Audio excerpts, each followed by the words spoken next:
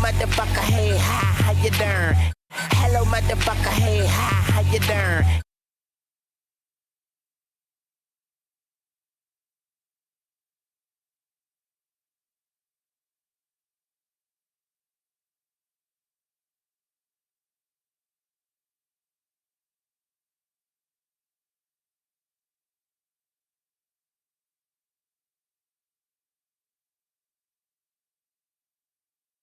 Hello, motherfucker, hey, hi, how you doing?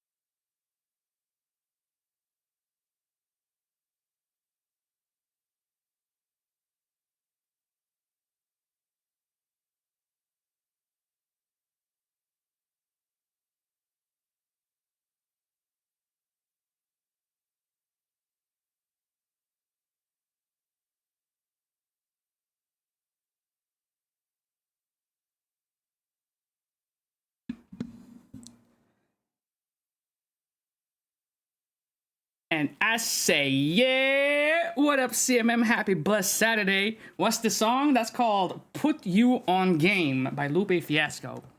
Dark ass fucking song, bro. It's like, when you listen to the lyrics, it's depressing, bro. What the fuck? That second verse is foul and vile, but I like it. I like it. So today, after we finished off 2 games yesterday, it is time for my pick. We're gonna play a game called Esoteric Ebb, which is a dice rolling RPG in a similar vein to Disco Elysium. I haven't really done too much research about this game, so I'm gonna go in mostly blind. All I know is, or I think I know is, it was created by a solo developer, a Swedish solo developer. So let's see what he got. Just thinking I'm getting it. I mean, it's kind of flying under the radar because like Crimson Desert is out, Resident Evil Requiem just released. It feels like one of those hidden gems when we're like, have a little retrospective over all the titles that have released over the year. I mean, everything I've seen seems great. Look at these options, for example. That is fucking clean as shit. I did look through these options and everything seems to be okay. Hopefully it saved the changes that I want to make. Refresh cap, VSync. This is how you should handle it, by the way. That's clean. You can keep the world there, I guess. Let's go with this and alter it as we go along.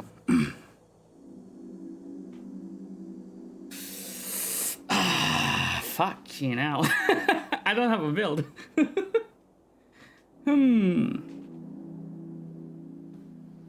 this is just telling me what strength. We might be here for a hot minute.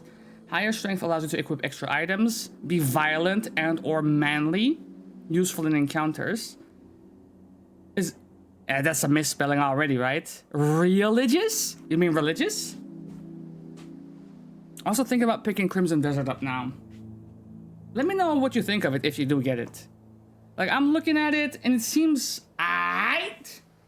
It seems aight. I don't really see the big hype, like, to the point where I feel like I should drop everything to pick it up. I feel like it's aight.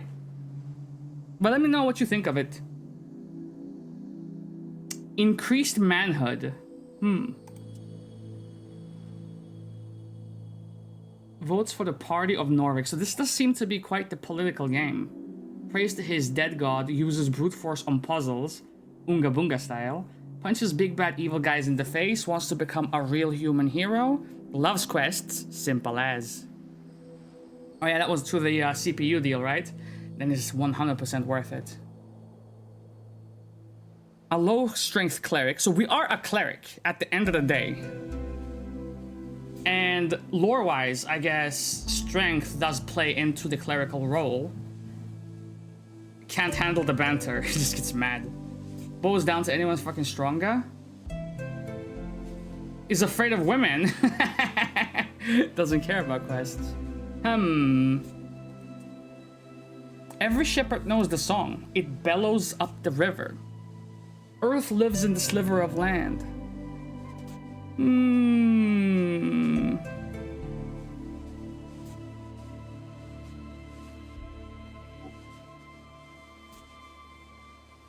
It is imperative to simply explain to these people that they have the right to choose. Belief in oneself. Wealth is built from within. Okay.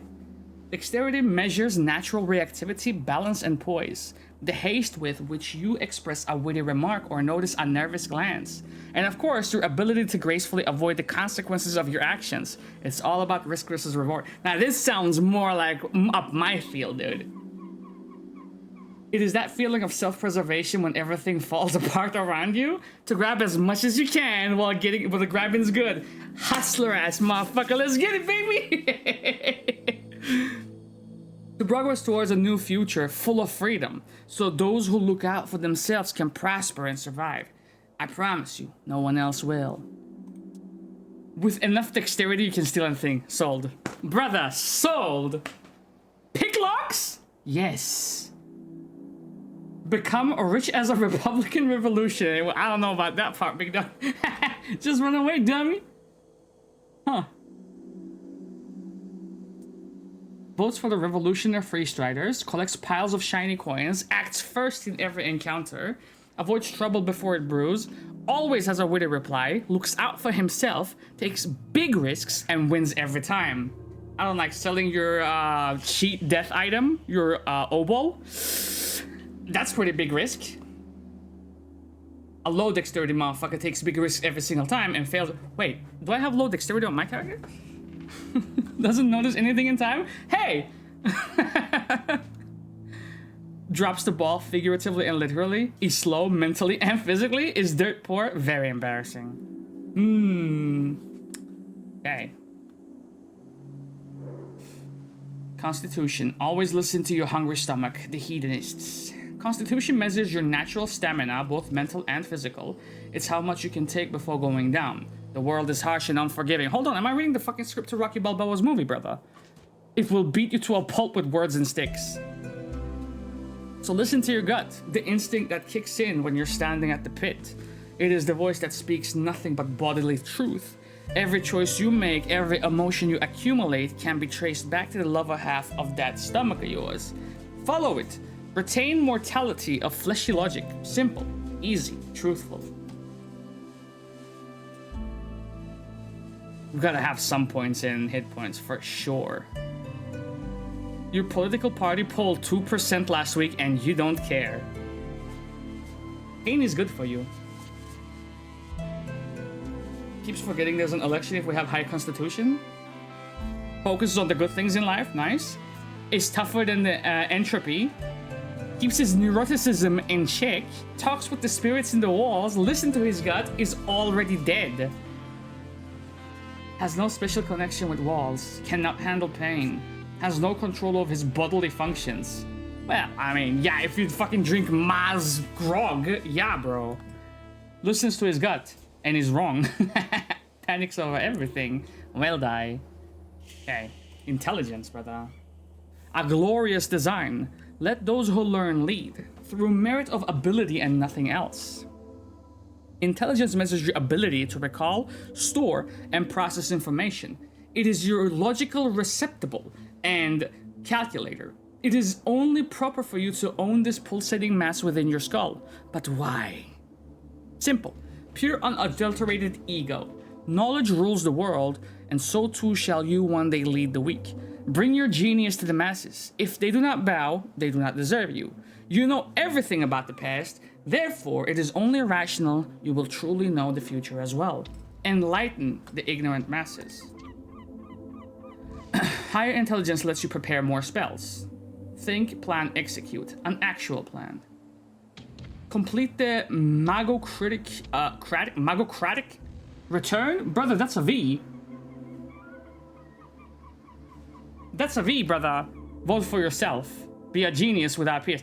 That's speaking of fucking intellect, brother. You know? Vote for the best, wizard. You. Despises and envies the gods. Solves every mystery with ease. Masters arcane magic. Spouts historical facts for hours. Is dismissive towards those lesser. Knows everything. This motherfucker knows nothing. Is both ignorant and confident. Oh no. Makes up tidbits to seem smart. Is barely sentient. Cannot intentionally solve mysteries. Is an idiot. Duh.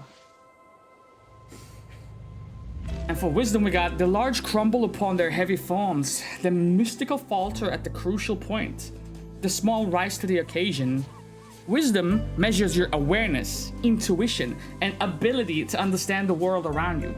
To feel it, you may not know why, but meeting the gaze of another grants you an empathic bond with her. Her wants and fears, her dreams and hopes. You can read people, for good or bad, and pick up details others would pass by. It is your belief in the heart of all folk, to give and share what you have, and be completely and utterly selfless. So what would happen if you had a dexterity wisdom build? Would that be like a Robin Hood type motherfucker? It is the only true road to redemption. Gods only know how hard you try. Higher wisdom lets you empower your spells. Be kind and see the good in all folk. Egalitarian hope of the Asgalian working class. There are no big bad evil guys. High wisdom cleric votes for the Asgalian Workers' Party, hates nothing except hierarchies, embraces his feminine side, follows his bleeding heart, masters primal magic, reads body language like a champ, and notices all the details. On the lower end of the spectrum, he would be an oblivious fool, misreads cues all the time, does not think about the lower class, does not get people, fails at spotting traps, is not aware of where he is, like, what's... Okay. Well played. Well played. That's cute. And the last one, charisma. Those who believe in democracy have a wonderful view of folk, to think them capable of making rational and informed decisions devoid of personal bias and emotional conduct. It is, frankly, inspiring. The charisma measures your eloquence, confidence, and ability to navigate social situations of any kind. In short, it is the force of your unkempt personality, but they don't need to know that. Smooth talk your way into any position of your liking. You can be affiliated with any known faction or thought. Reality is molded around your will. Like a chameleon. Become a social operator. Become anything you need to make everyone finally love you. What the fuck? With high charisma, you get an automatic discount in select stores near you. So I see some synergy between dexterity and charisma. Win every conversation, say the right thing. Say whatever gets the people to like you and become an apolitical force of nature. Be arguably sociopathic, dude. Votes for whatever makes him popular. Was socialized as a child. knows what to say to win favors, can actually flirt with some baddies. Now, when you say baddies, do you mean big booty, or do you mean loves to mind control people, sees truth as a suggestion, has no soul? A low charisma cleric, in the other hand, is not very likable. He doesn't know how to act with people, fumbles the baddies. Now you can fumble the big booty girl as well, brother. Hold on, what do you mean fumble the baddie, bro? Fierce conversations is like the opposite of a skilled orator, and he has no style. Okay. Okay. What is this then? Punching bag. You're a farmer's son who grew up in the city. Of course, you would be an outcast. It took time, but you finally figured out how to cope with it. Eventually, you did. Troll killer. You don't remember it, but you know well how your father died. Sometimes it motivated you, sometimes it felt impossible to live up to. Kiosk kid. Your mom wasn't around a lot, so to keep you out of trouble, she forced you to get a post-school job. You still despise the smell of newspapers. This could be real good. Lore enthusiast. Spending time alone in the city, you often ended up at the Darovian library. The strange history of Jor's realm was a constant companion to you. Crowd pleaser. Inevitably you ended up with some round crowd, motherfucker. You quickly picked up on the slang and radical terminology, doing anything to get real friends. You little weirdo. You were a novelty to them, the boy who would do or say anything for their attention, for their approval. After 2 or so years, you got quite good at this shit. Asgalist activist. Your friends soon introduced you to the rebellious belly of Norwich. As a teenager, you spent years spreading chaos, and worse, dwarf propaganda. Uthgard recruit. After your arrest, there wasn't much arguing about it. 3 grueling years in training, drilled on by city code and virtues. But you survived. One friend. You really ever only prayed for that one thing during those lonely years, but the gods did not answer, so you learned to manage, as always. Acolyte. Your knack for scribing got you a promotion to the clerical duties.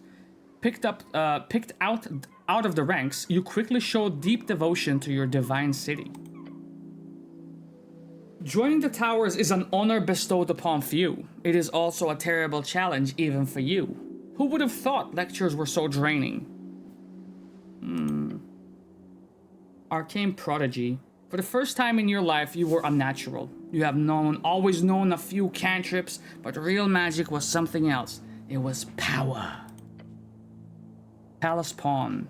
As a rising talent, you often find yourself in the midst of politicking of superiors, despite your best efforts. It never ended well for you.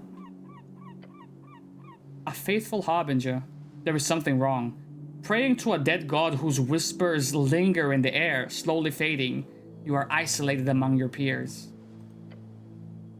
An esoteric expert. You spent most nights seeking esoterical insight, a lonely life. Knife? Your findings were unwanted by those in charge, yet you did not stop. Never. Holy shit, how many are there, bro? A revolutionary scribe. Disillusionment. A city with ideals not upheld. One day you chose a side, the emerging democracy. You wrote day and night for change and glory. Abject apostate. No one likes you. When you were demoted for dereliction, no one spoke up against it. But it's fine. You're gonna be alright. After all, you're used to it. Dead cleric. Growing up alone, getting into trouble, training with the Earthguard, devoting your life and becoming a cleric. Was it always supposed to end in the river? Okay, now we're looping back. Cool. Okay.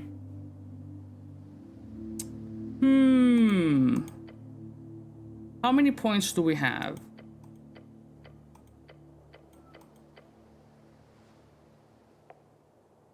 I'm saying everything is minimized currently, right? Everything, like, I have most amount of points. Can I see it? Okay, 16 is the most. That's the most amount I got. Cool. Okay. Right. Well, I do like generating wealth. I do like stealing. I do like picking locks. I'm not sure about that part, but what happens if you do something like this? And wisdom, egalitarian hope for the Asgalian working class. I kind of like the gift to gab. Being an empath. Prepare more spells. Let's put you up to like 10. A charismatic, bro. A political force of nature. Discounts.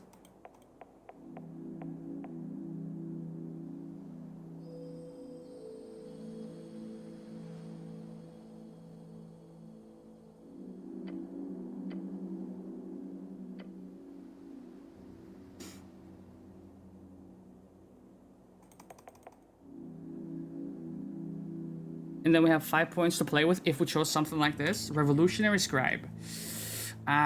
Dexterity, Intelligence. -2. Fucking hell. Okay. Is he gonna be a non-empath motherfucker, dude? I can't be oblivious and try to steal shit, bro. I can't do that.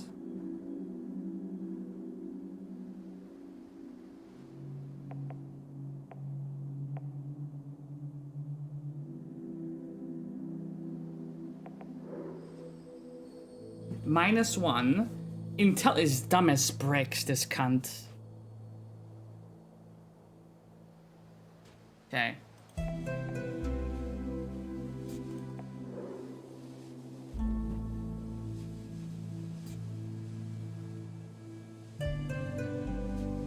I think that's me. Unless... Wait. Oh!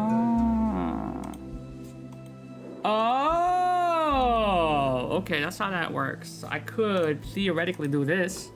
+1.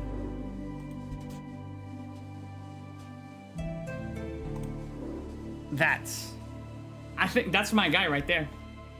He might not be the best, but he's a nimble-fingered motherfucker who can get a discount, and he has the gift of gab. He can say the right thing to win any conversation, you know what I mean with it? He has style, can't say that. He has no soul. It might be a bald ginger, I don't know. Was socialized as a child. Can actually flirt with some fucking baddies, baby. Do I want the int? The +1 int, does that actually do anything?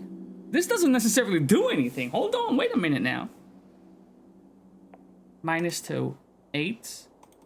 14. Oh, slay. That's him. Wait a minute.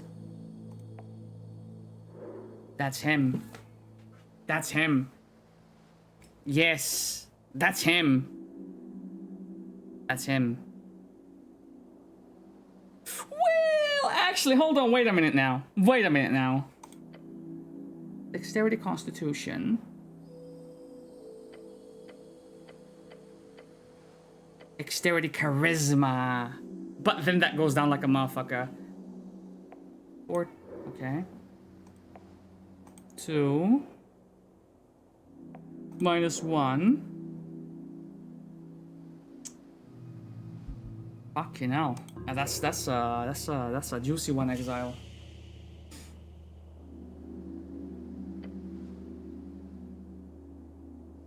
Okay, +4 is good enough. Bring that to -1. That's him, bro. +5, +4, and then either 0 or -1. That's him. He was a kiosk kid. And he was still hustling at the end of the day. So, yeah. Ready for it. That's him. 5 days until the first ever election. An explosion erupts at the heart of the city. No one wants to deal with it, so they send you. The fuck did I do? Is there money? A weak cleric among his peers. Yet quick and nimble, ready to get the job done. Complete your quest in any order. Don't be afraid to make interesting choices. And remember to get a ton of loot. Oh, that was not one point I was about to forget. The campaign will take you from level 1 to 6. We'll play for about 5 to 8 sessions. It's been a journey to put this together. I hope you have a good time, Chris. And only 8 strength? Just avoid going solo in the dungeon. I'm sorry, big dog. I wasn't trying to get fucking psychoanalyzed with my motherfucking stat choices. You know what I'm saying? Speak with the dead.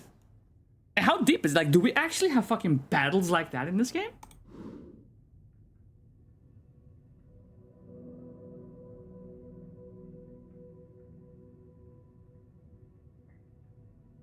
I'll recruit me a male and a moldy, you heard me?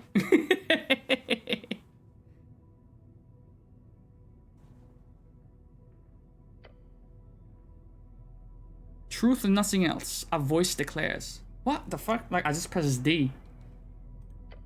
What is your name? My name is my name. Intelligence says Ragan. Your name is Ragan.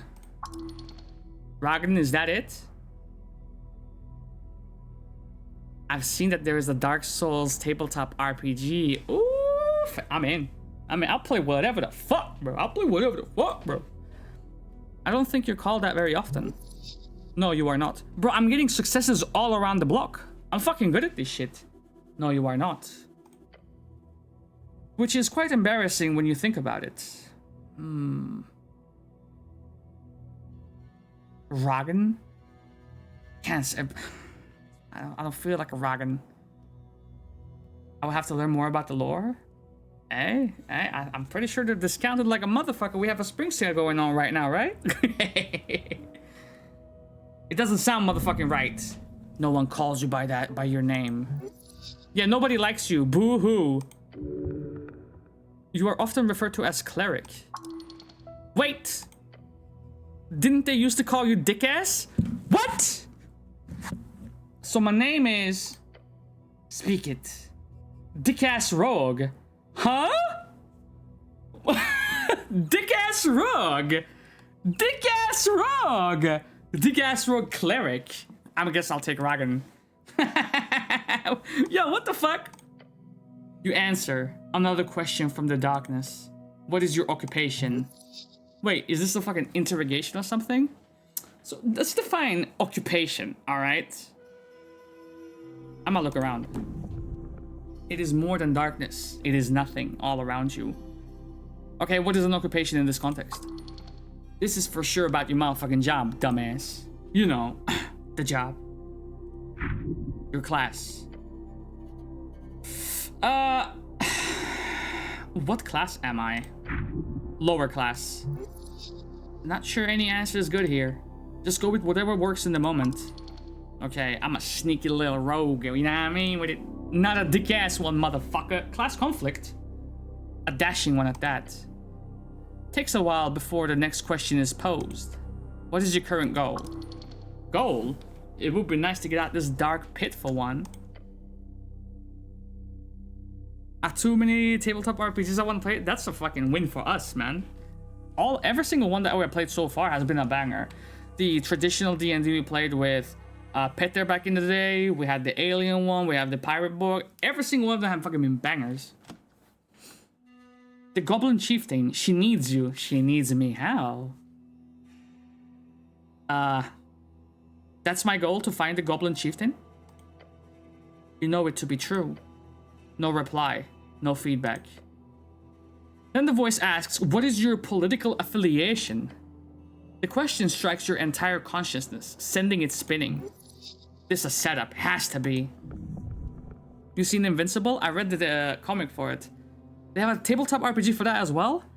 How the fuck is that gonna work? You have to make like your own superheroes in that universe? It is the Asgalists. Yes, they are decent, possibly. We have moved beyond the bounds of dictators. I think so. That would be cool as shit. We are free to make our own choices, thanks to revolutionary freeze writers. I would also like to play something Lovecraftian. I like that. I like that shit. Ooh. Elections are exhausting. It hides in the back of your skull, a fact that you are bound to be a nationalist. And it frightens you, the pressure. I have a pick. I don't know any of these words. Don't worry, it doesn't matter. Just say whatever you think will be the most useful to you. And I think you know exactly what that is. I think I should shut the fuck up. Or... Asgulus is for the people, right? This one coincides with my class, being apolitical.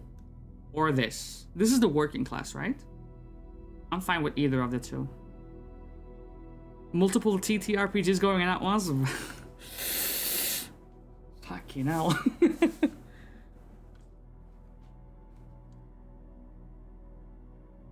I wouldn't be opposed to it. I think we can juggle that. I think I'm mad apolitical. Perfection. No one can get mad at you and everyone will love you. The voice is fading. This is the end. The final question. How did you die? I'm dead. This is your chance to break free.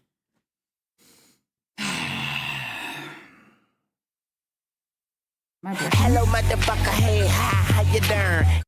Shadowrun if new. Ooh, yeah, that would be cool too. Gonna be aliens fighting pirates? I'll be cool with that too. Fucking up, bro. Imagine raiding a goddamn ship in the middle of nowhere and you're fighting xenomorphs with fucking bandanas. Ooh! Shadowrun would be cool as fuck too. I'm not dead. Welcome in, Manzul.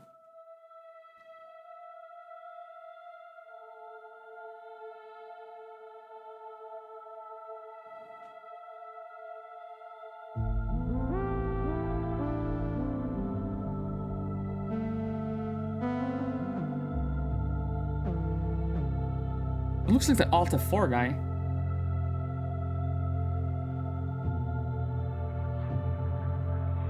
Okay, so it wasn't a solo developer endeavor, as we can see here.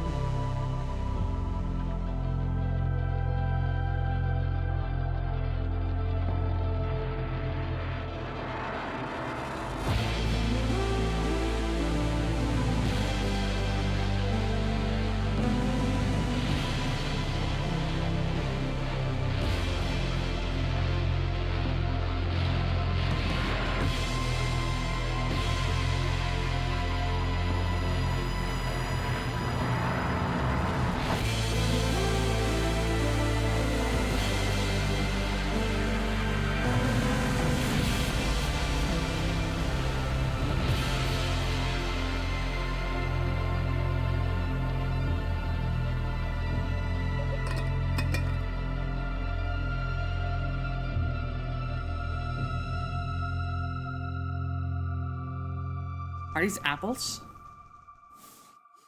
A broken blade, okay. Oh shit, yeah. Let's go, baby. This is with my conquistador plate. I can't swim in it.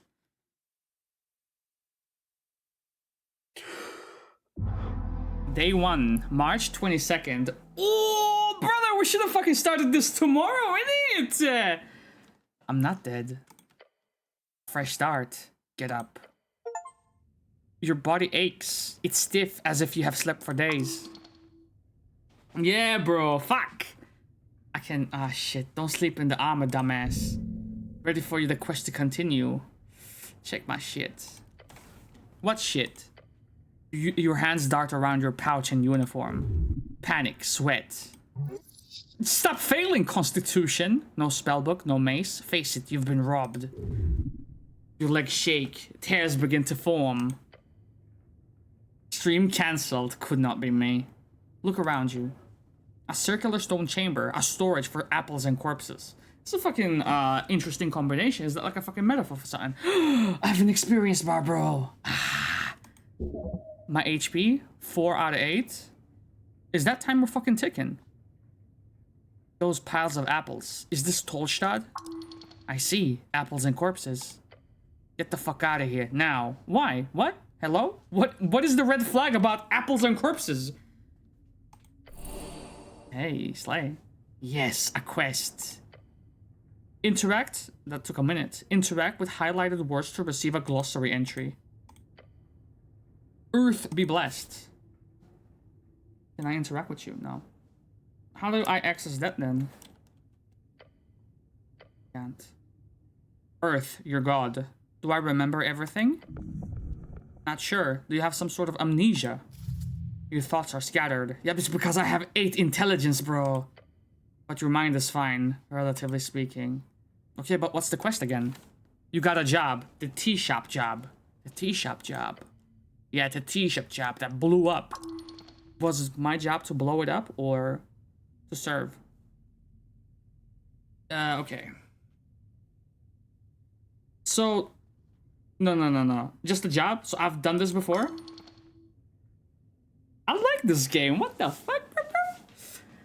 Maybe not this particular type of job. So I was supposed to blow it up. Your previous experience lies more in some basic Earthguard militia service. So yeah, that further maybe strengthens the fact that I was trying to blow it up. The Towers, the home base of the Order of Arcane Clerics of Norwick, also known as Oaken. Cleric, a servant of God, deeply devoted and spiritually connected. Typically a divine spellcaster given power through their deity. I like quests. Not Oaken. Dude, the fucking infamous Oaken. Good attitude, man. There's always more around the corner, so look out. Don't miss out any. I won't. So I'm a hustler ass motherfucker. I'm a high dexterity dude, so I'm gonna steal a lot. I'm also charismatic. I have no soul. So how much time do I have? 5 days, right? Until the election, duh. Which is in 6 days. No, it's not. What the fuck? It's in 5 days. Ah, you failed, so you gave me misinformation. Depends on your definitions. Definitions of what? Time? Time only advances when you make new choices in dialogues. I've been fucking up then. More or less. But you got like 5 days to do it, so no stress. There's also bullshit politics involved here. You will love it. I'm not sure about that. Can I think about this? There's no time to think, bro. We have to finish this job. Okay, cool. But first What happened to me? You feel dizzy. The weight of an Earthguard uniform. A dull pain takes hold. Your body aches. Its contents rotting. You must consume an apple, now. Well, where the fuck am I gonna find a fucking apple, bro? There are many apples here, and corpses. Corpses? What the fuck is this place? You really have to get yourself another job, seriously. Once we have joined the free cities, you should consider leveraging your skills. Become a freelancer, or, well, one of those well-paid corporate agents. You've already tried your hand at propaganda, and that didn't work out, so... Free Cities is a collection of city-states in reeds, all united under the golden banner of free striderism. Norwick will join them, one way or another. And reeds, the leftovers, the center of Coast War, which ripped the entire band apart. Today, it is a shining beacon of everything modern and pretty, and new, and so on. And Coast War, the Great War, a conflict between Arcanists of Reed, as well as every other nation connected with them across the coast. A horrible waste of human lives, which has claimed millions of lives. There was no honor in this fighting, that you know. Leeds? Hell yeah, brother. We have a Bielsa as our manager, so we should be fine. I mean, is he still there? I don't fucking know, bro. If your stats are high or low enough, chimes will appear in your mind.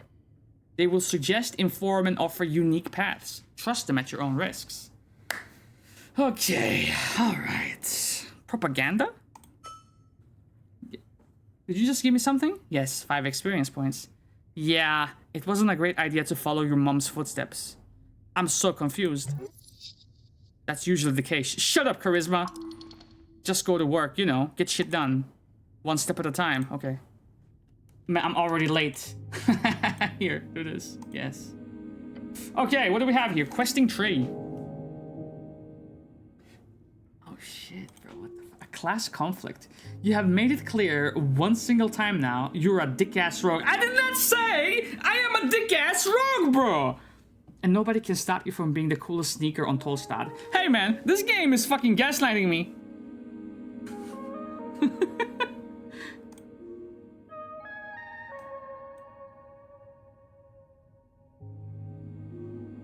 The tea shop that blew up. Your purpose on Tolstad is to investigate and explore the tea shop. Locate this establishment and gain entry. I can do this.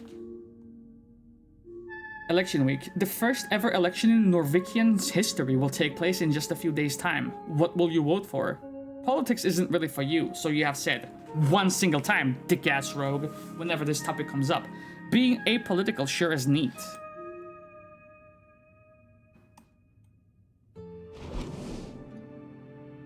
I wonder how this game is gonna pan out, bro. I am not much for politics at all whatsoever. Feats. Unlock feats by completing quest branches. You like my stance? Ooh, slay. What is this?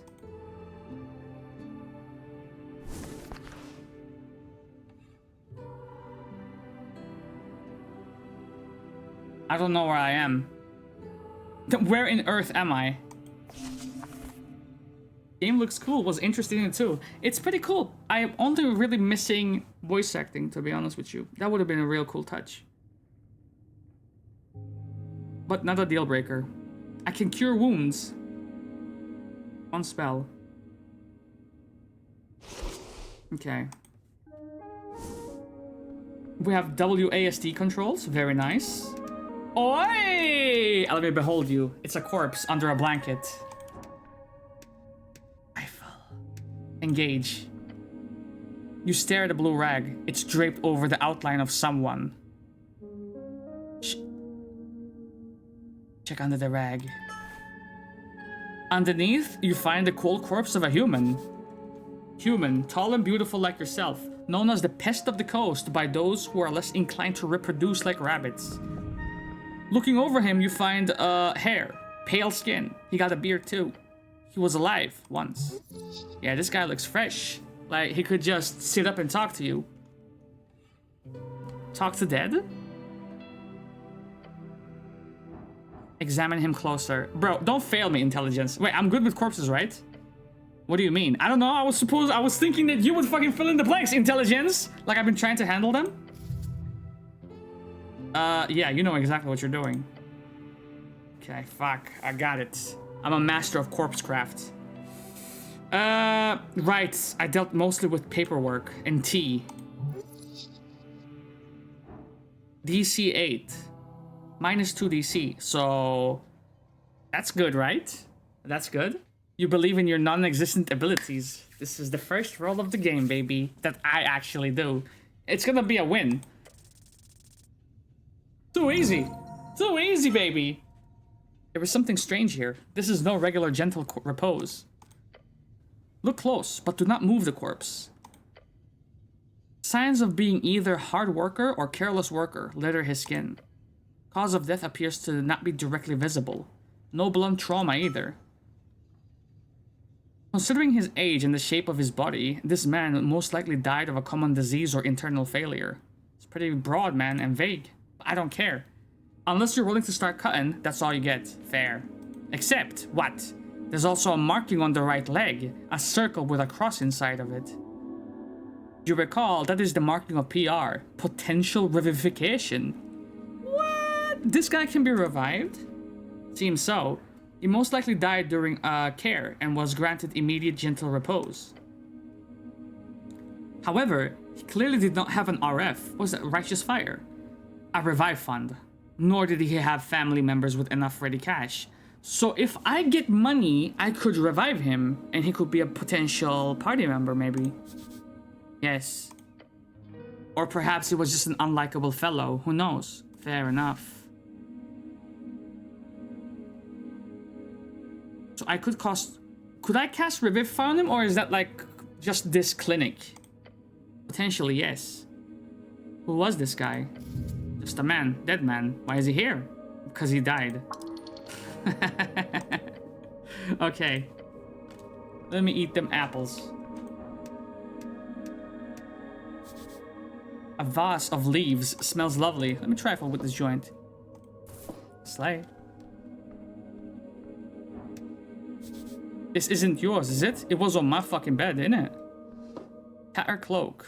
Gives me +1 dexterity, -1 charisma. The cloak is sprawled upon this iron slab. As you grab it, you immediately feel the dampness spreading into your gloves. Oh. Please don't. This shit is disgusting. Let me bring out the water. The filthy liquid falls to the floor of the stony chamber. It is still quite wet. Weigh it in your hands. It's heavy. Cool. Good talk.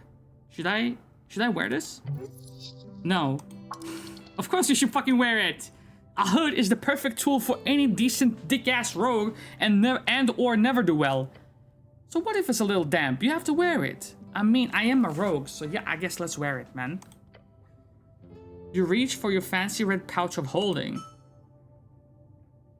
Gain 10 experience for choosing this class 2 times. What? We're ramping, baby! I really love my pouch of holding. Yes, you are very lucky. It's not yours, though. It's the city's. What do you mean? Am I leasing this? You can't just use it for anything. Shut the fuck up. It's yours. You can do whatever you want with it. Now, go and put on your fucking cloak and rob some people. I'm a hustling ass motherfucker in this game, too. Yes. Okay. Fucking charisma. Bro, I'm trying to get loot. Inventory. Where do you go? Here? Look at that visual presentation. Slay. Okay, baby, here we go. Let me eat this.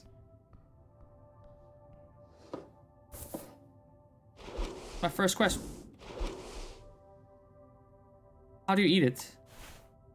Consume. This button will probably do it. Nice.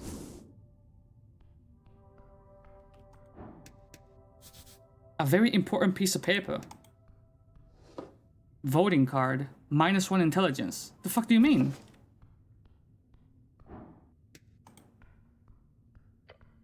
You stare at the pile of apples. Walk away. If you know what's good for you. Apples are good for you. Hey, whose apples are these, man? Not yours. Maybe they're grown somewhere around here, or maybe below. From the ground, or from the trees. Should these be stored alongside corpses? No, it's a health hazard. Of course not, it's nasty. Should I be here instead? Should I eat my way through this pile of apples? Relax, bro, that's like a sin. One of the cardinal sins or some shit. Not to the pile, and leave. Divine scripture. Where it does not belong. Well, let me snag this then. A shield of faith. This isn't Swedish, bro. It says Röstkort. Well, kind of. A scuffed voting card made out to Ragnar Hemlin. That's me. It's from a dwarven office. I'm not a dwarf, though. Not in this game. Someone has checked in all the 5 parties on the list. You need to bring this to a polling place on election day if your voice is to be heard. Why the fuck does it give me -1 intelligence? Can I put this on? Huh. A great mountain of apples. Let me snag that right there. Let me snag that right there. Yeah. A guy. He looks indecisive. Is he one of those guys that has to like squeeze every single apple before he makes a choice? You approach a shambling man by the apple pile. Greetings, citizen. Glancing under his hood, you catch a blank expression spread upon a dried face. This a dead guy? Damn. Poke him. Now relax. What's your name, sir? Why is this man not listening to me? Is this a zombie? Attack the zombie? Sir, are you a member of the undead? He does not respond. Not even a groan? How disappointing. I found this voting card over here. Is it yours? Okay. Okay. We need to establish an Asgalist government. It's the only way for us average peasants to not fall into the oppression or feudalism or worse. I don't have a political opinion. So I guess this would strengthen the choices that I have made so far, right? I don't have a political opinion. Where do you think you will be once the future has trampled all over you, huh? There it is, apolitical. Nice. You gotta move, man. Don't listen to anyone else. You are more than correct. Just be smooth in how you say it. Most people like it when you agree with their political opinions, and a white lie never hurts, right? The zombie just keeps moving apples. Am I boring you? I don't want to pick a fight with Home. He's not even mad at me. Maybe he saved me. Did I defeat the zombie? That would be pretty scary. I ain't got no weapon. Guy's not harming anyone. Honestly, he's probably more a productive member of society than you. Actually true. No offense. Comes with the terror. I mean, what the fuck? Here we go. This guy, he just won't move. So what the fuck you want me to do? I'll fucking sucker punch you, bro. Oh!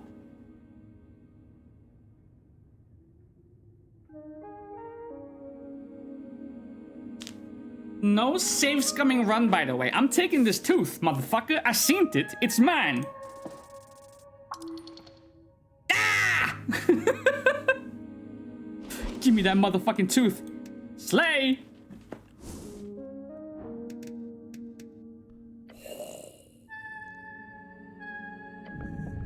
He seems to be fussing over the apples or something. Hard work or respect. Yeah, but brother, I can't. Shit. And we have run button too. Oh, this is cool. I don't know how to get out of here, dude. Get back, motherfucker, you don't know me like that. Get back, motherfucker, you don't know me like that. Thank you so much for the follow, MJ. I appreciate you. What's this? The air in here is cool. It's an esoteric effect. Ah, I didn't even have to mess with Homeboy. Get back, motherfucker, you don't know me like that. Get back, motherfucker, you don't know me like that. I am no one you know. Thank you so much for the follow. I appreciate that too, man. Behold. A spiral staircase, ancient architecture. Let's go for it. Okay. Now, we can zoom out. We are in Viskin's lair. If we remember... What the heck? Here. We are at the edge of it. So if we move towards the south, we could get to the Pillar Crossing. Goblin Garden. In the beginning of the game, when we were speaking about our objectives, our goals, they did say something about the Goblin Chieftain, so let's try to go for that.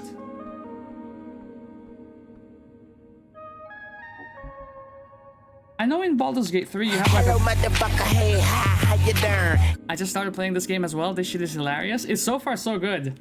I'm looking forward to see where it leads. Welcome in.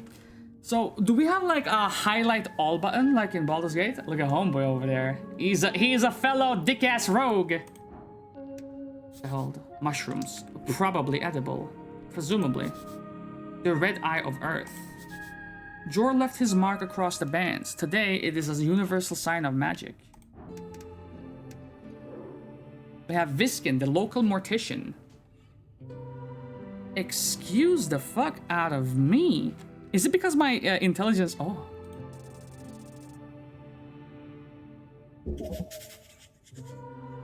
That's cool. The Pale Man handles corpses in a basement. A typical self-employed city contractor. You remember hearing about this man. He used to be a dentist and a surgeon.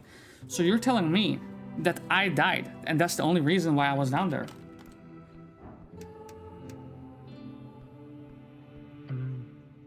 The Pale Man sits hunched over a stack of forms, busy at work. His pencil slowly filling out line after line. On the top paper, you see an icon of a serpentine drake. That symbol, it's in a lot of official documents of the city. That is the Great Perch of Norwich. The Great Perch, the drake-like sea creature found along River Torna. Earth was known to tame these creatures, and eventually the Great Perch became the symbol of this his great city. Okay. Up and about, are we? Well, were you expecting that, sir? Wonderful. I am Viskin, local entrepreneur and proprietor of this lick house. It appears you don't really belong here, but if there is anything I can do, cleric, just let me know. He smiles at you. His smile causes you to stir a deep feeling of unease, as if it's almost there, but just not quite. Did you save my life? He puts down his pen. Your life is your own. You owe me nothing. However, I'm afraid to say you have been through quite the turmoil, cleric. Tell me everything. Of course, it must be confusing. To tell you the truth, some fishermen brought you here last night. They had caught you in their net, took you for a corpse. Not that I blame them, you weren't exactly in prime condition. Prime condition? You're always in your prime condition, baby. You quite literally live in this filthy uniform. No wonder they thought you were dead. Well, I don't think he can answer that. Who were these fishermen? I'm sure he can answer that, though. River guilders, I believe. They did not look like poachers, so my guess would be that. Okay, where can I find them? He ponders to your question. I did not ask for names, I'm sorry. But perhaps Waterlane? That's just a guess. Waterlane, the largest trade port in Norvik, located in a massive tunnel piercing the center of Tolstad. It is a so-called marvel of dwarven engineering, and it is the reason so many people commute to Tolstad over the many bridges, considered as one of the great crafted wonders of the world. Tolstad is a sprawling island fortress and one of 5 districts in the city. It sits in the middle of River Torna, home of Jor's Pillar, a sprawling tunnel network, and Waterlane, the greatest trade hub in Askani. You are on Tolstad right now. And Askan, one of 8 bands along the coast. It is a cold mountainous realm. It is your home, also referred as Askani. Good guess. Lots of boaters hang out here. Either that or the local tavern.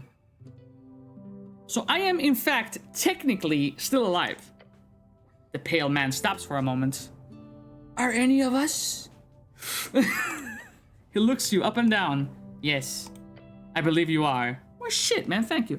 One last question. I'm not gonna think that you can answer this, but... Is that a scalpel, brother? I'm afraid I don't have much to tell, as expected. Perhaps you fell off one of the bridges to Tolstad.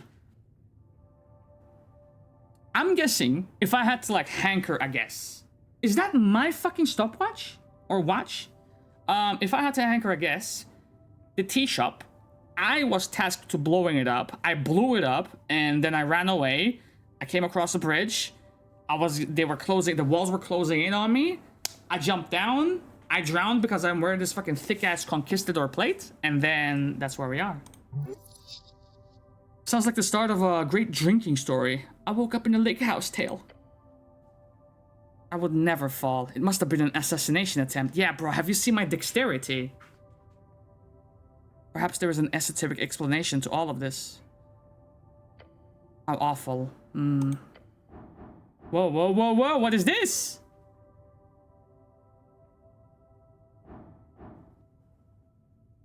Figure out... DC 31! I need a nat 20 for that. I can't do that, bro. I can't do that, bro. Godlike. Fuck that, I can't do it yet. I'm gonna come back to you, though. I have to collect more tooths. There's a zombie in your basement, by the way. How quaint. No, it's like an undead abomination right below. Or that's not an appropriate response. Apologies, cleric. We're closely connected with the city below. The undead seemingly wander as they please.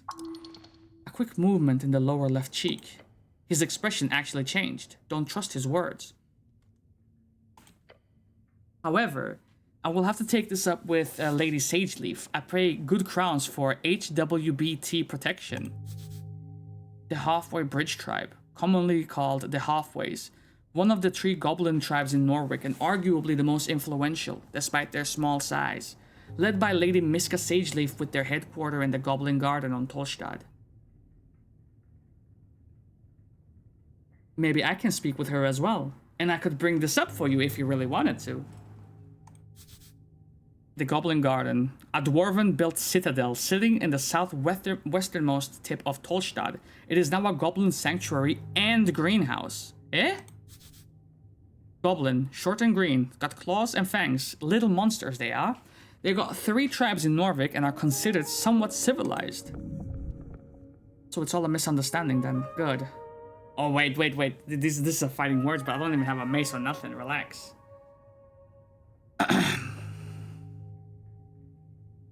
You don't seem very alarmed about this. A stray undead creature will cause no trouble here. I thought they were cannibalistic, or like they would eat, you know, me. You know what I'm saying? He gives you a rare smile that turns to kobold by the stairs. Isn't that right, Ust? Yes, master.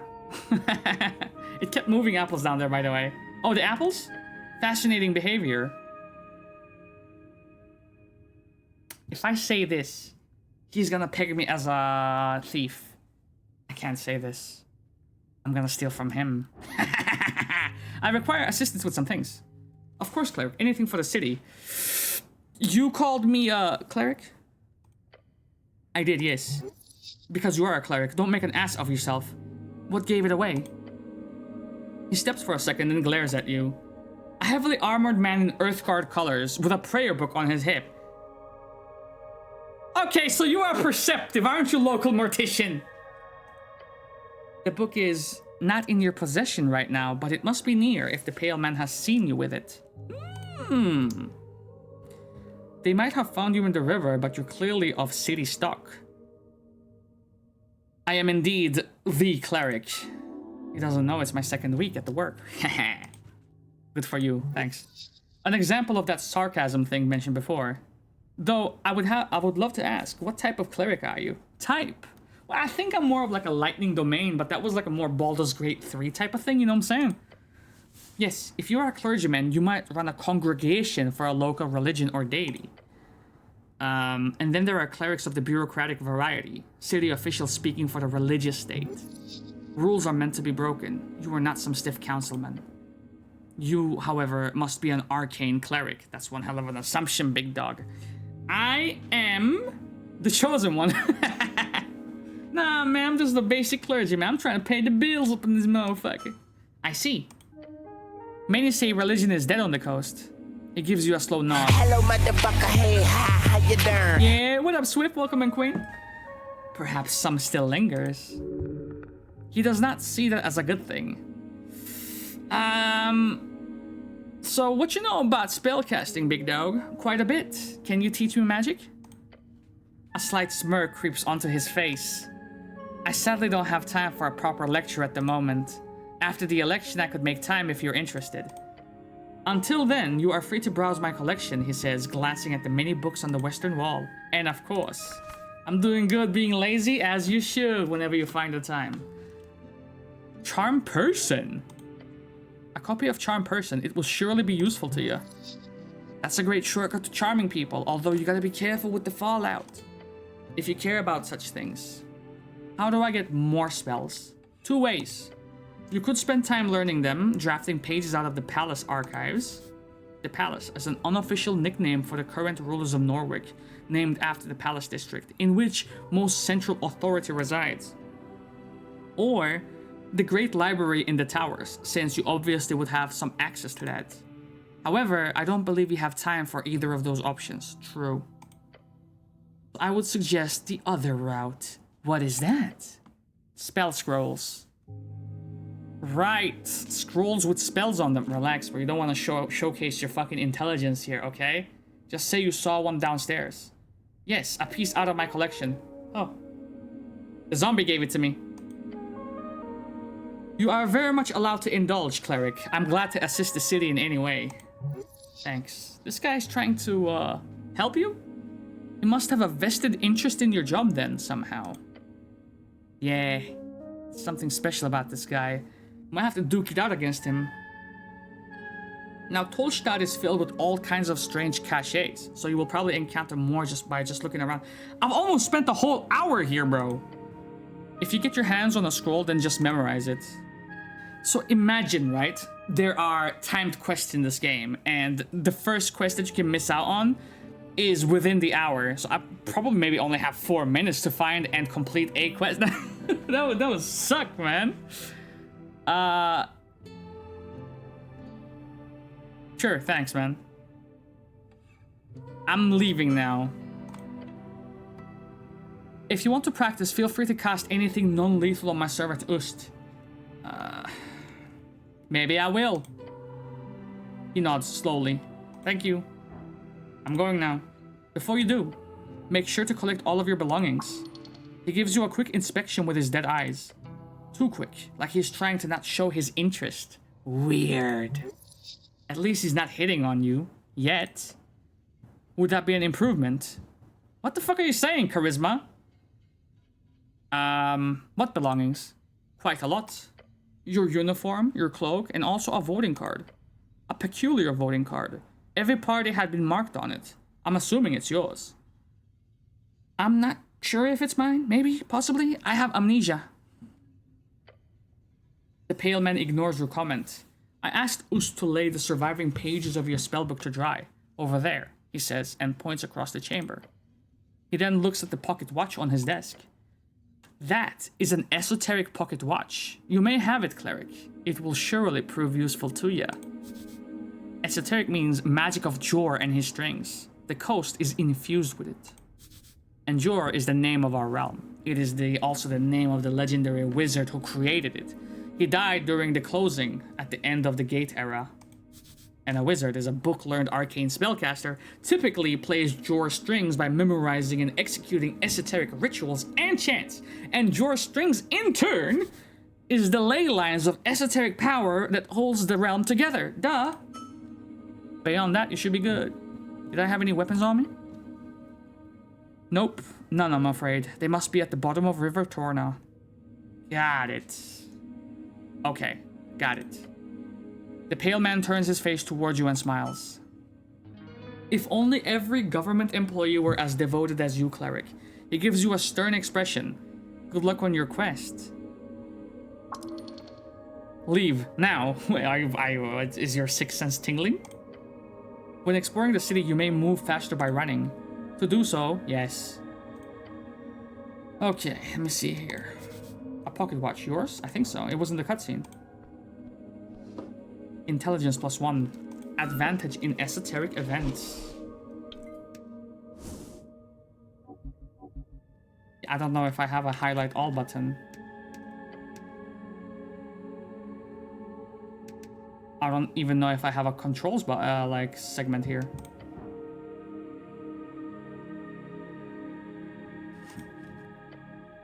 Okay. I won't.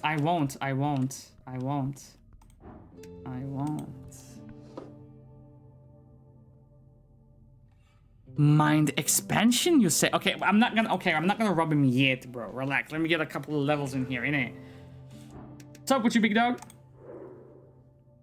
Dexterity behold. Should be quite easy, innit? There it is. This one is quite hostile. Level 9 rogue. Stay on your toes. His expressionless eyes seem to keep watch at all times. He's obviously determining where to strike for you to die as quickly as possible. How humane. Usually kobolds are only dangerous in large numbers. This one appears extremely deadly on their own though. Beware. 5 stream streak. I'm actually not napping or drowsy. Yet. There is something deeper in his connection to his master. This kobold holds the pale man as a highest possible value. Literally his personal god.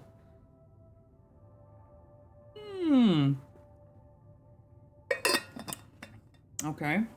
It wasn't that button, I guess.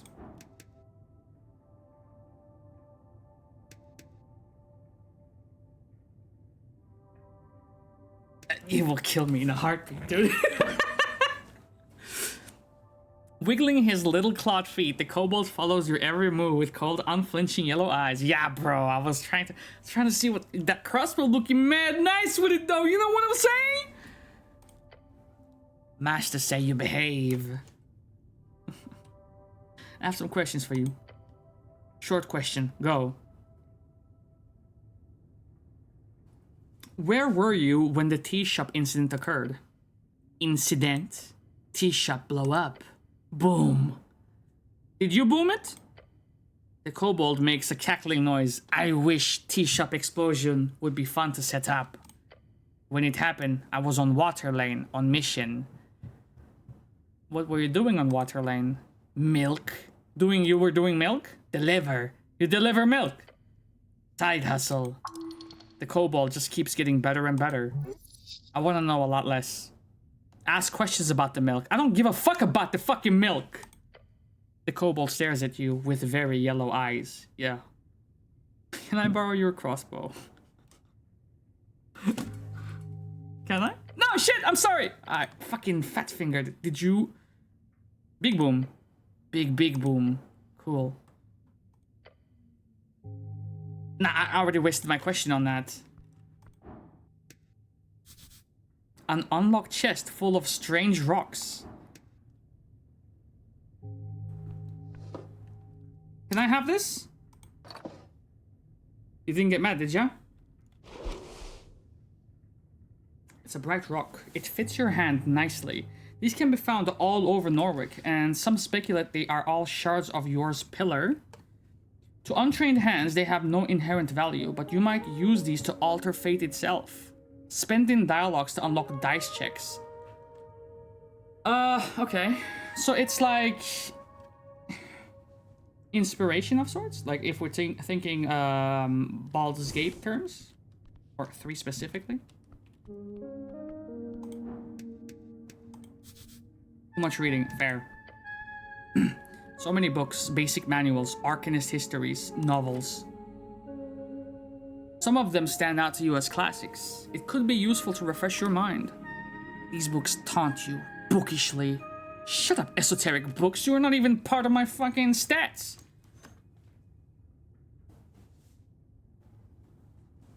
I'm chilling on these right now. Maybe there's a clue here? Well, we'll figure it out later. It's an open manual for esoteric geometry. You know this already. Do I?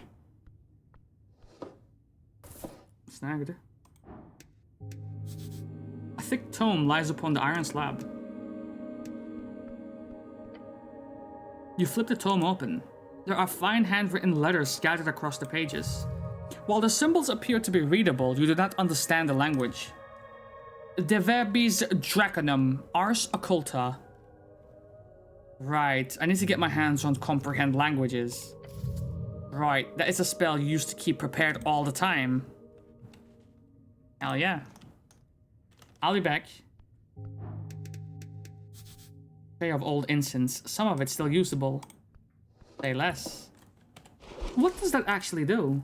Incense can easily burn spices and herbs, can be used to recover first level spell slots. Slay.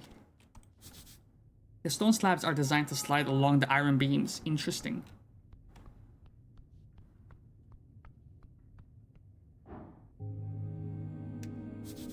Your fate one day. Relax.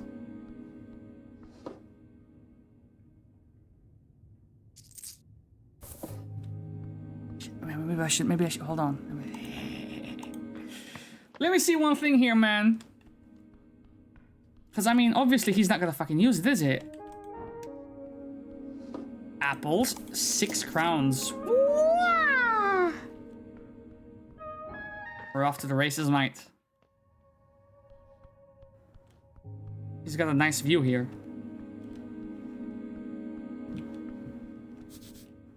Voices upstairs, and the smell of salt.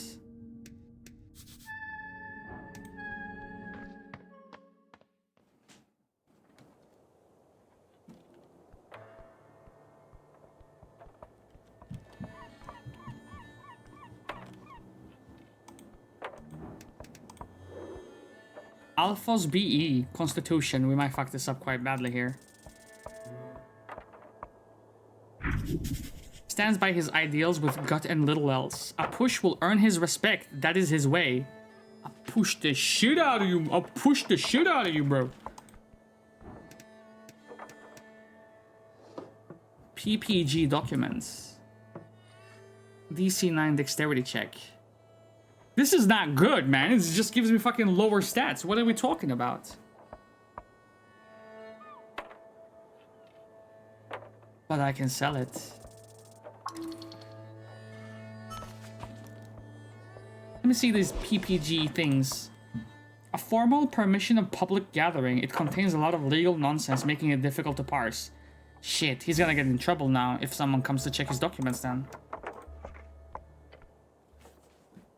Around the amphitheater scene, you see a number of dwarves hard at work. They're constructing a banner of some kind, carrying a bright green flag. The banner of Asgal, the Fool. So if I wasn't an apolitical motherfucker, I would be more with these guys. And I just stole his documents, bro. I guess we just gotta stay apolitical. One of the dwarves stands to face you with a furrowed brow. He appears to be in standing contest with the orc on the other side of the theater. And orcs, they are big brutes of devilish origin. They are rare in Norvik. Most of them can be found in Fell Tire. Shit! Oi, Mr. Cityman! He calls out to you, approach. We have made it clear already. We're not moving, not one fucking bit, yeah? Brute. A Vorjani slang for brother. Specifically the dialect grown out of the coastal slang, a mix between gnome tongue and underclass migrant workers in old Mago colonies.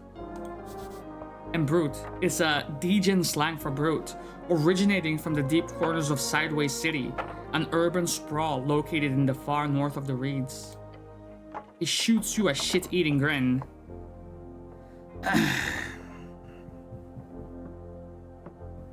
What's going on here? Just working. The boys will be done soon enough. You hear the other dwarves laughing behind him. There's nothing fucking illegal going on here. Nothing at all. Nothing illegal, huh? Great, I was getting worried there for a second. He looks you up and down. Yeah, okay, great. He didn't expect that to slide. Very great. Now, who are you? No, that was a joke, motherfucker. You're clearly doing something very illegal. I'll push you. Yes, of course, figured as much. He grunts and looks away. Prove it then. Others have tried today. None have succeeded. This might be one of those kind of illegal but also not sort of situations. They are both guilty and innocent, just like you. One of the older dwarves spits on the ground next to him. You even know who you talking to, kid? This right here is Alphas of Ban Embers, a foreman in the Asgalist movement of Norvik. Now the Asgalists, they are the workers of the city. They built this city to... The workers who built this city want to rule it. Seems only just. Their vision is a fair and even society where those who live underneath rise up to show their worth. After all, why can't we share? He's done more good than all of you Earthguard combined. A true speaker for Asgal. Damn, that's a lot of good, big dog. Simi exaggerates. He gives off the older dwarf a stink eye. I'm not in any way proud of my heritage. Nobility is just a poisonous hierarchy. Dwarf. Stout, short, hairy, loves to dig and build. You know the motherfucking drill. Heh, drill. They built most of Norvik and have a long history with the Earth folk. People of Earth, the ancestors of those who reconquered the Ascani coast. True mythological heroes. He grins. I just want to make that clear. Don't mention the whole noble thing. It will just piss him off. Unless you want it.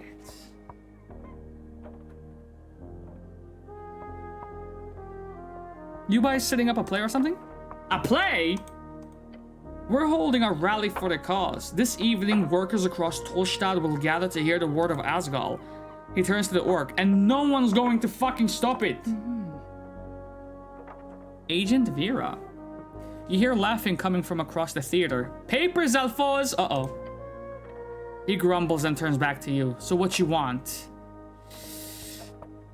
That orc lady sure is annoying. Oh shit. What's the problem here? You seem a bit stressed. You don't say. His words drip with the acid from a green deer. So, it is forenoon. I get the lads together, and when we arrive, that accursed woman is standing there. The dwarf shudders. She starts complaining. He reaches for something in his pockets. But he cannot seem to find it. We, show her the papers, right? Yeah? And the papers are no good, she says. Ah! What happened here? Aha, okay, we just got a new quest. Real convenient, I say. No, there is nothing wrong with these papers. We are in our rights to speak out against tyrants and burghers. They are. Bureaucracy. they sure are playing a game they can't win. So is she wrong about the documents? Ah, of course she's a fucking liar, that one. A filthy fucking liar, I tell you. Alphonse nods and grunts. A terrible liar, can't even get the words out. He knows she is right about the documents, but doesn't want to admit it.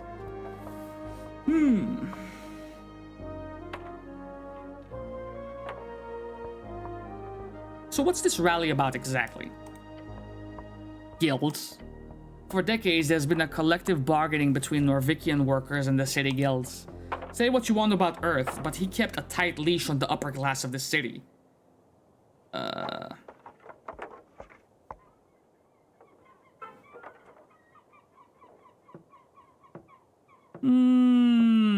The leash was bad for the city, now we can grow exponentially.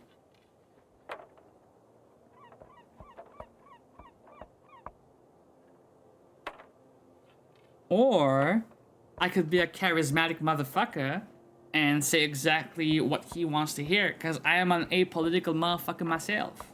Blessed be his name. Or damn right he did. I think he might like that the most.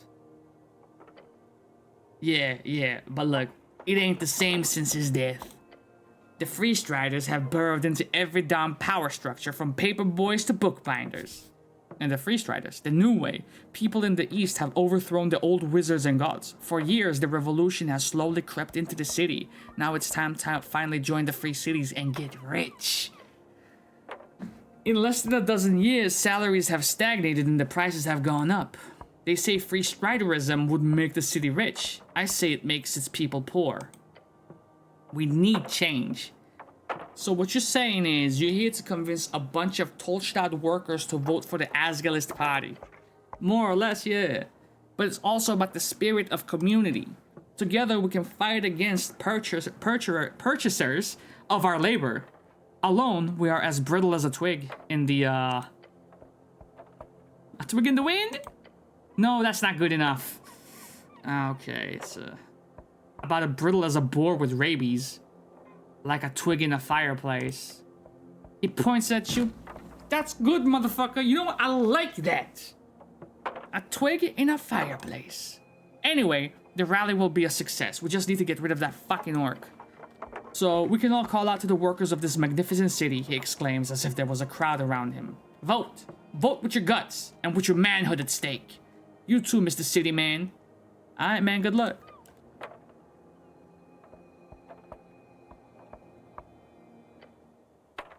Now let's go holler at that orc. Is that her? Something's inside this old vase. The orc observes you with great interest. Are those eggs I can get? Tucked away a bird's nest. Ascani gulls, perhaps? You see a bird's nest nestled on the edge of a protruding stone tile. Got some eggs in it, and you spot something shiny below as well. It appears unguarded. Scary beast, those gulls, but whoever made this nest is not around, so... Oh. Let me see what it is. No.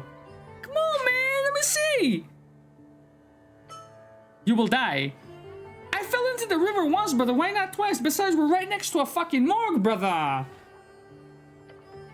Your gut twists at the thought of tumbling down those red rocks. Stop this. You have nothing to gain.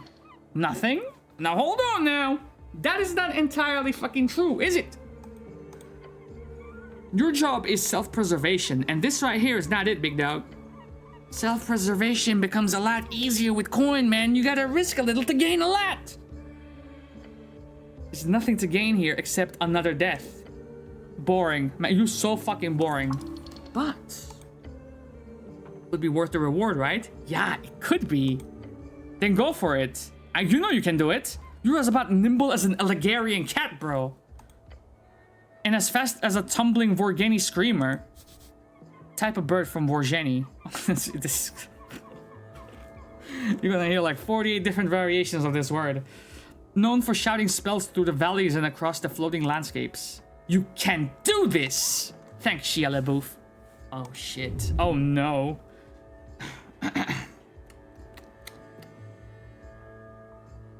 I'm gonna die within the first 2 hours of the game. Do it. You begin the climb. Hands gripped around the ancient stone, feet slipping, eyes searching. Can you reach? Of course you can. You can reach anything you set your mind to. 14? Yeah, bro. Come on. Okay, listen. I just need to roll like an 8 minimum, and then I get it. Just an 8.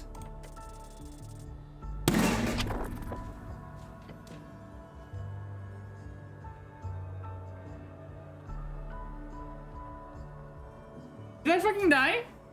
Suddenly you lose your grasp of anything solid. Followed by air, then...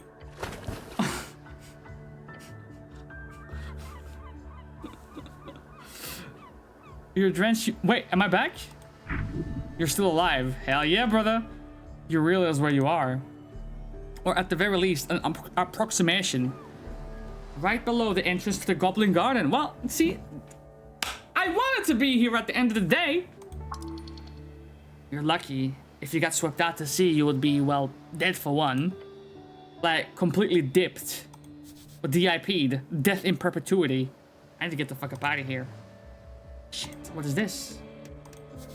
You could climb these, probably. Really? Oh, stop! Something's in this crack.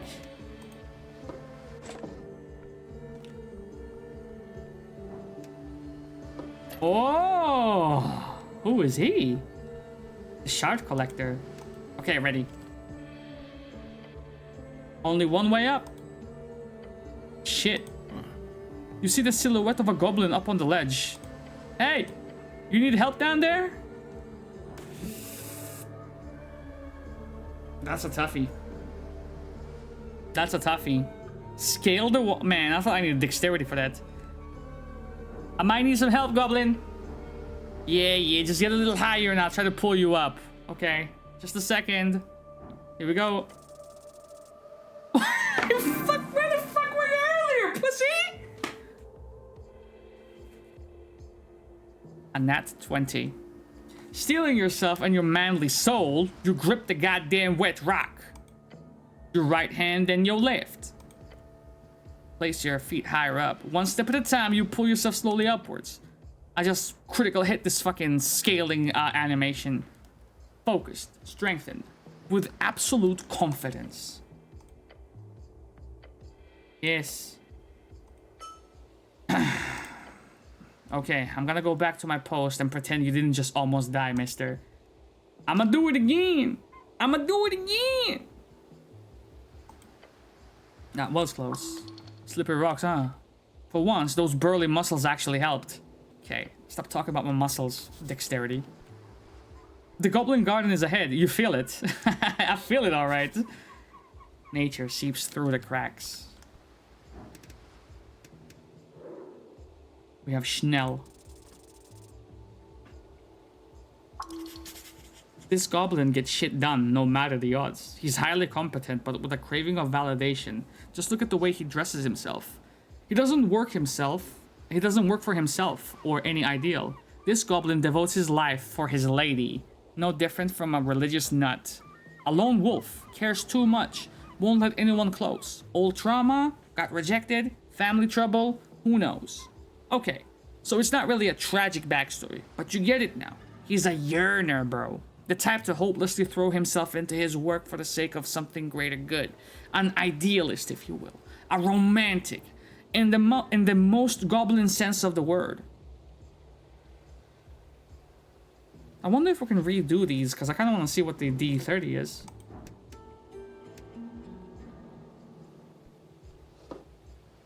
Schnell's notepad. I don't want it. You found a goblin standing at the tip of Tolstad. His clothes are fit for a Reedsian trader, and his haircut is fit for an Ascani nobleman, a superficial fellow.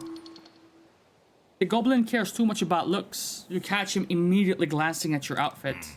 Let me guess, you the cleric. He glances down toward the river with a worried expression. Taking you for granted, this goblin needs to learn humility. You didn't notice that when you helped me get up from the cliff? I mean, I rolled a nat 20. I did do that. But, I mean, yeah. But I assume the idiot who ended up down there wasn't the professional Earthguard cleric we were looking for. What happened was, there was a seagull. I got too close to his kids. You know what I'm saying? Besides, I'm Snell, runner and handler of the HWBT. The old lady's been waiting for you. This old lady must be his chieftain, the matriarch of his tribe. Dude, I didn't even speak to the damn orc. I gotta go back. You should greet him properly, give a traditional goblin salute, but I'm not a goblin.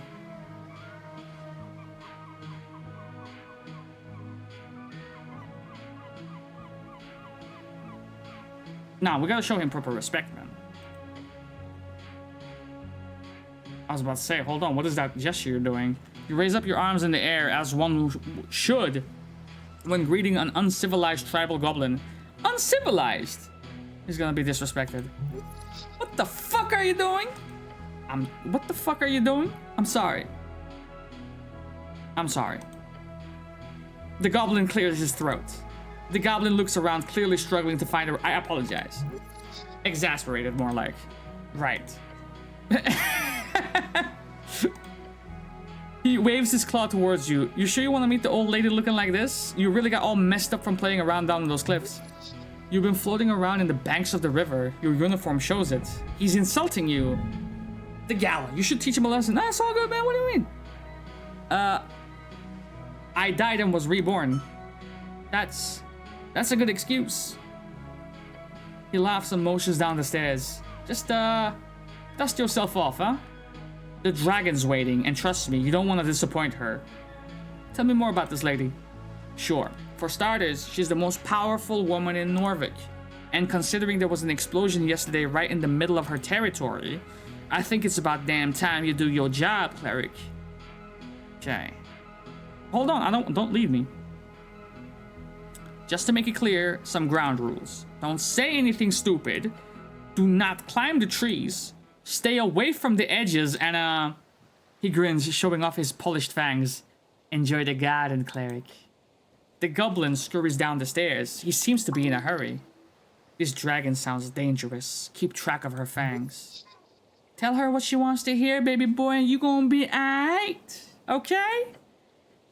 You look out over the river. The cold Ascani wind seeps through the cracks of your helmet. Earth be blessed. He's always with you. I don't want to go down yet. I'm not going down yet.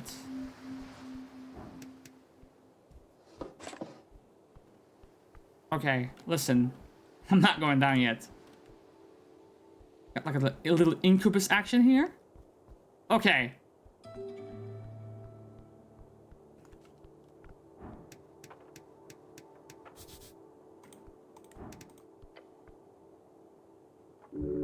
Yes. There is no way this happens again.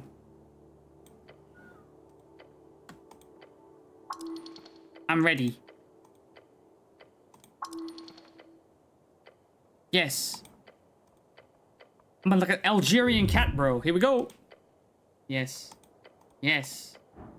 Here we go. Okay, just locked. Yes. That's all that I wanted.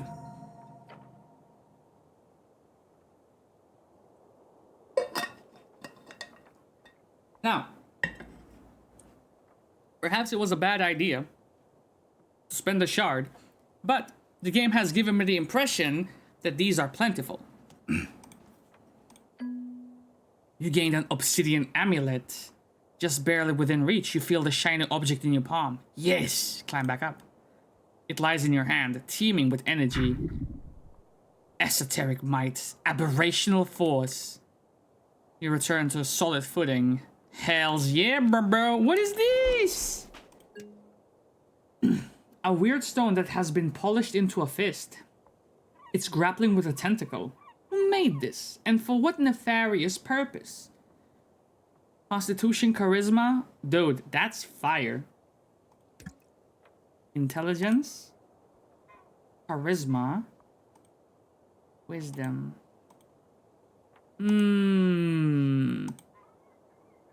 kinda wanna say get rid of the tooth.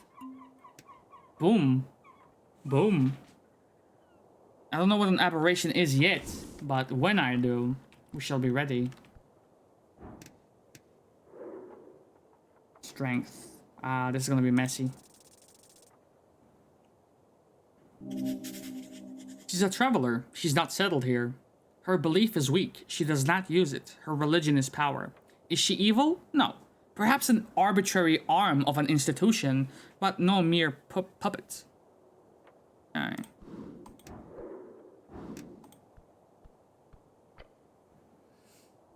On the edge of a ruinous amphitheater, you see an orc sitting on one of the many loosened stone blocks. It looks like she's waiting for someone or something. Exuding an air of authority around her, the large woman gives you a wry smile. Her tusks are gleaming. Not just physically imposing, this orc knows how to exert power in other ways as well. What's this? It's not often we get Earthguard around here. You sure walk around like a damn advertisement with this drab uniform. She presents her palm to you. Vera is my name. I am second in command guild agent of Tolstad. Nice to meet you. Be nice to her, she's a free strider. Make sure she knows you a motherfucking cleric, okay? Do not grab her hand, that's not what that is.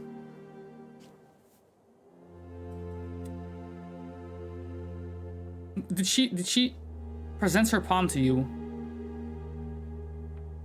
I'm grabbing her motherfucking hand. What's up with you, baby girl? You reach forward and take her hand in yours. She's clearly a bit confused. It becomes a sort of awkward handshake. Did she just squeeze my shit? You realize her hand is a fair bit larger than yours, and something stings in your soul. Fragile as it is, a part of you has been bruised by the simple thought of her overwhelming power. Kiss her hand. You lean in and attempt to bonk the front of your helmet. Attempt to bonk the front of your helmet against the top of her hand. She quickly pulls back. With a laugh, she says, "Perhaps a name is in order first, human." The name is Ragan. Hello, Ragan. He shoots you another smile, waiting patiently for you to say anything. I'd like to know more about that ass. Little old me? I'm an open book. You are a strong and physically imposing woman. Attempt to flirt, dude. Yes! She covers her mouth and tusks with a hand. Phylogenistic agenda? Hey, Google!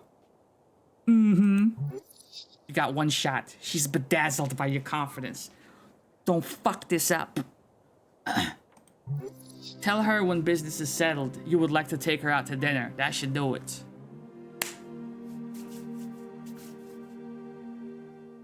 When business is settled, I'd like to take you out to dinner and shit. Really now? A night out with a government employee? How exotic. I'm not sure about my schedule at the moment. After the election, though. Score! Come find me next week and we'll set something up. But for now, anything else you want? So you working for the Free Striders? I don't work for the revolution. It's just a revolution. You fool! You knew that, maybe? I work for the Askani Reeds Trading Company. We promote Free Strider ideals in Askan. Currently, we focus on making sure this election process goes smoothly, along with other economic concerns. I enjoy working for them very much. Perhaps not so much on slow days like this, but alas.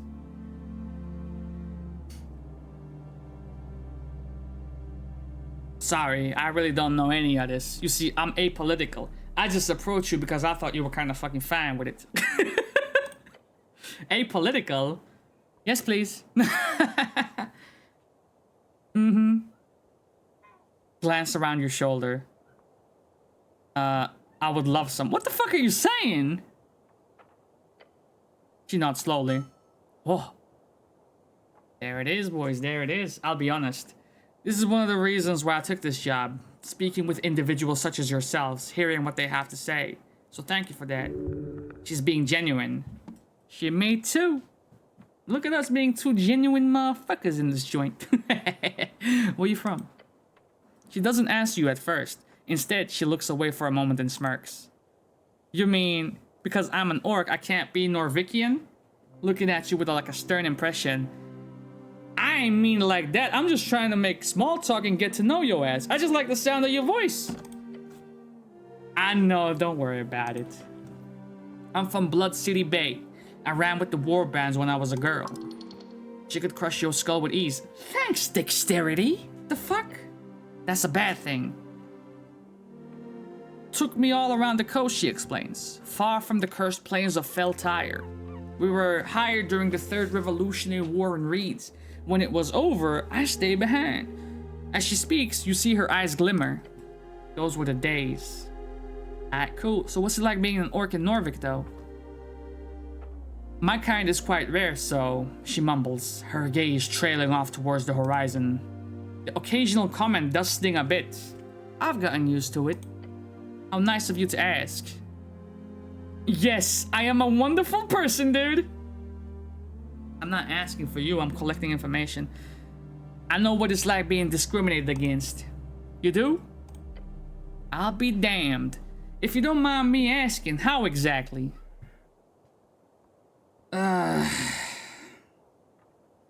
You can find out during the dinner. How about that? Ah. I do mind. It's a secret. No, you don't want to be closed off. Members of the Holy River Order are a minority in this city. Technically true. Best kind of true. She laughs and sighs. Earthguard, you truly are an enigma.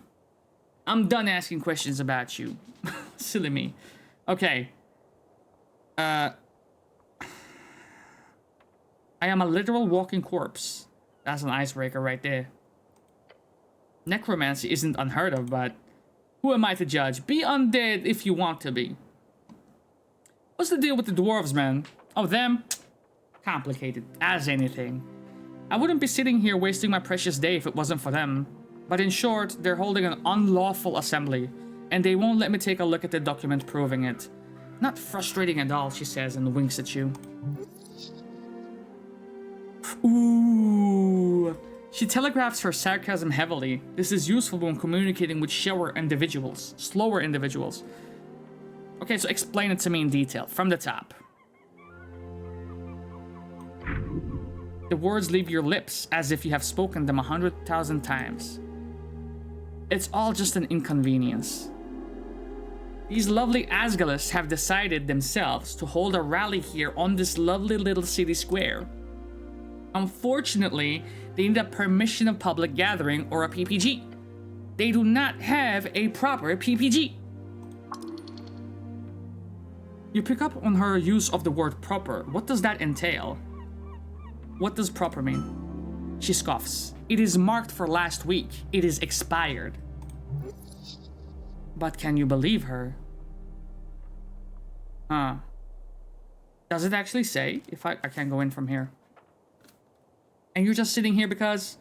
Simple, really. These dwarves are ignoring my call to disperse, so I'm here as a witness. If they do not leave by sundown, they will be fined or arrested. So why don't you just come back at sundown? I would, if it wasn't for the fact that I had to witness the entirety of the trespassing.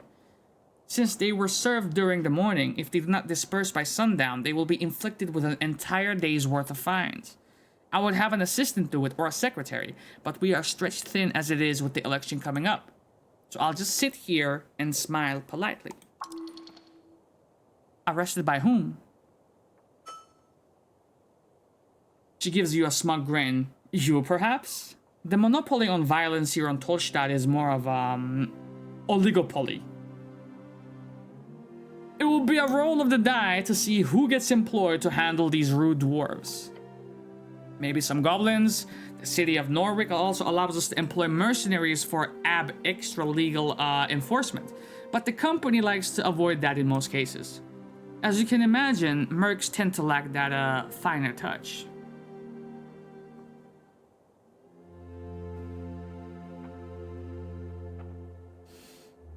I would love to enforce your justice. I don't want anything to do with this mess. Do it yourself. Nod and look away. Listen, big dog. She laughs. Now you're acting like a true city official. It is what it is. Let me just, Oh.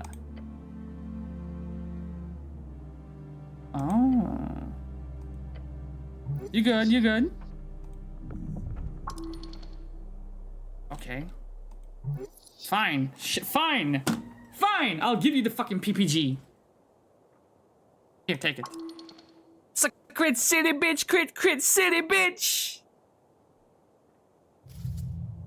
She could probably do something with it. That would be a good idea. Here you go. Hand over the PPG. What? She mumbles and eyes the papers. I'll be goddamned. How'd you get your hands on these? I rolled a high dexterity. Intrigue? Just my style. She stands up, her figure towering over you. Then she gives you a nod before walking over to dwarves. Alphos! What, you giving up, orc? She holds up the documents. I believe you're missing something. He stares at the PPG papers. His jaw drops. How did you... The dwarf glares over to you. His face is red. How you know it was me? You just made an enemy for life. You... Did crack. Did crack. Dude.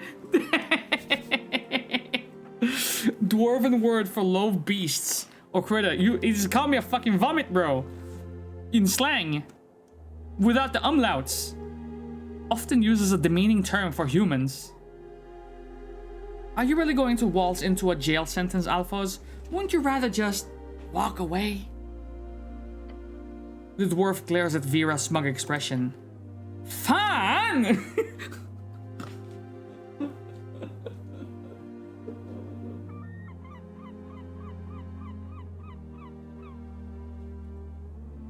Game is good. I like this. The dwarf roars and looks as like he's about to charge at the orc. Foreman, the older dwarf, mutters. Fucking pack it up, boys. With Vera standing by, a grin on her face, the dwarves quickly scurry off with their stuff. As the city circle fucking square, grows quiet, she turns to face you. You made a friend here today. I mean, don't friend zone me. I still want that dinner, you know what I mean? She pats your shoulder and tells you, when you have time, come visit the trade post down on Waterlane View. We'll see if there's anything the Ascania Reed's trade company can do for you. Bet.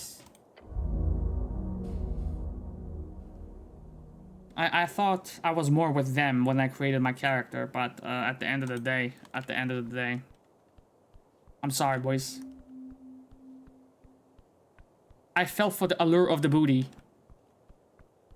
Happens to the best of us. Behold, nails beware. Advantage in situations where you might need a hammer.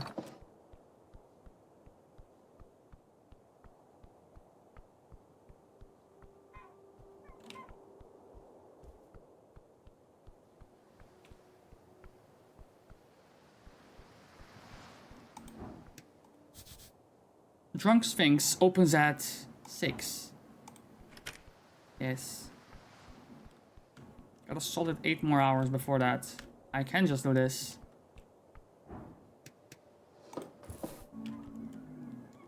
Should I, Yes. We have Thalasus, oppressive landlord. Oh, great.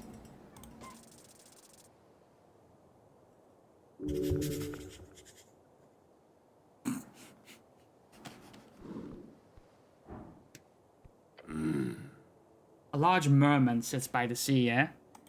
And a merman is a male merfolk, not to be confused with a mermaid. Greetings, citizen. I am indeed the who the fuck? Yes. Because he said that. You are no longer a rogue. You are now a cleric. I don't. Big dog. Am I like a dick-ass cleric now?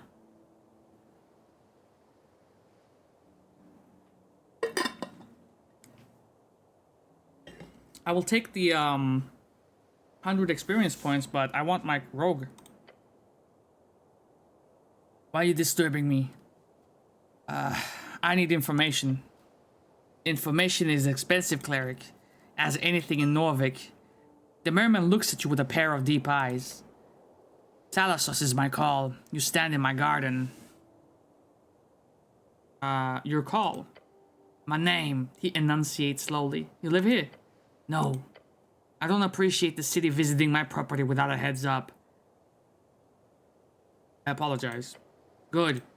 But while you're just standing there, keep an eye on the second pole. You want me to fish with you? Yes, be useful. It says, come on, cleric. Maybe. Yeah, he thinks this could be worth it.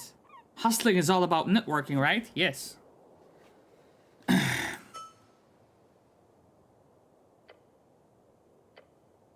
You keep your eyes peeled on the tip. We don't have to sit like this, dude. They come in waves. When it happens, it's quick. So we just wait here? Fishing is all about patience, cleric. You need to breathe, and he takes a real long breath. Stare at him. Watch. A professional, eh? You work for the River Guilders? No. So what do you do then? I operate facilities, apartment complexes mostly. Hold on. Hold the fucking phone. Is this guy actually rich?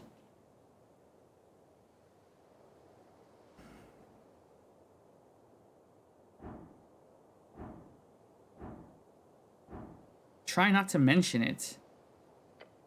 He takes a deep and heavy breath when you ask him, you're a merman. Who's a landlord? A merman landlord? You are not the first to comment on it. Have a laugh. It's pretty funny, you have to admit. The merman clenches his jaw, his facial muscles twitching. He grumbles through his teeth. I'm sorry. Very funny. He reaches forward and grabs the second pole. Your shotgun fishing privileges have been revoked, bitch. Okay. Do you have a quest for me? Yes, go away. What you know about the tea shop? It burned up. What else? The merman stays silent for a while, then mutters to you. You need to find out what happened, if it is an esoteric error with a fireplace. If it happens to more units in the area, I might be affected. I will personally hold the magistrate Darrow responsible if it does. Darrow, one of the original Earthfolk houses to found Norvik with Earth.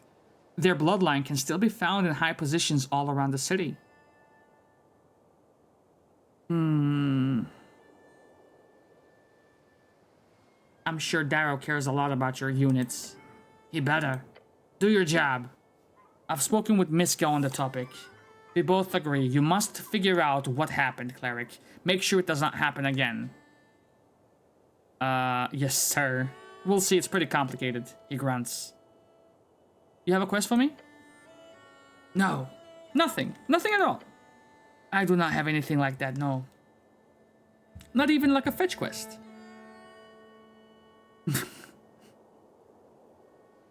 Come on, man. You gotta have something, right? Everybody's got something.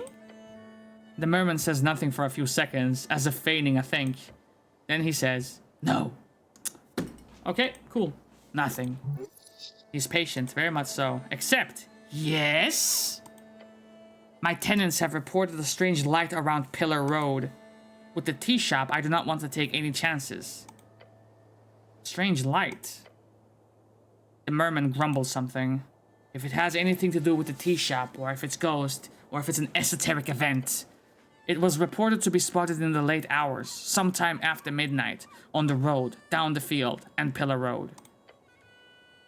I have no resources to pay, but if you wish to do your duty, make sure my tenants are not disturbed by such nonsense again. Quest accepted. Not a quest. No? Quests require payment. This is, if you do it, entirely pro bono. So you say. I don't believe you, though. What are you voting for in the election? I'm voting for the Free Striders. How so? The merman says nothing for a while. They offer good incentive. An Asgal rent freeze would be difficult for me. The nationalists have not been helpful in the past. I vote yellow for now. Okay. I don't necessarily have to respond because he didn't ask.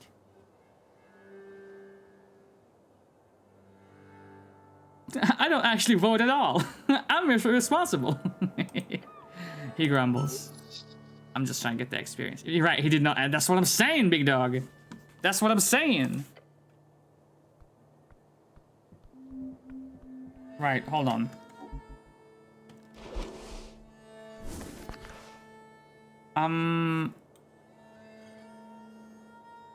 Darrow.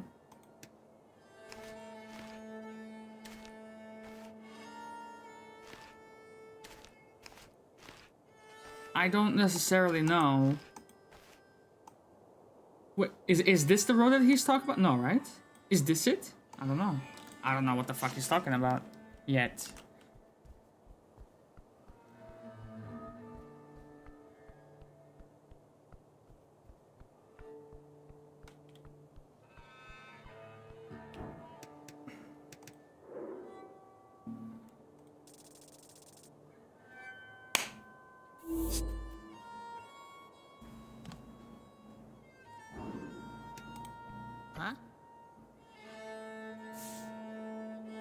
How the fuck did I not be able to fucking behold this simple jackass motherfucker?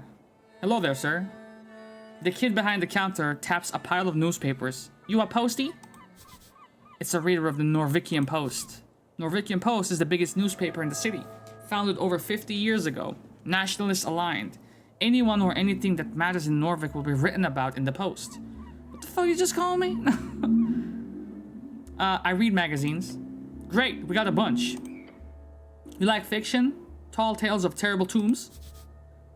A magazine containing short stories about adventures around the coast. Or maybe Weekly Homestead if you're looking for a new place. I technically live with my mom. What the fuck? I like fiction. Same. There's so much shit out though, it's hard to know what's decent. The kid looks distraught. Never mind. Welcome to the Pillar Kiosk. How can I help you today, sir? Do you want to buy something? I have some questions for you. Yeah, I want to buy something. I also have some questions. Questions about what? Mostly about the tea shop. Okay. He looks down the road. Not too much traffic lately, so sure. If my boss shows up, you gotta buy something though. Bet. I don't have any... Oh shit. I barely have any money, bro.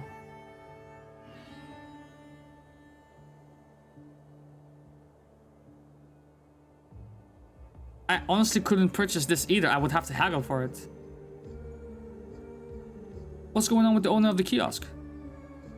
That guy's your fucking boss? My condolences. He's a pretty nice merman. What you want to know? I spoke with him. What does he pay you? I get about 5 crowns an hour. It's a really good salary for someone my age. Decent salary. Good work, kid. Oh. Your brother is wise, man. Trust in him. He's confused. Nice bloke. He is. Some people call him an oppressive landlord. Mostly the dwarves that come by here. But he's a real nice one once you get to know him. About the tea shop. Except that it exploded. Yeah, that part is obvious. Just stare at him. I was here, you know. I saw it with my own 2 eyes. Look over your shoulder toward the tea shop across the street. I heard it too. I definitely heard that shit. Walk me through it, man. Okay, so I set up the kiosk at dawn, right? Uh-huh. By noon, the morning rush had calmed down, and I remember the bike rack was full. Water lane workers mostly commute on the new bridge and flotilla, but the halfway bridge does see a fair share of bikers every day and night. But by noon, it was pretty dead, which is great, you know, less work for me.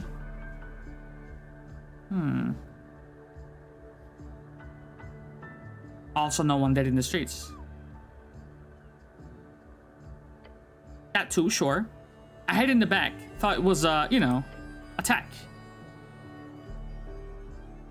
How loud was it? Super loud. And shaky too. I almost fell over. Did you see anyone suspicious? Not really. Just the normal types. A goblin was arguing with a human by the temple. Just some mild shouting about some business thing. Otherwise, pretty dead around noon. I did see Mr. Drummer. He's the owner of the tea shop. Former tea shop, I should say. Usually the tea shop opens in the afternoon on work days. So it's not weird to see him walking about all day. Chatty fellow. Buys a lot of newspapers. Where was he going? I don't know. I saw him leaving the tea shop right before noon. So, we can deduce that maybe he knew about this. How can we deduct this? He fucking left.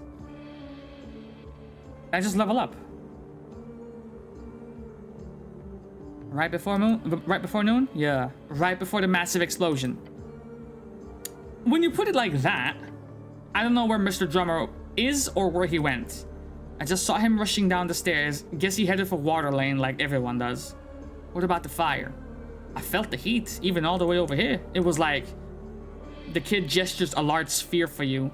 Like really weird fire. And then he mutters, shrinking the size of his imagined sphere. Weird. Gone in an instant. Weird fire. Like it was a magical attack maybe. Yeah, it was like... It's gonna sound really weird. Lean in and say, I like weird. What the fuck? It was blue. Only for a split second. When I looked again, the whole building was on fire, but it was like normal looking fire. So I might have just imagined it. Interesting. I guess. Did anyone else enter or leave the tea shop? Just Mr. Drummer, he says, confidence in his voice. It was a boring day, so I pretty much just watched people all morning. Mr. Drummer was the only one I saw leaving the tea shop all day. Well, you know, until the explosion. Did you see him enter? He stops and thinks. Actually, no. I never saw him enter that morning, so I guess he must have slept there or entered before dawn. And no one else entered all morning. Not a soul. Usually not too many people there in the morning. Or forenoon, really. Forenoon? That's a good work, I like that. People should say that more often, I feel like. Feel very Norvikian. Yeah? I saw it in that Asgard newspaper once. They like using dwarfish words like that, though my brother doesn't want me reading those copper papers. He's probably a fascist. Hello, motherfucker. Hey, hi, how you doing? I told you, man. I told you. Don't fuck with me. No, but you wouldn't listen. Well, you stupid fuck. Look at you now. Get fucked, bot. I told you, man. I told you. Don't fuck with me. No, but you wouldn't listen. Well, you stupid fuck. Look at you now. Carpooling ass motherfuckers? I see. Anyway, about the tea shop owner. Did Drummer act strange when he left? Just in a hurry, maybe? I saw him shuffle towards the stairs to the circle square. Probably heading down to Water Lane. Why Water Lane? It's the only place to go? Either that or the Goblin Garden, or, you know, the city below. The city below, short for the city below the city. A phrase used to describe the incredible amount of tunnels and ruins below Norvik. Lots of monsters and stuff down there. Also riches, if you delve deep enough. I don't think Mr. Drummer is a city below city type bird. Are you sure you saw him though? Absolutely, no doubt. We went downstairs to Pillar Crossing and that's all I saw. Pillar Crossing is that way. Okay, cool. Yes. What you know about him in general? He seems nice enough for a bird folk. I heard that he hangs out at the Sphinx a lot, and that he's got a connection with all sort of folk. Politically, Asgals use the tea shop a lot. I got some buddies involved in that scene. Eh? What? Okay.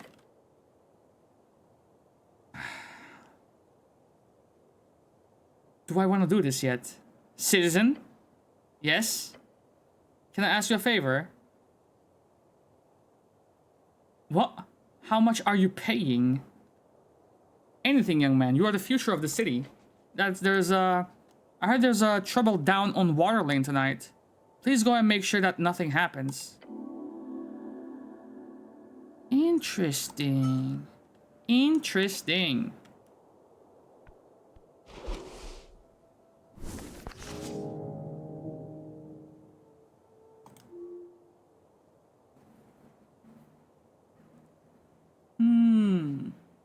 Level advancement. Okay, hold on. Phylogenistic agenda. Women, they're everywhere. Your worth as a man is based only on the admiration you get from them. Your goal? Get a date. A real date. Good luck. What the fuck? You hear there's going to be trouble down on Water Lane this evening on your first day on Tolstadt. You should check it out. I will. What the problem is?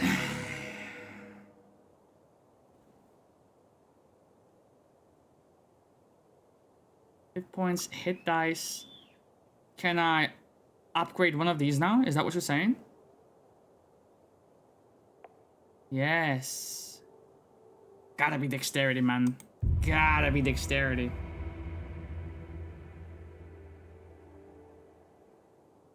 Maybe that was not the play. But alas, here we are. A trash receptacle, mostly stacked with old zines. Or zines. Cardamom treat. Brother, it's in the trash. You reach into the bin and pull out a somewhat intact cardamom treat. No. No, do not. You did not just... Man, motherfucker, let me get this shit clear. You find yourself out on Pillar Road, you see a cardamom treat in the bin, and it's been out there for God knows how long, and you think to yourself, what the fuck, man, let's just eat some trash. Calm down, motherfucker, it's not trash, okay? Eating out the trash there, Kara? No, it could be evidence. It could be evidence. It's not trash. Was it in the trash? It was above the rim. Oh yeah, you sure about that, sport? Yeah. Uh-huh. It was hovering, bro. It was like an angel. Classic trash goblin Kara. I don't want to eat it. Will I ever recover from this? Sorry to say, you have officially crossed the line dividing man from bum. I'll eat it. I'll eat the fuck out of this. Did you eat it? 5 HP. Yeah, bro, I'm going fucking diving for more. I'm dumpster diver main now. Cardamom gang. This crate has something in it. Play.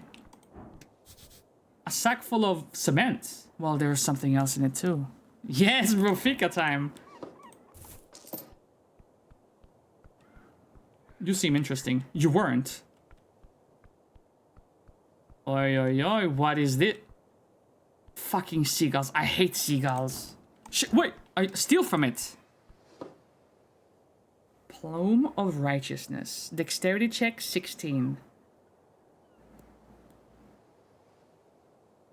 You can do it.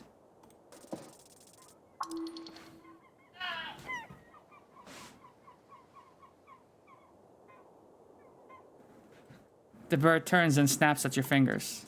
I'm sorry. Oh! Oh! Oh! It's gonna kill me, bro! I've lived on one! I'm sorry. The finger almost falls off, but you managed to rip it out the goddamn bird's grip. Holy shit! Holy fuck, bro. Cardamom gang. Fucking dude, what the consume it, bro. Consume it. And some apple on that. Holy fuck, bro. What is wrong with you, B? Glorious seagull, my ass. You see a bird sitting on the halfway bridge ruins. It is large. Its beady eyes staring out into nothing. It checked you out just as you approached. Greetings, servant of the river. The bird does not appear to react to you. Pet the bird. He will fucking kill me, man. Motherfucker almost murdered me, dog. A satchel. It looks greasy.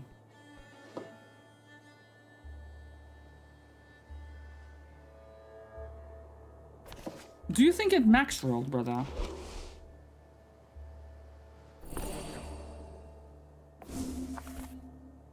Shield of Faith. What does that do? What does it do?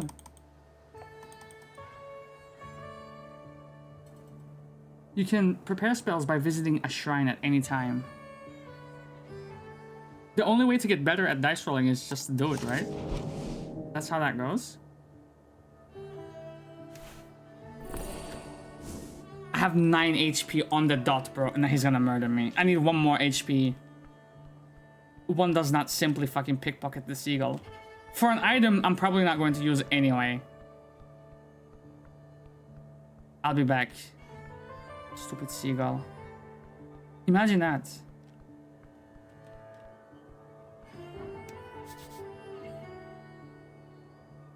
I think it was just a shit roll for damage. You can survive it?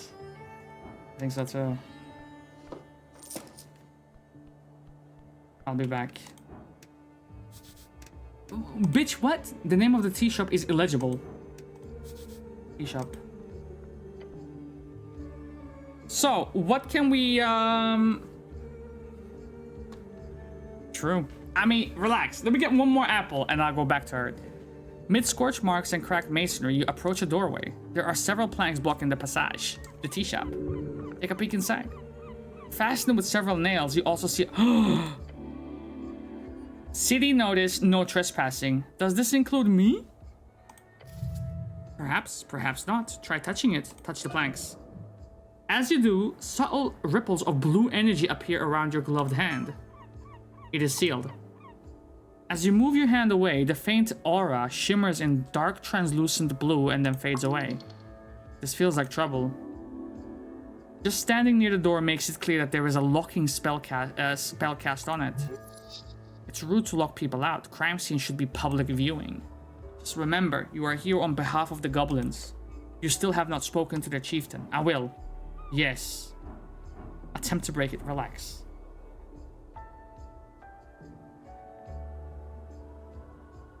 What kind of magic is this?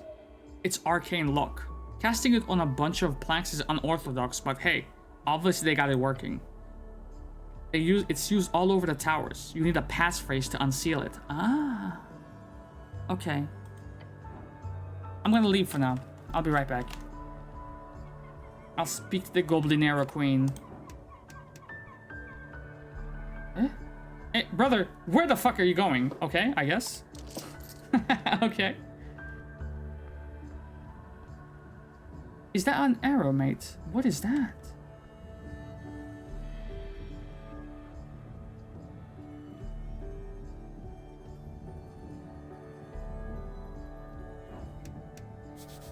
Something, yeah. Grab it. Oh! Motherfucker.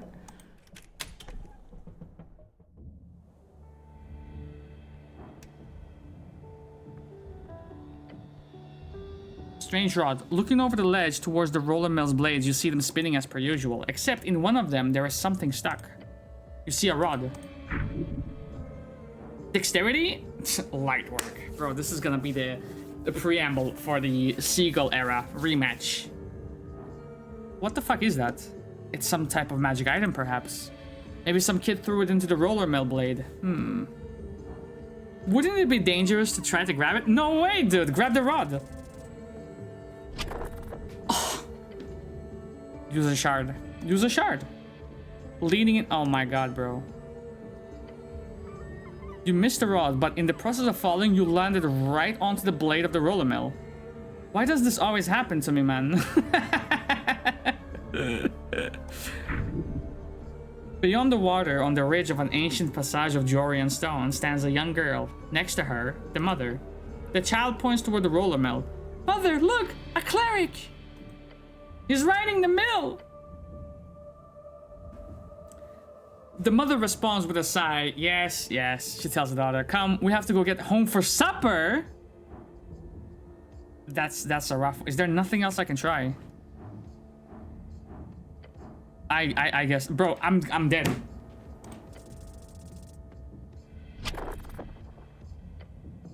You clench every muscle in your body. You stare at the ledge. The opportunity. I can't do it, dude. Your body does not listen, nor does your mind lacking courage. I really can't do it, dude. Coward. The word rings in your head. Thank you. Your arms clenching the side of the mill blade. Your opportunity slowly approaching. Jump, bitch. You leap through the air. Far, but not far enough. At least for a graceful landing. Grab the ledge. Oh my god, bro. Your body slams against the hard wall, your gloved hands clutching the ledge. Wheeze and spit through your helmet. With my luck, I'm gonna spit on myself. It hurts, but you live. As you stand up, you realize something falls to the ground. The rod. It lands with a thud on the stony walkway. Check out the rod. Movable rod. It is a hard wooden frame with fancy iron set pieces on each end. Along the handle is a button. However, it appears to be permanently pressed down on. So this could be the trigger for the explosion, no? Investigate it. A quick swipe of your hand reveals its magical nature. The tingle. However, this item is clearly broken. Broken how? Try touching it against the ground. As you do, it gets stuck to the ground. It is broken immovable rod. It's a movable rod. Yes, great name. Whatever object it touches last, the rod will be esoterically locked and aligned with. It cannot be moved once it touches an object until it comes in contact with a second object. So what can this be used for? Used? Nothing. It's quite literally a useless stick. I almost died for that shit? Well, if used very carefully, it could be a bookend. Bitch. A thing. Like a thing that's separate from another thing. Shut up, bitch. I mean, it's a cool stick. Shut up. That was... I gained nothing from that.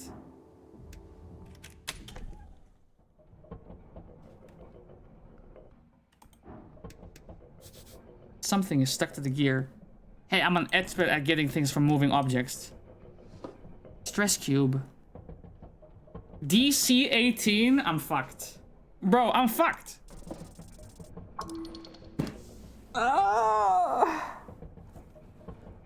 You swipe in a hand. And? Pull it back. Pull it back now. Doesn't seem to do anything, huh? It's stuck. What? Yeah, this is, What? Scream, howl, shout. Your fingers! I'm on 1 HP again. Get pulled down. Hit the ground. No, I'm dead!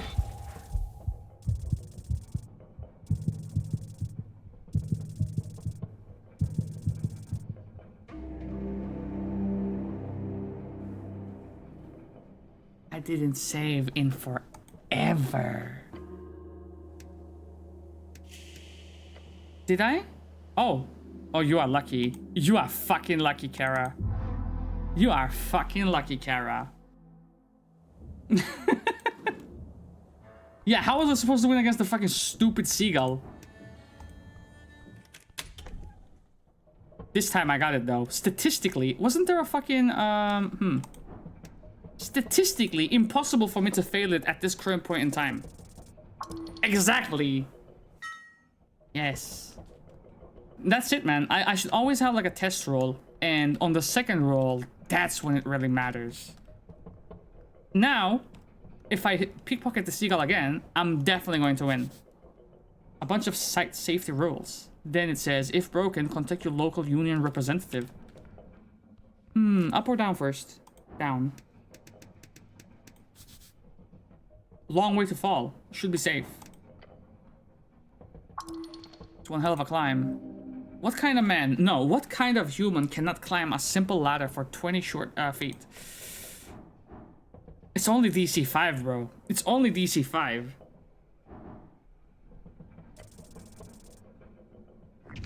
What? Are you fucking serious, bro?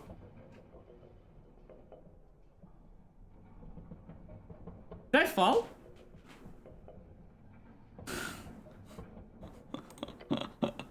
You close your eyes as you do so in order to fully immerse yourself in the experience of changing your elevation. This place is cursed, bro. Everything is killing me in here. You are afraid. It is very high. Yet your body remains calm because my body has not realized the danger yet. Wait. Your left foot, it's not on the ladder anymore. That's not good strength. Your right foot, that one's on the ladder for sure, right? I'm afraid to say that. No. Both of your feet have slipped off the ladder. As your entire being is fading into nothing on the floor of this random roller mill in Tolstad. Hold on, I'm dead? There's no need to fret. You have been given your due. This is it. This is the end of the stick. You are a servant of Earth. You have dedicated your entire adult life to serve him. This is how you are rewarded. No. No, you are. I refuse this end. You refuse? Not like this, bro. Discover an esoteric event. The world distorts around you. You were falling, then you were not. I am the chosen one. What did I do? Your body is on the verge of breaking. Every moment is a painful reminder of the 1,000 others who failed just like you did. You will not come out of this unscathed.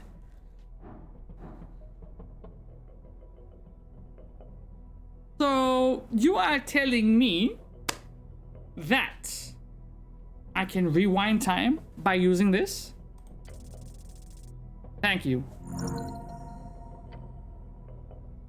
You follow them as they dance. One seems to go good, but it is far away. It is moving closer. By what force? Is it him? Take the string handed to you. Oh, slay. Is anything permit in a good man's cussy? What the fuck are you saying to me, bro? You are at the bottom of the ladder. Slay. What the fuck, dude? The roller mill workers kept more than ledges in. Okay, I'm going back to the fucking seagull now.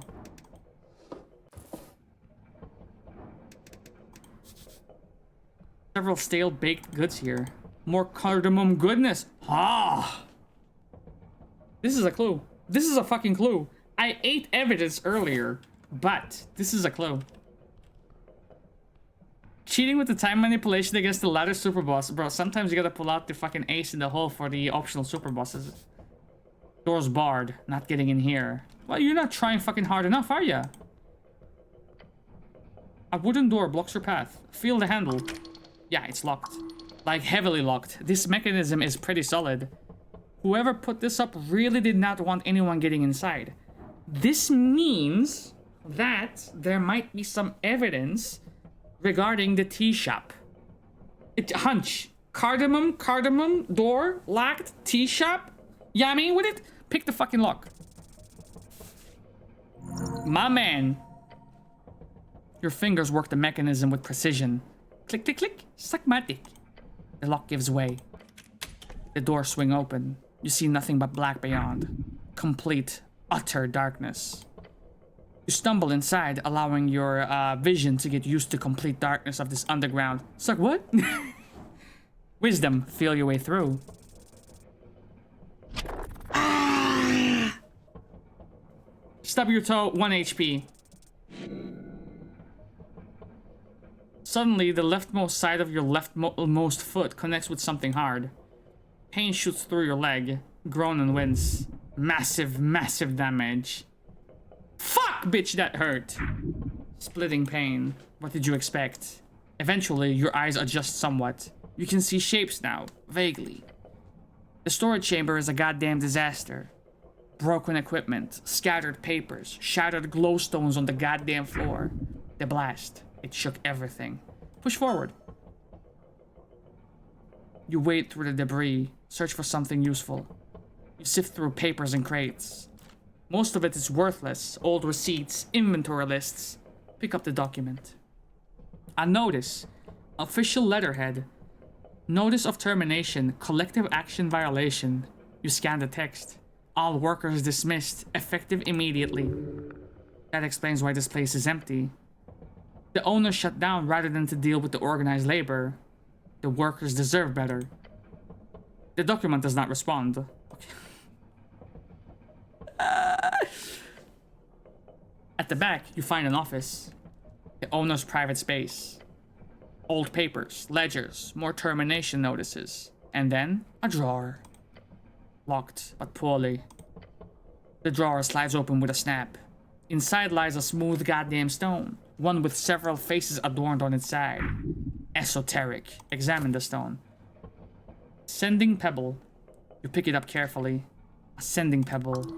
Shit, man, these are expensive. Like my O-ball that I just sold. Pocket the stone. You slip the pebble into your pouch. Time to leave. This place has given you all it can. Did I just lock it as well? Now, show me this. The cost and spell slot requirement of sending has created many off-brand versions capable of short-distance messaging. During the Coast War, the Arcanist forces were often equipped with this so-called pebble, a stone capable of casting sending on any familiar target within a kilometer. Wisdom and Charisma +1. Hey.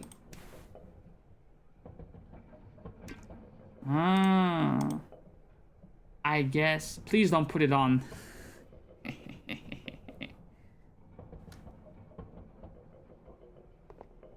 I know. Yeah, I would agree, but I just have to try. Near the water. Don't fall in again.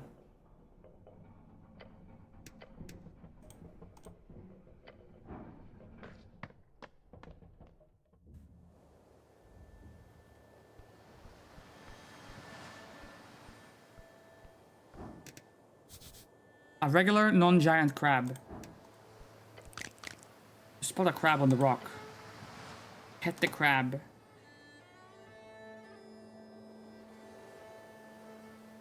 What's the worst thing that could happen? You reach forth, and the crab immediately snips onto your index finger. Huh? The crab pinches your finger hard. Hard! Your index finger will soon come off.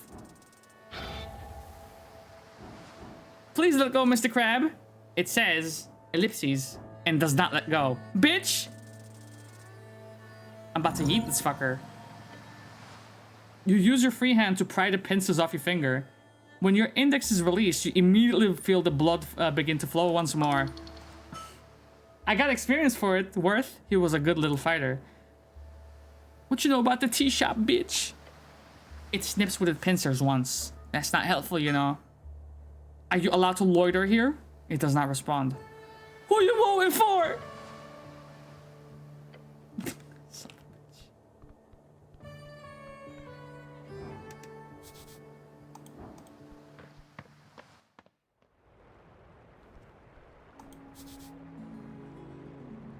So this is where Drummer went.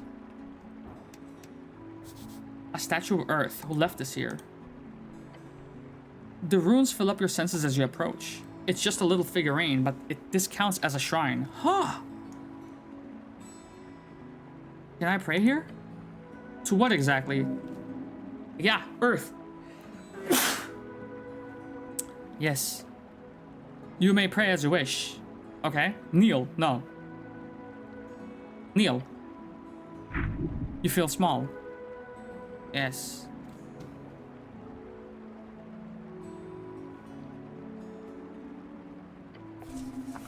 Let me hold. Like, how many can I have? 3? Shield of Faith. Can I see what they do? Yes. Components. VSM. What are you saying to me? A small parchment with a bit of holy text written on it. Concentration up to 1 hour. A shimmering field appears and surrounds you, protecting you from damage. That seagull could get it. But we don't need this. We just have to dodge. Oh, so I can't... It's not the case of preparing a spell multiple times. Fine. The Never Sleeping Ducks of Water Lane, right below here.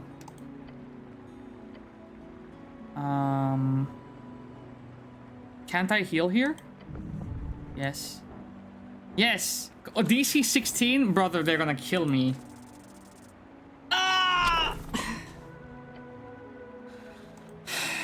You recite a few words of remembrance before you sense the channel. I think my build is a little bit shit, no?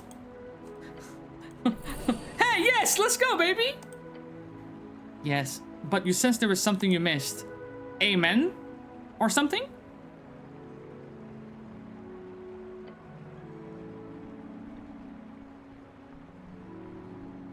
I'm going back to that seagull as soon as I'm done here. You got me fucked up. These pipes connect with the vast sewer system of Tolstad.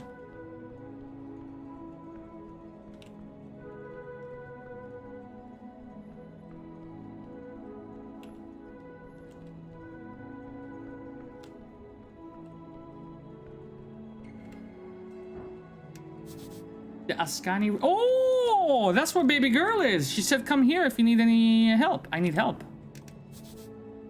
This door looks promising. What you mean?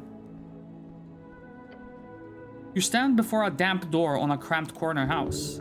The wood is dark, swollen with perpetual moist of water lane. A layer of river mud and algae. Knock on the door. You rap your knuckles against the wood. Hello? No, wait. Knock. Tell me what it is. It is a second level transmutation. Unlocks things. The definition of locked has been stretched over the centuries, but the spell works on most closed containers or entryways. A moment I thought they responded like, a moment please. No, it was a moment passes. Then the sound of a heavy latch sliding. The door creaks open. A pair of bulbous eyes stare up at you. It is an Anoran. A fancy name for frog folk and toad folk. You have heard they don't like those terms for some reason. Dressed in a tiny velvet smoking jacket. Quite distinguished despite lack of pants. It's a fucking French one. I think it's trying to give me a quest. What is it? I'm busy. Très occupé. I just want to introduce myself. Mon Dieu, why? Wait. Yes. He squints at your uniform. Are you, how do you say, la clerge? Yes. Yes. Ah, bon. I want to be a rogue. At least you are not from the titty house. The Anoran peeks his head from behind the door.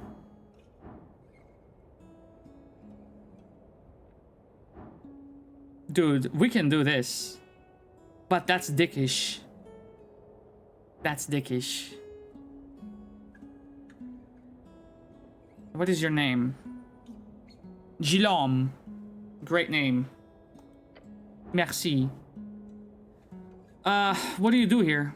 I live here. Fair. That's actually fucking fair, dude. Is that a crime now? In this muddied city? Okay, that's it. A contribution for my cause, bitch.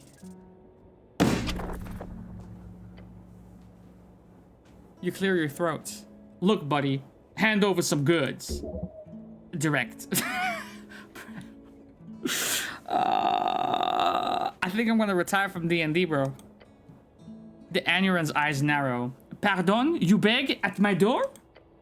Espèce de cochon. Sorry? I'm sorry. Do I do... Yes! God damn it. Bro, what the fuck? I'm gonna spend all of my jars here.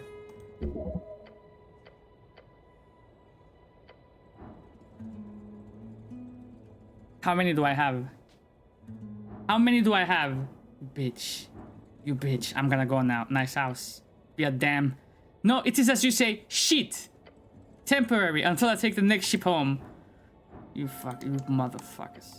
You took my shard, bro. You took my shard. And you gave me no money.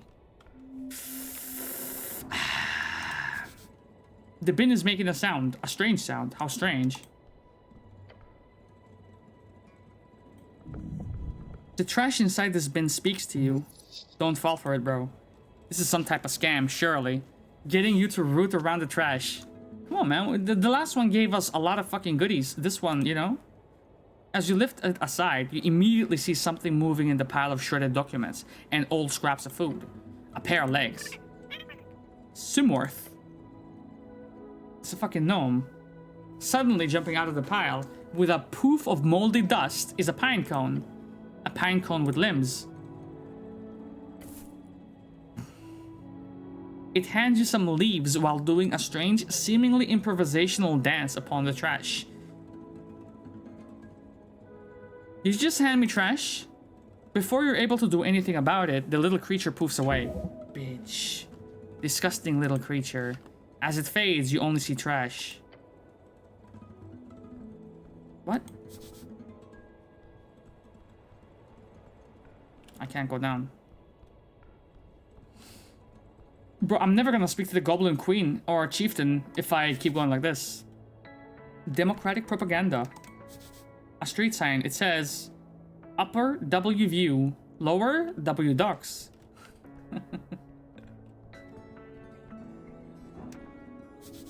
Long tunnel to pillar crossing. Okay, I'm not going that way yet. You got me fucked up. What's this? Opens at sundown. Porna, the first of the river guilds.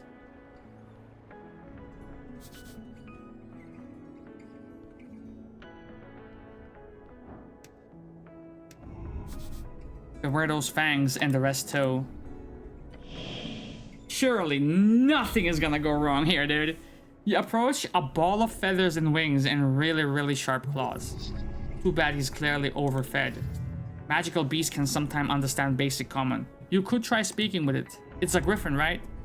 You will require us speak with animals to communicate properly, of course. Yes. I'll be right back with it. You can see a pool of drool forming underneath the open beak of the beast. Look behind it. There is an entrance to the warehouse on the other roof. If you want to get inside, you're gonna have to get past this bad boy. Sneaking past it could be a play. Yeah, I'm gonna relax. I have many other avenues to explore first. One of many Free Strider compounds in the city. The entrance to... That's where she is as well. No one can dismiss the dwarves' architectural genius. Excluding the anti-magic messaging, Free Striderism comes with great... something. Deep groaning, the bell of the water lane.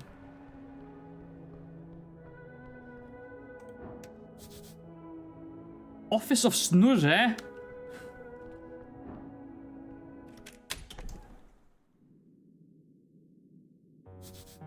Children drawings on the wall. A scholarly commendation of the Fordenip Commonwealth. Almost dead, but not yet. Something's at the bottom. Coins? Mind if I do, partner, don't mind if I do. A collection of books, political mostly. You see a collection of books from the philosophy canon, none of which you are really able to understand.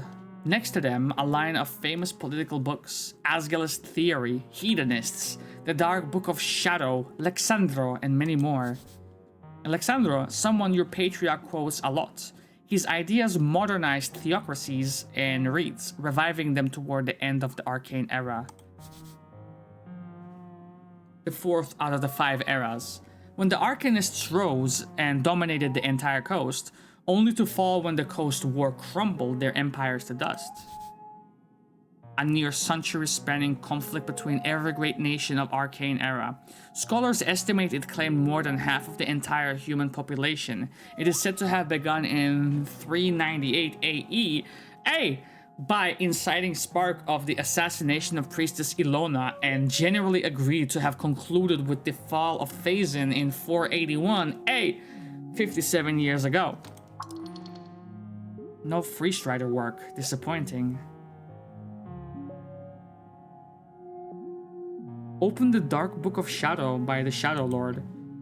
You pick up the black-covered tome. A faint tingle goes through your gloved hand. A memory lingers in this tome. If you open it, you shall recall. Open it. The text is not dangerous. The pages show but a holy scripture of the Shadow Lord's lost religion. One of eternal servitude and the search for life in death. However, you remember it well. This was the first book you were ordered to study as punishment for your idiotic behavior at the towers. What did I do there? You remember your first journey towards the esoteric. Recall it. Thank you. How liberating it was to know beyond any doubt how much greatness hid within your mind. Blurred faces, hushed whispers, a crowd of thoughtful peers, each snickering about your hand. A raised hand among a crowd of sheep. Patriarch, it's not just a religious text. They stare at you. It's a spell book. Those were the words. Oh, how they laughed at your ass. He asked you to prove yourself, so you did. I went up to the Patriarch, I took the Book of Shadow, yes, and then yes, detect alignment. You memorized it on the spot, then you cast that ancient spell, once used by the Death Knights of the Shadow Lord to subjugate and control the minds of his people. A spell that is, despite its first level, not learned by most clerics until they grasp the intricacies of higher tier casting. Everyone was left stunned by your excellence. To not only master such a spell, but to do it in seconds instead of days. That moment, it was yours. From that moment, you marked your place at the towers as the greatest spellcaster, the greatest talent among them all. However, as always, the weak fear the strong. That moment also began your ostracization. You would never be among them, never have peers. None would see you in any way as a brother or a comrade.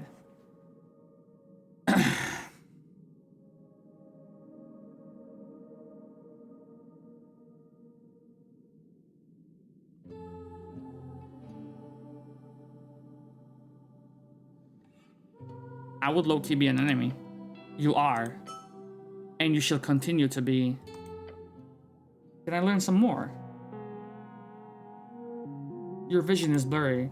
It is filled by the pages of that book. Oi, oi, oi, oi, oi. The folk. Alexandro. This was the first book placed in your hands as an Earth folk recruit. Open it. It is an old worn copy of that same text.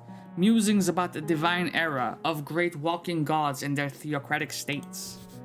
Walking gods, right? The term used to describe the divine avatars who rose and fell in and around the divine era. Most major religions on the coast today are built around these figures, and their influence can be felt everywhere. Earth was the last known walking god when he faded 27 years ago.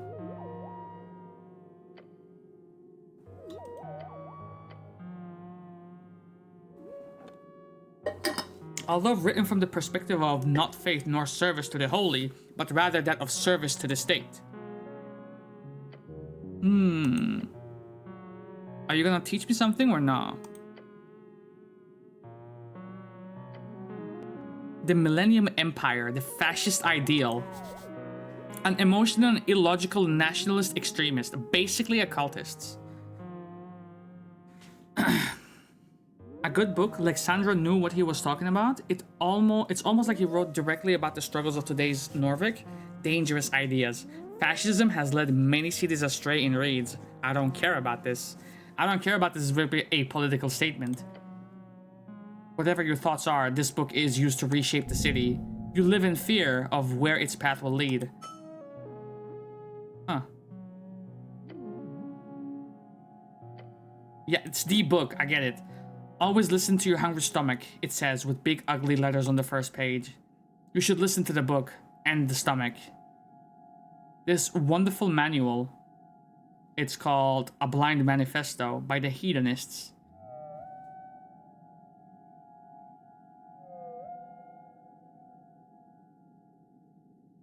A Blind Manifesto. Crazy old text. Same as always, the book begins with a tirade about property ownership. Then on the 5th page, you find a diagram showing how to ritualistically summon a demon. It's incorrect, however, on purpose, supposedly. The rest is a series of extreme essays on the topics of hedonism, rejection of statehood, free association, maximizing sensation, direct democracy, and reciprocal exchange. It is the thing that makes you feel good. The text of truth. Free love. It has pictures. Fucking Constitution needs to shut the fuck up. Make the ultimate sensations of the flesh. No, Kama Sutra shit. It's kinda hot in a sad way. How about the memoirs of a statesman? The first few pages are devoted to a rambling text of the ancient of governing, from the ancient texts from various beasts of Jor to gods of the divine era, to several arcanist figures. Darrow then smoothly moves on to conflate their accomplishments with his own. Beasts of Jor, a term for sentient folk who aligned with the Jor during the Gate era, also known as Antisepelian folk. Most are gone today. Especially since he also includes an explanation of his lineage that he is a direct firstborn grandson of Borgor Darrow, the first paladin of Earth. Not so subtle. The many pages go on to describe both practical but mostly theoretical methods a statesman should be used when dealing with populace, the bureaucracy, and the ideologies of modern life. I haven't. Cool. Those who believe in democracy have a wonderful view of folk, to think them capable of making rational and informed decisions devoid of any personal bias and emotional conduct. From what you remember, it caused quite the stir when it came out 2 years ago. You recall a rumor about Shield Lord Yarn having hated this book so much during its printing that he personally bought 200 copies only to burn them in his garden. The Shield Lord was the magistrate handling industry, armory, city defenses, mining and refining, as well as resource allocation, currently held by Eric Yarn in the North Wall district. North Wall was one of the 5 districts in Norvik, known as the Industrial District for its many factories built along the river. This is where you live.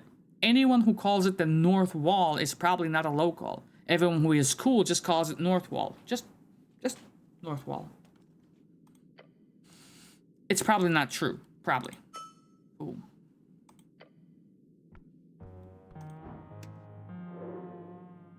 Snoere.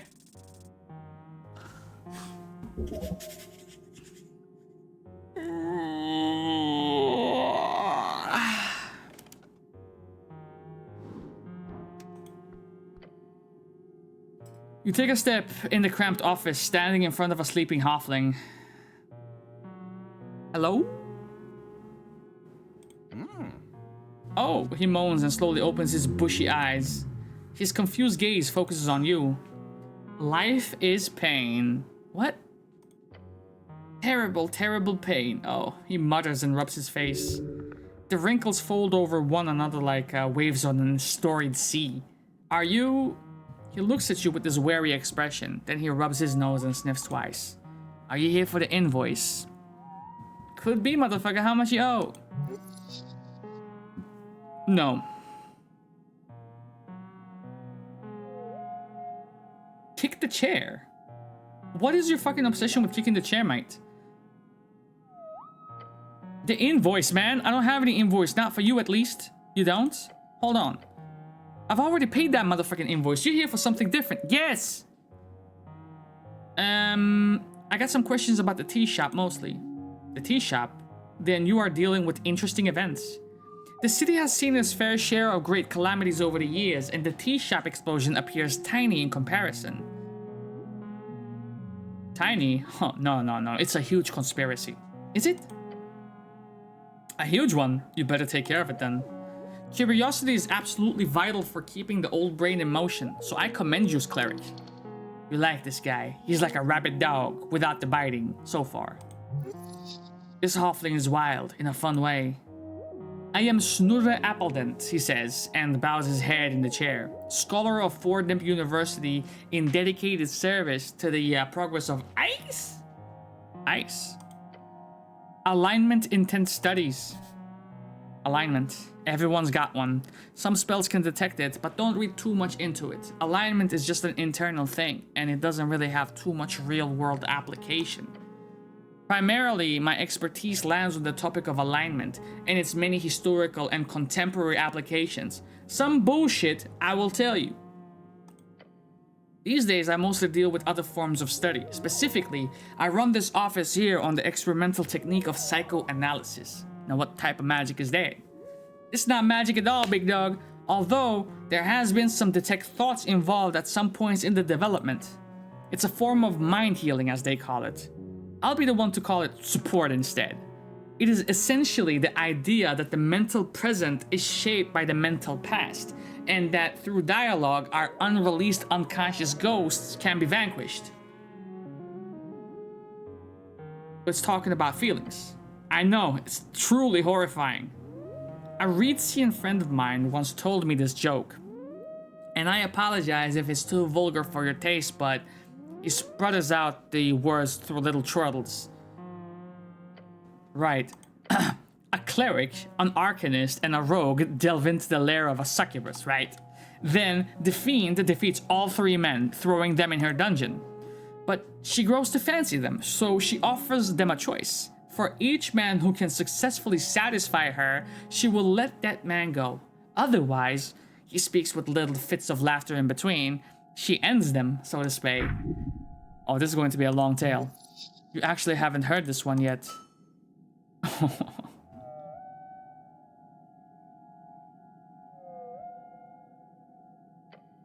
So, the three adventurers debate in which order to go. Eventually, the rogue and arcanist decide the cleric should go first, as he is a virgin and will most at least likely increase her standards, right? The cleric, being divine and so on, prays to his god and goes to the fiend's bedchambers. He comes out 10 minutes later, completely unharmed, and gives a thumbs up to his two friends, who of course both feel a great sense of relief.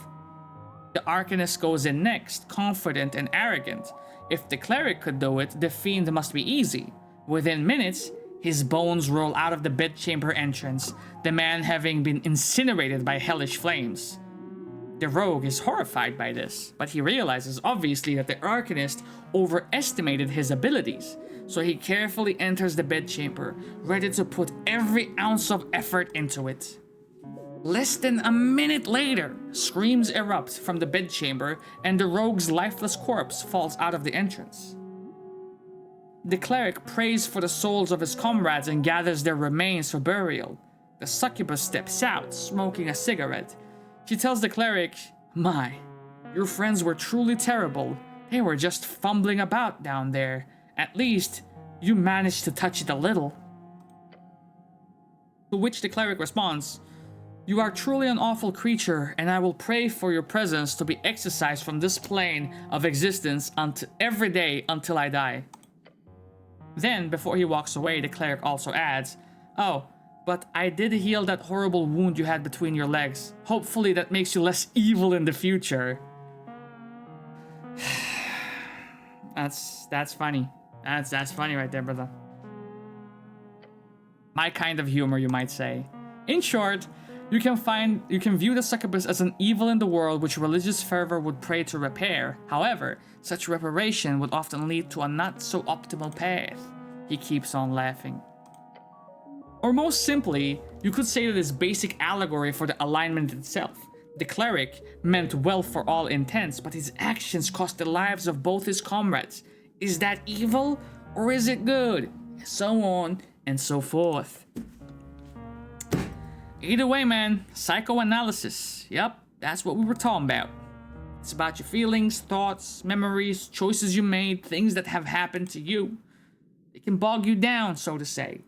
And the goal in my clinical practice is to root that out in my patients' minds and help make them aware of repressed negative baggage, if you will, so one can move forward more speedily.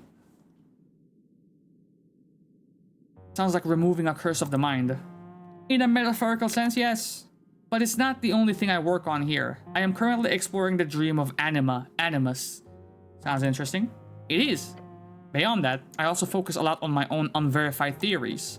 He slaps his knees and grins. The folk spirit. Have you heard of it? Yes. Oh. Then tell me, what is it? Bro, I read the book. It was by the fucking hedonists, or was it the other book?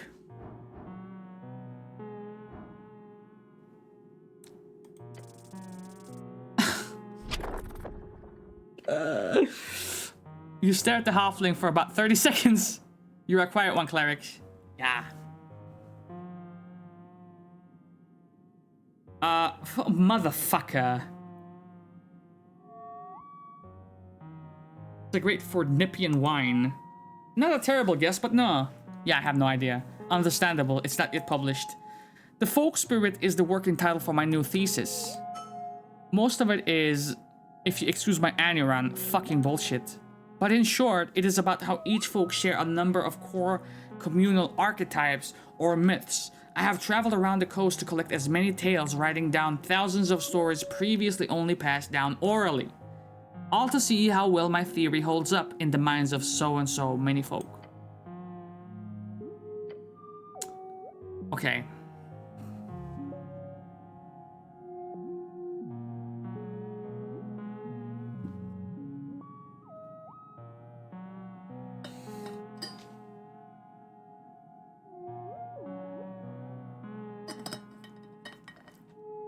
What is love? What do you know about the tea shop, man? That's what I'm curious about the most. Horrific. He gestures wildly toward the rocky wall. Shit started shaking. It was as if the red rock of Tolstad itself was cracking. For a half second or so. So you were down here when it happened? Yes. I think I was asleep, but the sound awoke me. Did you go check it out? No. Someone told me later what it was like. Who? Have you heard anything about it? Rumors? You should not believe rumors, cleric. But yes, I did hear some nasty stuff. Some people seem to think the owner did it himself since he's missing. Some others think the city did it since they printed a clear lie in the post. I've also heard that the Asgalits are responsible since it was their hideout. Or that the Free Striders did it for the same reason, blowing up Asgalist opposition and so on. It's all bullshit, of course, don't believe rumors. What do you think happened? Shrugs violently. I gotta go, bro. But how does this death and resurrection work with all this stuff? What you mean? Can death change your nature? Can one spontaneously resurrect themselves?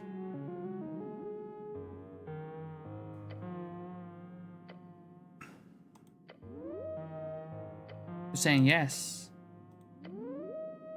Is there a soul? The fuck do I know? I like this dude, man. He's cool.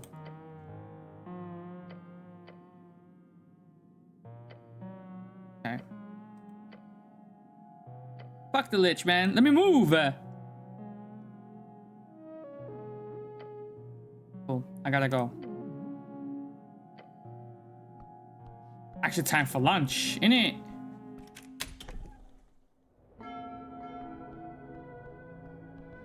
I think instead of going deeper in here, we go back, we have a second battle with the fucking seagull. We wait on this after we speak with the goblin queen, goblin chieftain.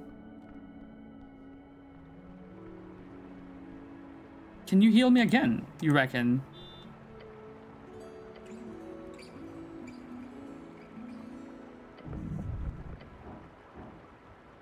You failed already. Now do it for real. Later for that. There's later for that.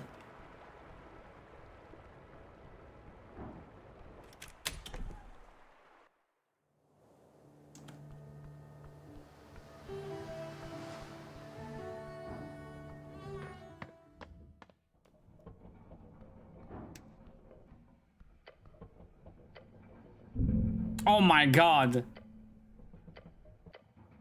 Cool. I was about to fucking say, bro. Homeboy just left. There is this as well. Let's battle. Let's do battle with the seagull first.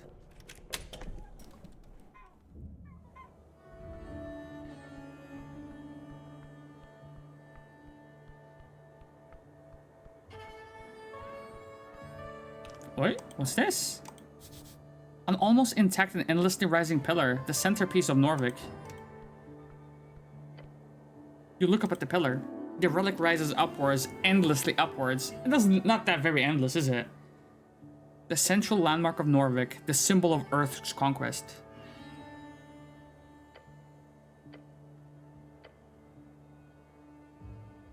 Can I make money off of this thing? No way. They don't even have admission to see it. Yeah, I get... Looks a bit broken, cracked, yes. While the pillar is indestructible, it was under heavy siege during most of the intense moments of the Gate War. Several pieces... Oh.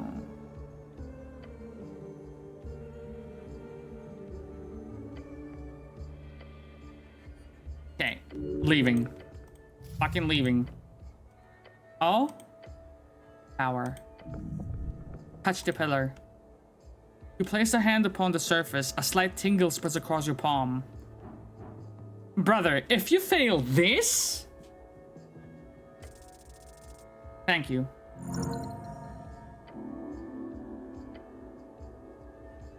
You shape your mind into an arrow, shooting it out outwards of the esoteric force. Find the rhythm to Jor's realm. Hear his voice. The cold rock of the pillar turns warm in your palm. You're marked with it, with your spirit. Feel. Warm. Deep. It goes deep down and far up. Cool. Did I do anything now? 10? You must keep looking. Soon the pillar's secret will be revealed.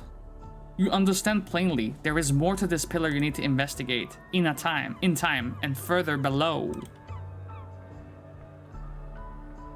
Fair.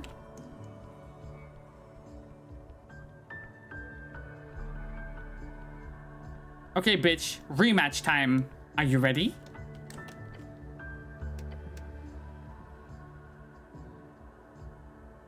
Huh? Here we go. I can't take it anymore? Locked. I can't do it anymore.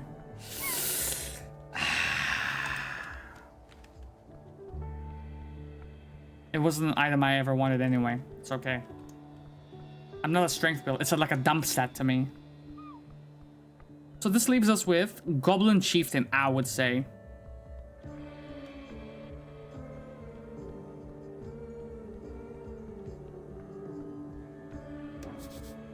Goblin Wall Art. A green face is splattered across the facade, staring wildly towards the flaming sky and the dragon spread across it. Something like that. What does it mean? It represents a devotion, albeit in an asinine way. The coins stand for all the fat loot the dragon brought to her people. You could get behind that shit right there. Yes, sir. The fire is the soul, a boundary between the real and the heartful. Take a step forward, the painted stone surface is smooth. You feel an esoteric urge to communicate with this object. Challenging, bro. I don't know. I would have to I would have to equip items that would give me an edge in this matter. Tree rising far above. A show of nature's true force. You look up at the branches of a bracken tree. It stands tall in the garden, towering over you. Majestic. Touch the tree. Good tree, strong tree. I don't see a purpose to this, me neither.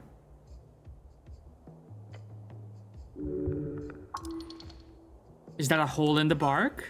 A hollow, just wide enough for you to stick your hand inside. Yes. I'm not gonna fall down. Climb it. Wait! That guy said don't climb the trees. Pressing your entire body against the rough bark, you slowly make your way upwards. Okay, here we go. Yeah, come on, man. Wrapping your body around the trunk, you lift yourself up. The bark is rough enough for you to get pretty firm grip, despite the vertical nature of this feat you're attempting. One foot and hand movement after another, each holding on to dear life. You take a deep breath and reach up, finally getting a hold of one of the upper branches. You have done it. Heaving yourself the last way, you get a view you did not expect. A bird's nest. Unguarded. Full of shiny trinkets, dude. Shove your hand inside the nest. Hello! Do we grab the ring or the polished stone? The coins is whatever, right? We can get more coins elsewhere, but... Ring or stone? Ring. Ring of protection. Silverware at the finest kind with a black stone at the center. Polished stone. The bleached white and polished rock doesn't look too valuable until it's in your palm. You feel the tingle. Get the coins, bro. 7? Peace and deuces to you.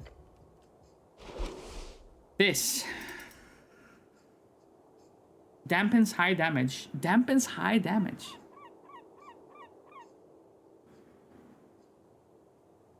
Gives me extra dexterity. I'm never gonna use this, so let's just go ahead and drop it into deep storage.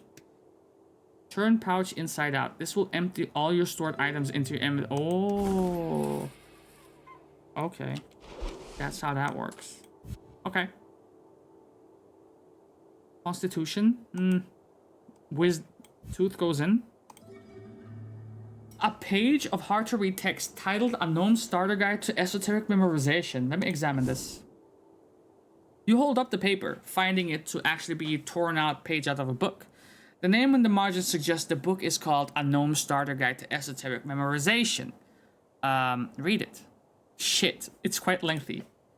The first step to understanding esoteric memorization is understanding the underlying powers at play. Draw strings stretch across this coast invisible to the eye, yet connected to all things living and dead. A spell is simply a set of rules you must follow in order to manipulate those strings into an esoteric effect. Yet those rules themselves are esoteric in nature. As such, most wizards will find it impossible to remember more than a handful of spells at a time. This is the big divide between cantrips and actual spells, as cantrips are both easy to remember and will not consume a spell slot. Spell slots are the common representation of how many spells of each spell level a caster is able to perform without rest. As a gnome, you are naturally gifted in the art of illusion magic. Other schools will be more difficult to memorize. A suggested harmless spell to use in training is the first level spell Grease. To increase your chances of memorization, attempt to cast it at least 2 times per day. In the margins, there was a handwritten, hard-to-read note. It says, every evening, every lunch break at work, remember, you can do it. How mysterious. You should try and figure out what happened here. Let's see. There's a grease stain on the bridge. Yes, it must mean something, but what? Are you joking? No. Did it? Ah, yes. The gnome cast grease and then slipped off the side of the bridge, falling down into the water. That explains it. Poor gnome. Intensely dangerous. A greasy ending. Went out like he went in. You quickly memorized a piece of paper. That's something, at least. So we learned grease. We can go this way. Excuse me. Pillar crossing, you say? Let me see.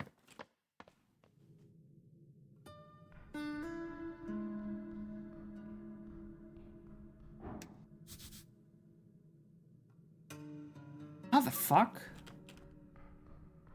That loops back around like that? And that's it. Interesting.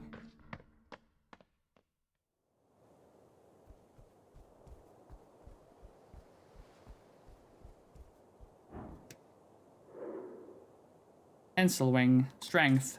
Oh my god. Hey, we got something. Surprisingly content. He's a hard worker. Has a nested interest in the current regime. Devils used to be allowed into the city only on work visas, so he could have served several decades.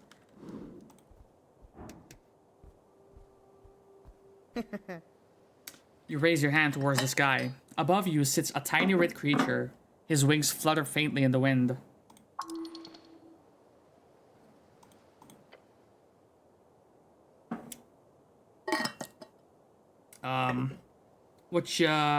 I'm from the local government, big dog. A sigh escapes the fiend's maw. He slowly puts down the paper. I paid my taxes. You can move on. You can always pay more. I'm not from the titty house. Oh, you're not? And glares at you. Wait. Earthguard? A cleric? Hell's you doing here, mine? You can go wherever the fuck you want. Fuck off. Divine mission, all that. Very well, I won't get in your way. I, for one, am very happy for your presence. This place has gone downhill since the city let the goblins and the free striders run amok. Okay.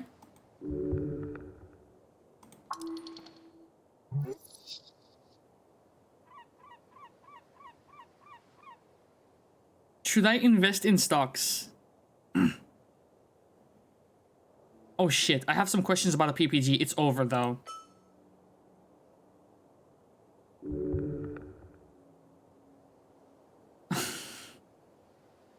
does it take to get a PPG? A week? Okay, cool. What you know about the tea shop, big dog? Yes. What's your take? It blew up. I'm not sure what else do you want to hear. Why do you think it blew up?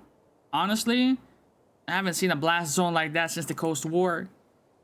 And you ain't hear this from me, but the little fellow trusts you. He is your friend. The scorch marks make it look like one of those fireballs, but not the kind you get from a trigger-happy pit fiend. We're talking high-level wizard stuff. Fireball, a 3rd level evocation spell, causes fire to emerge at a given point, spreading within 20-foot radius, filling up available space. I mean, the Mortician is my primary suspect right now, but it could also be... Be careful, Carrick. Powerful forces are at work here. Thinking about it for a few more seconds makes it clear to me that it's all a big cover-up. Wouldn't want the first time city-trained spellcaster goes a little off the hinge, if you will. Slander. The city does not train people to explode. Other than that, not to be self-incriminating or nothing, but could be a fiend, man. Could be an elemental. I mean, Waterlane has shipments from Cargamesh every other month. Maybe a fire elemental slipped through. Who knows? A fiend, huh? I don't know. I don't wanna commit to anything.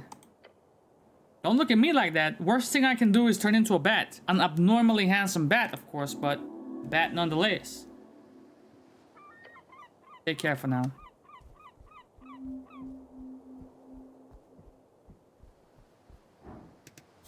Shiny.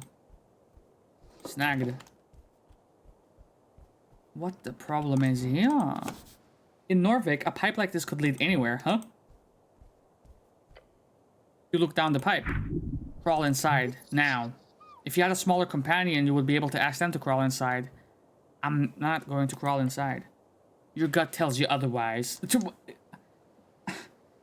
Come on, man! Try to enter the pipe. You get down on your knees in the dirt and you put your helmed face into the entrance of the pipe. You can't seem to get further without immense force. Enter the hole. Bro, why are we doing this? Here we go. You squeeze on through, finding a side path, one that doesn't seem to lead directly into the sea. Then you hit a flowing rush of ice-cold water, then down. Your flesh is sucked, tumbled, and spat out. Oh, come on, bro! Around you, a vast survey site of a type, Divine Era Temple. Huh? Shit, I was supposed to meet with the fucking Goblin Chieftain, brother. Uh-oh.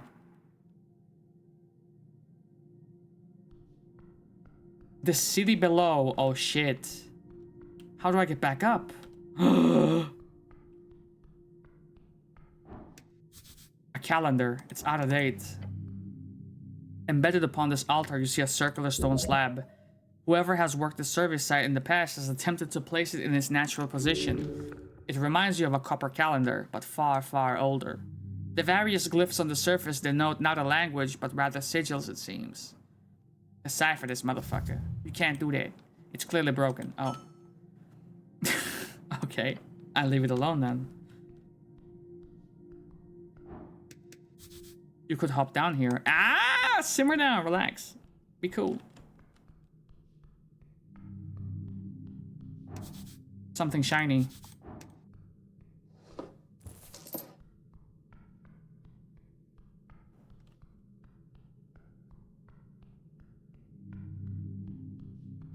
Shit. That's a commitment, mate, innit? Hold on. Okay. Here is the fucking primary play here. Is it possible to... How do I cast this?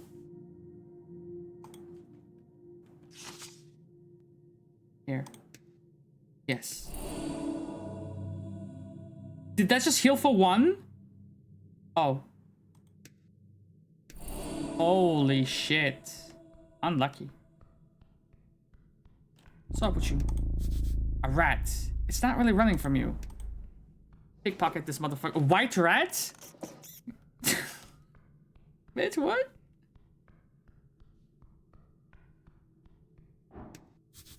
Glowing mushrooms. Must be tasty.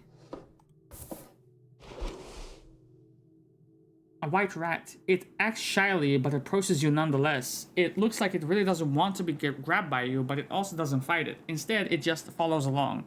Sort of not very happy with the situation, but what can you do? What the fuck? A small fungal spore ball. These can be farmed along the undercoast. They do wonders for your guts. They're probably not mind-altering. Probably.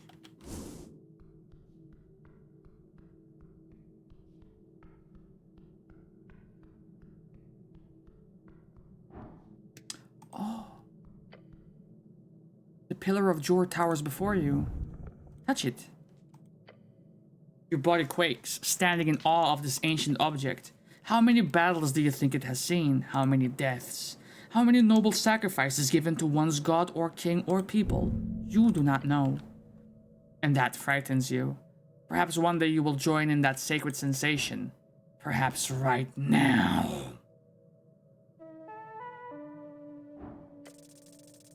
Slay!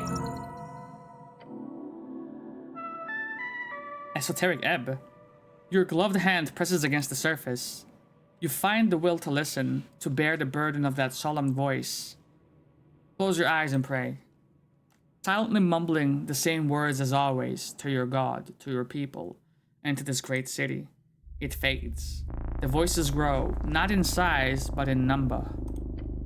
Some of them join in on your prayer. Some dismiss it. Some hate it. Before you, a dark landscape stretches covered in the bodies of the damned and waiting. Their souls on display for judgment and callous sorting. Among them, you see one face turn to look at you. At first, you believe it to be him. Then you understand. As the man, who appears to be both younger and older, gives you the kind of look of regret a father would have on seeing the return of a lost child. It turns to face the stairs. You watch him go. Again, again, again.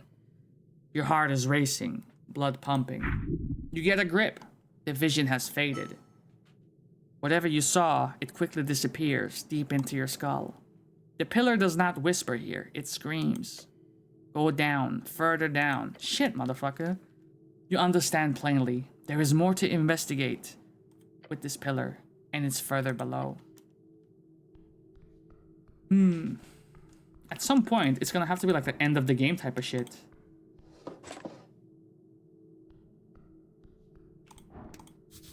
A door, how interesting.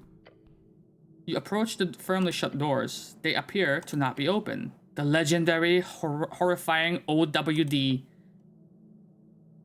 These are all over any proper dungeon, as it should be.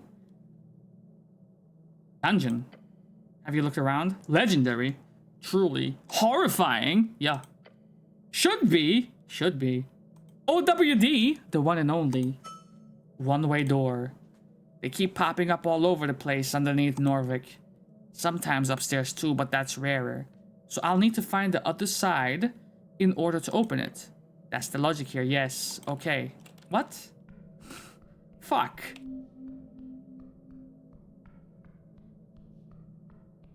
I believe we had another door here, which should... Oh. Curious.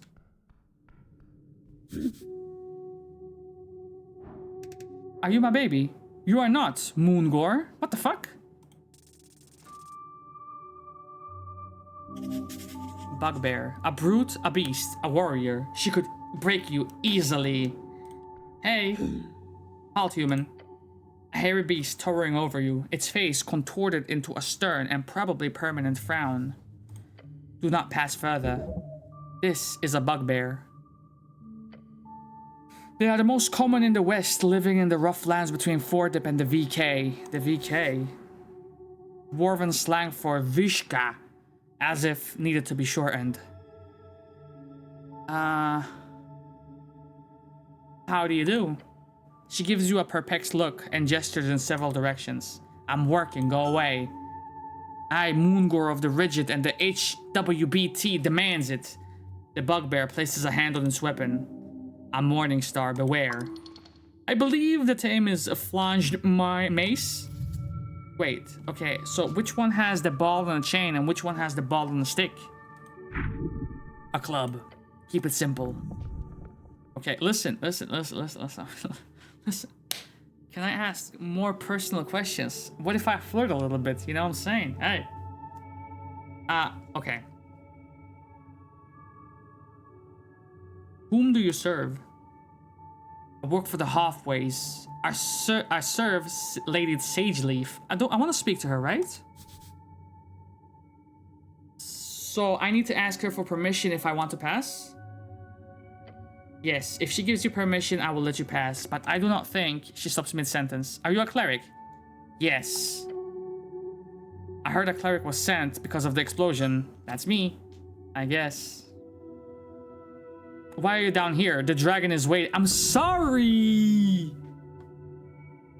I just sort of ended up here. How? There was a pipe? I'm sorry, big dog. Head up the stairs. The apple tunnel is usually locked, so you will have to leave the lich house by going all the way up. Apple tunnel. Okay, wait. Let's let her speak. After that, you head south, go across the grass. There should be a goblin standing guard. Okay. I think so. Yes, ma'am. Then go. I'm ask some personal questions. She's gonna kill me, bro. She glares at you. I will not entertain you with an answer. Now leave. Alright, but I'll be back. I'll be back with it.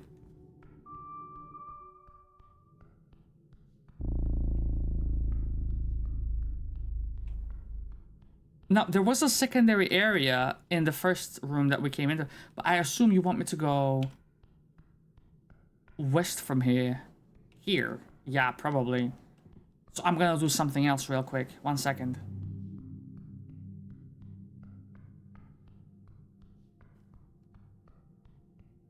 Like, surely I should be able to fucking get back up, right? Yes. Dexterity. Attempt to step down in a smarter way.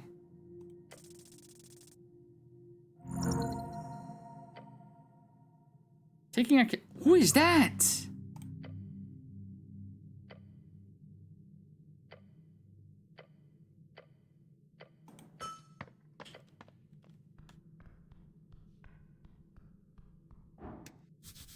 Adventurers must have hidden stuff in this pot. Bet your ass they done did that. Oh. How much cash do I have now?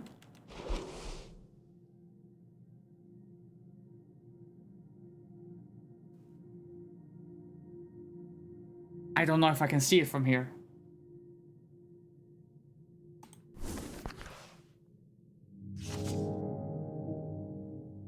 Wait.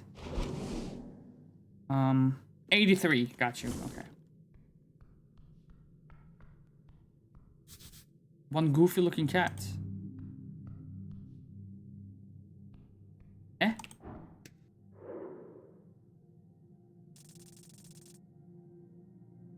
Axel Mattsson.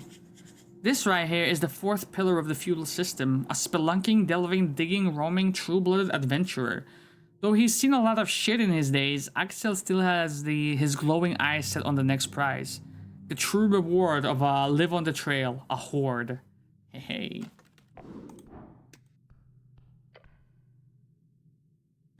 Beside the buried statue, you see someone upon a ledge.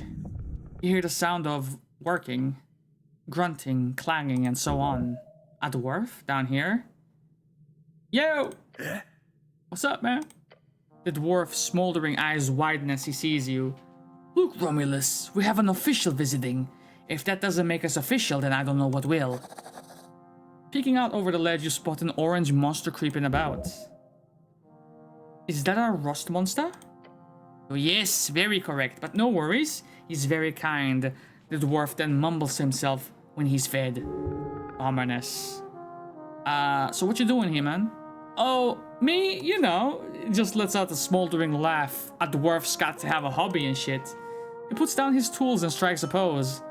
Let me introduce myself. I am Axel Mattsson, a dark dwarf. A derogatory term for the underdwarves. Why did you say that, intelligence? Pleasure to meet you. You're a Norvikian cleric, I presume. Yes. Ooh, chance to change? I'm more of a rogue, really, the sneaky kind. A rogue? Rogue what? Dick ass, right? Just a rogue, you know. I know, you know. Yes. Yeah. Why? It's one of those ancient esoteric traps, still functional. It will burn your beard off. How does he know about your beard? How does he know about my beard? Not sure how much experience you have with the city below the city, but most people who come down here, they die. Even clerics do not venture down alone. Don't you have some backup? Backup would be nice, actually. What? Then what's your goal, man? You cannot possibly just be taking a stroll down here, can you? Yes. Yes. Mimics. That's probably a good idea, thank you.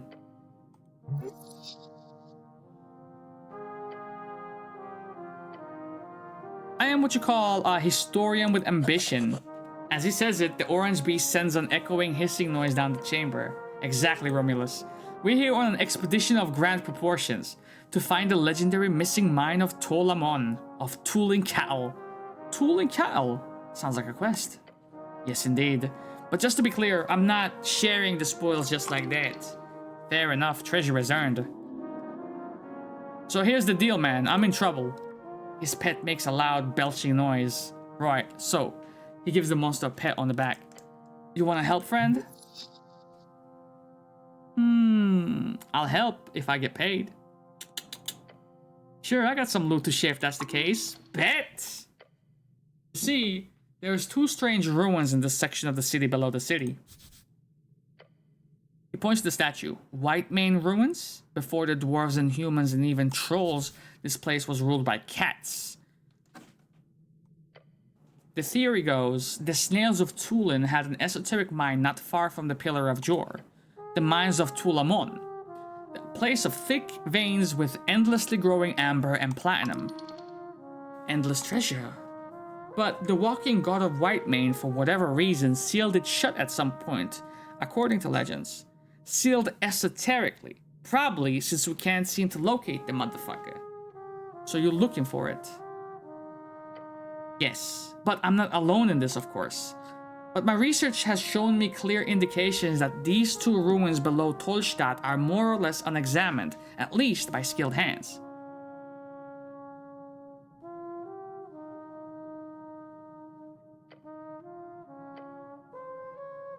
What is it? 4 or 5 levels of sprawling tunnels and caverns here on the Tolstadt. I see. There was no problem with this site. 5 stream streak by Smith. Welcome in, brother. How we doing? But I'm almost finished here, and I'm unable to gain access to the second Whitemane Ruins. It is because what's inside is HWBT territory, and I'm assuming that's what the bugbear is got. Hello, motherfucker. Hey, how you doing? Moving up in the world, big dog. 450 carat coins, mine. They are very unwilling to allow a dwarf like me past. Those goblins hired a brutish bugbear as a guard, okay? I've been there.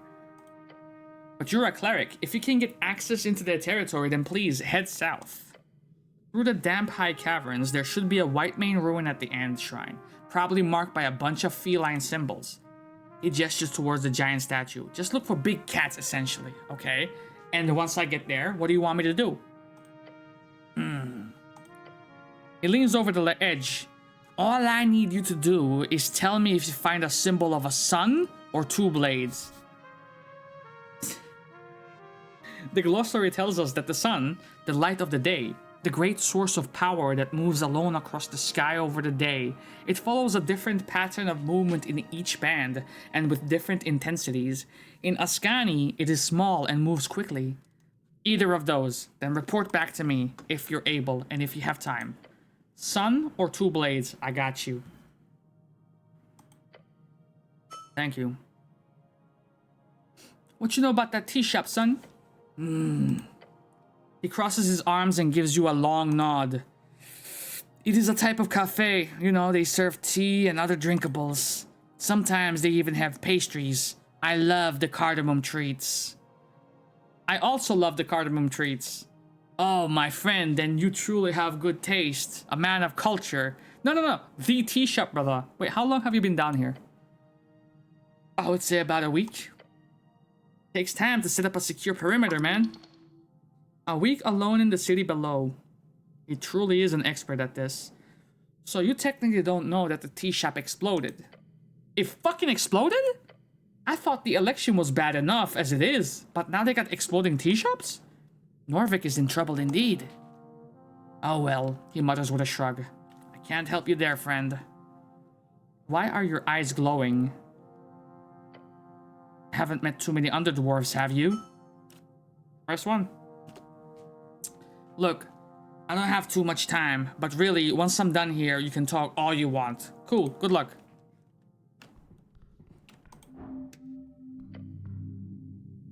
You approach the step once more. A long step. Shut up, Constitution. Thank the gods, you don't have to try so hard this time. There it is. There it is. I could farm experience by doing that multiple times. Now we need to find our way back up.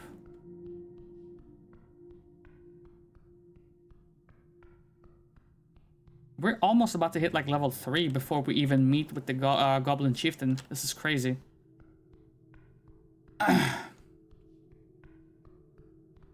Oi, oi, oi! I'm fucked. I'm fucked.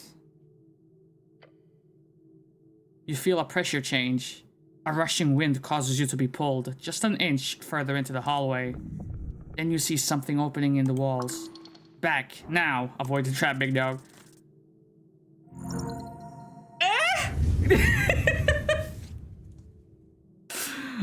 Holy fuck, dude.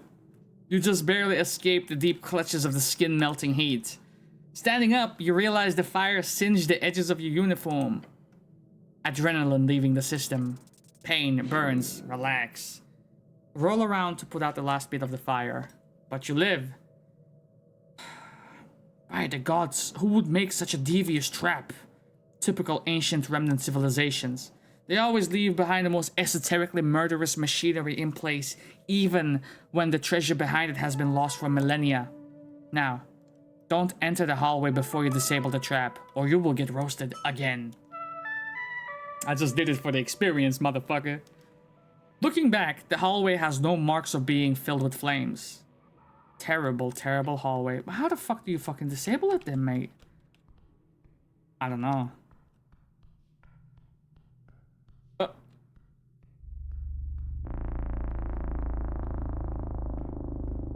A door that does nothing. Thanks, door that does nothing. I'm not going down there. What about south?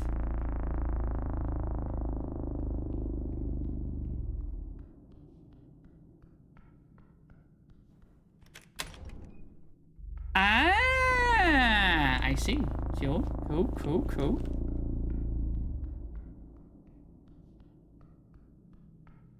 I have to do it for the culture. I have to do it. Is this is not it. What is this then? Fucking nothing. Okay, I'm ready. Shit! I'm sorry. I'm sorry. I'm sorry.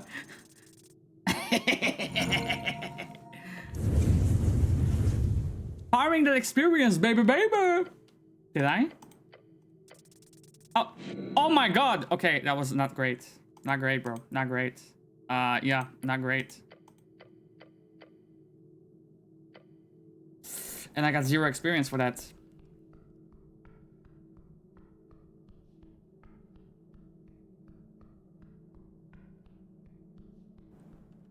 That was the door. That was nothing. Then this has... Men vad fan? Everything suddenly goes very, very tight. A cramp?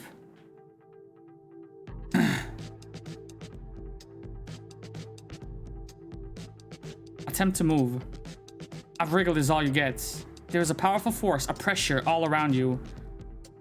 Attempt to speak. trying hard to open your mouth, you feel it sluggish and hard, as if your body is fighting against every inch. What is going on here? You can neither move nor breathe. This is quite possibly quite terrible. Hold on. You're not just playing around? I can't move. Oh no. Oh no, no, no, no. All around you, acidic gel. What the fuck?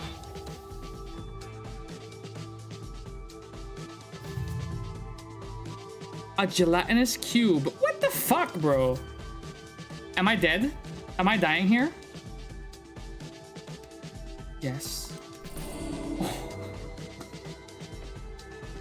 You are statistically likely to die here and now. No, not like this. Not in this terribly embarrassing way. What kind of idiot just walks into a cube? It was invisible, bro. No one knows you are here. You are alone in the cube. You can escape if you're strong enough, you know? A man is alone. Alone you can survive. You will survive. What you mean you can survive, brother? It's a fucking DC 22. I have a -1. I'm dead.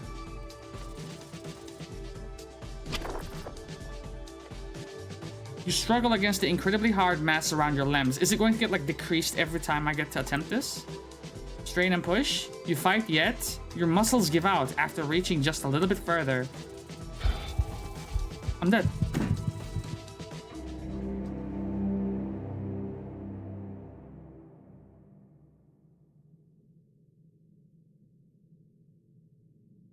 Well, that was 8 playthrough, boys.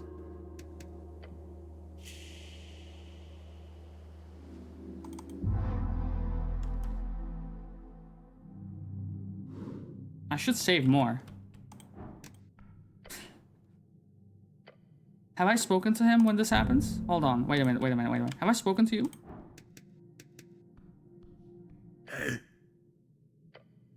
Okay, we have. Cool. Very good. In that case, we haven't really lost that much.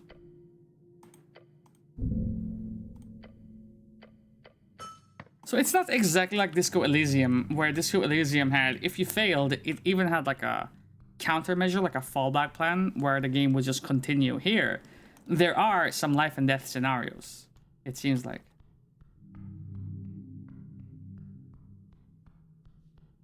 I just have to remember, what was up here? A door that wouldn't open, because it has to like loop back around, I guess. This was... Nope.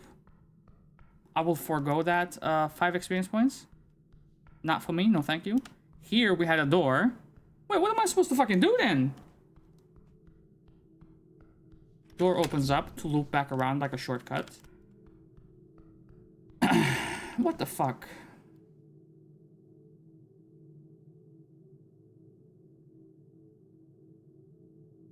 That's interesting. No, wait, that's not interesting at all. I was like, the game has remembered that I used up 2 cures. Okay. Surely I should be able to fucking squeeze on through my dinner. I can't move. 11? Brother!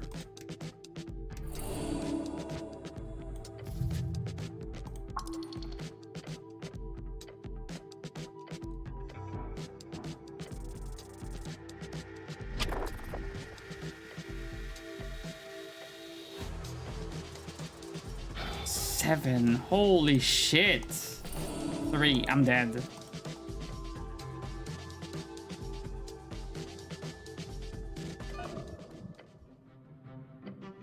You ate 15?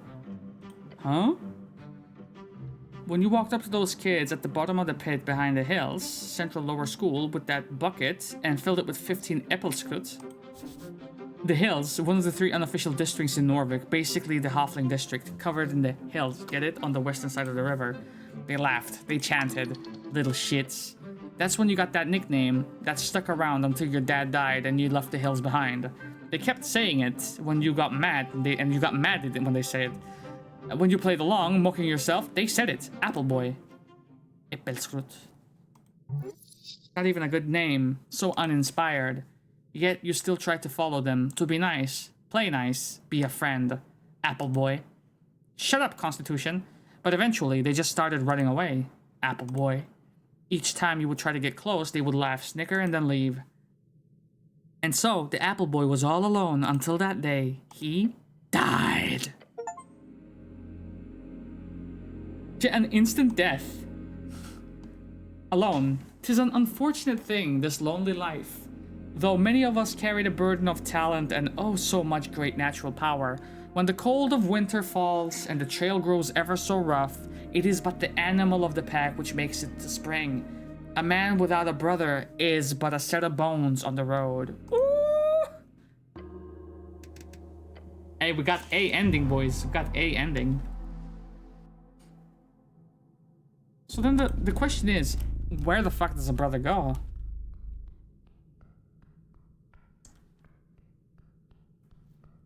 Because going this way, she's gonna get mad at me.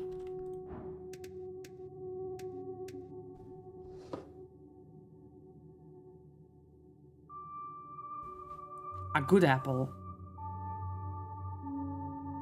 What is this? Oh, fuck off! I'm sorry, I apologize. I apologize. I'm sorry. You dare steal from me? Her grip tightens. You feel bones shifting. Worth it? Definitely not worth it. Embarrassing. I wasn't stealing. Let go of me. I'm a cleric of the city. You are a thief who happens to wear Earthguard colors. That makes it worse, not better. She pulls you close enough to smell her breath. Meat. Old meat. I should break your fingers. Oh gods. One by one. Well, motherfucker, do it then! Let's go for the other ending, I guess. Oh boy.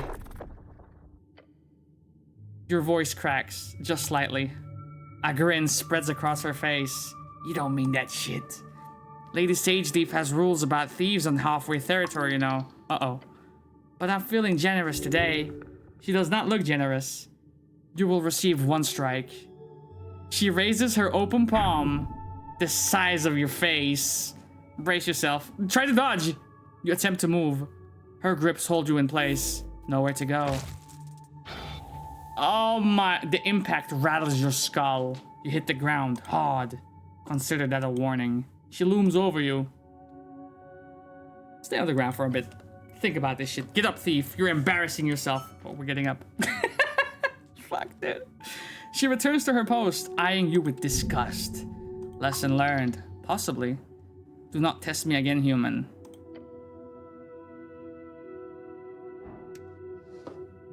Ah, you're lucky. You are lucky. I still don't know how to fucking get out of here now. Unless, wait a minute, unless. I don't think we fully explored this part. The abyss will swallow your soul. Is that a fact to you? Yes.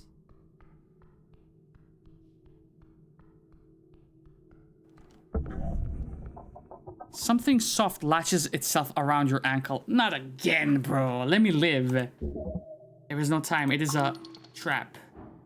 Dexterity. Don't fail me now, partner. There you go. You throw your body back, slithering out of the rope before it tightens. The instant you do, watch the rope snap and twirl around the edge of the staircase, disappearing into the darkness below. Fucking hell.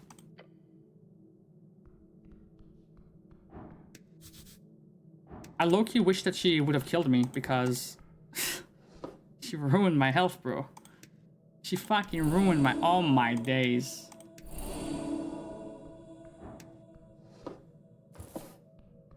Yep.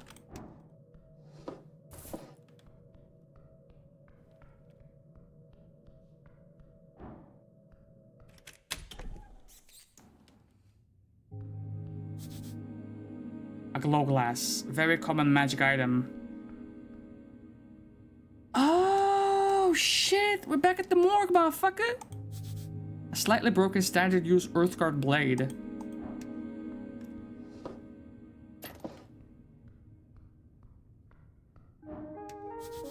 An almost empty box, except for a stale treat and a pouch.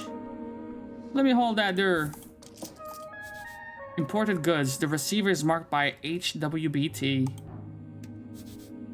A crate filled with sand. They have imported sand to Norvik. Inspect the crate. It appears unmarked. The lid has been tossed behind it. As you glance around, something moves. The sand. It fucking moved. Look at the sand. Yes, fill to the brim. Touch the sand. Your gloved hand trails across the surface. The sand shifts slightly at your touch. Underlying choices are more risky, but they might offer more reward. We gotta go deeper. We gotta go deeper. You dive in with your whole hand, fingers first. This one does not. Bitch! Then you feel a tug, a grip. Wait, your shoulder is almost pulled out of its socket. You... Come on, man! You manage to keep it from engulfing most of your arm, but in the process, the sand grabs onto your front of your helmet. Your face is now sinking. Oh boy. Fight it, man. You grab the rim of the crate with both hands. But as you put your entire adrenaline-filled arms to work, you feel the energy being sapped from your veins. You are being sucked out of your skin. Hello, motherfucker. Hey, how you doing? I told you, man. I told you. Don't fuck with me. No, but you wouldn't listen. Well, you stupid fuck. Look at you now. 2 by 2 again. I told you, man. I told you. Don't fuck with me. No, but you wouldn't listen. Well, you stupid fuck. Look at you now.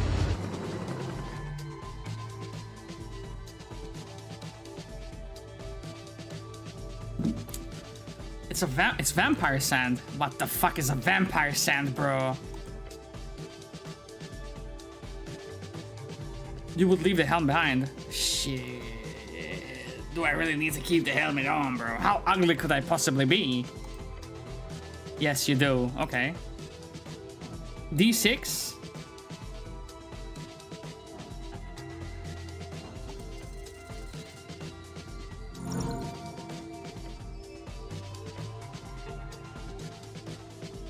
Damn butts this week. Yeah, I don't know what it is. Filled with pure fires of adrenaline. I'm so happy that I have that butt that instantly kills them, though. This better give me something. I risk my health for what? 10 XP? Glancing over to the crate, you see its contents now lie still, like nothing happened. Shake your head to get rid of the sand in your ears. Helps. Carefully put on the lid. You take a very careful step toward the crate to grab the lid, then you place it gently on top. Job here is done. Fucking hell, bro. It's like a mimic or something.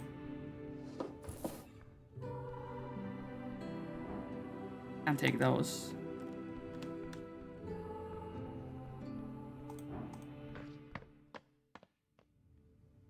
I don't know how you sleep in this game. Oh, you pray. Wait a minute, you pray.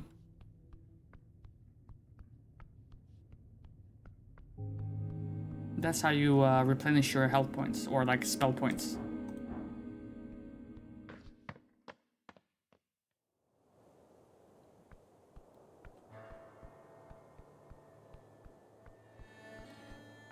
Okay, it has taken like those 4 hours, but it's finally time to pay a visit to the Goblin Chieftain. Possibly. I mean, it depends on what else there is here, you know? We have this. Overgrown ancient. Sort of interesting.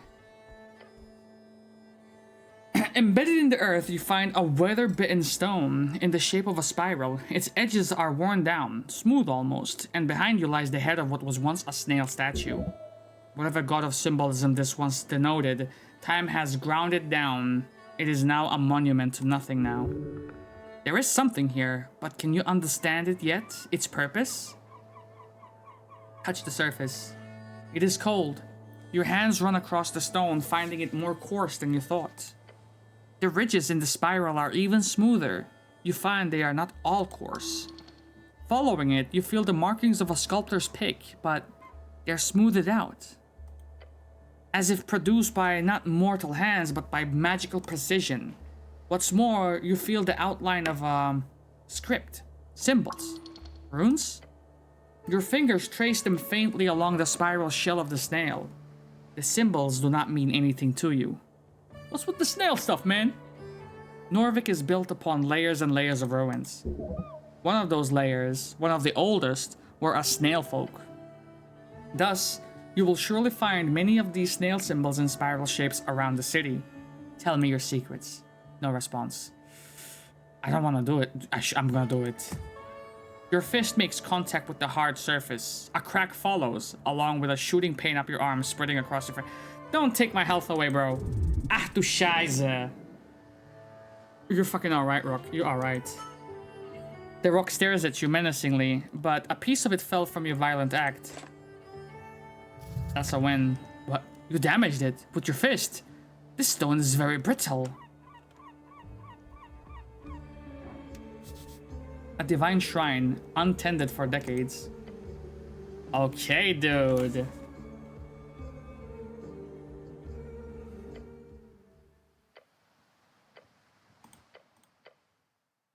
Contemplate the tea shop. Contemplate women. Contemplate women. They exist. They prosper. You will not have one, for they are not yours to have. Though there might be some who fancy you, if you show yourself to be a good man, or bad if you want the baddies. Contemplate?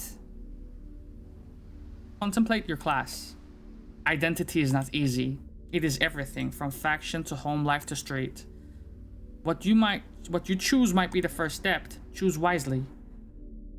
Contemplate the troublesome activists. They are young and brash. You have been there. But both sides want what's best for their city. Perhaps that is the solution. Contemplate the election. The first election. Your vote won't matter. Your vote will be the most important one of all. Ask those around you and what they will vote for, and you might find your own voice along the way. You let your mind go through the basics of what you know. The tea shop was destroyed in the middle of the day. Minor injuries were reported. Your goal is to enter the tea shop and investigate it properly. This is it. I'll do so.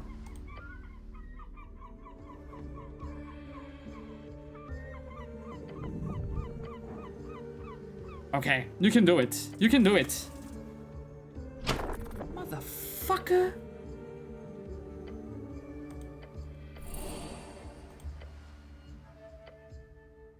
Okay, dude, I'm gonna do it. With a fucking shard. Come on, man. Come on, man. Wait, I'm gonna do it when I need healing. I just unlocked it. I can't... interesting.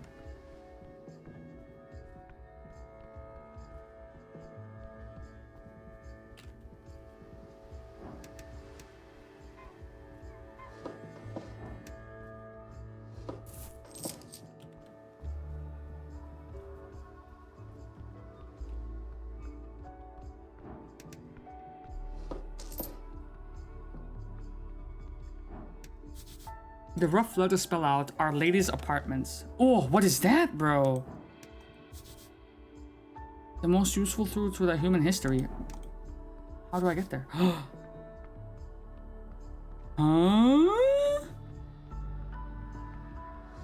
A bucket. Man.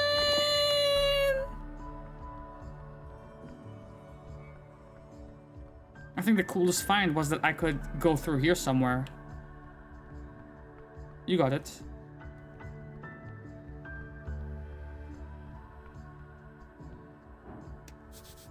Old faded posters nailed to the wall. They're unreadable.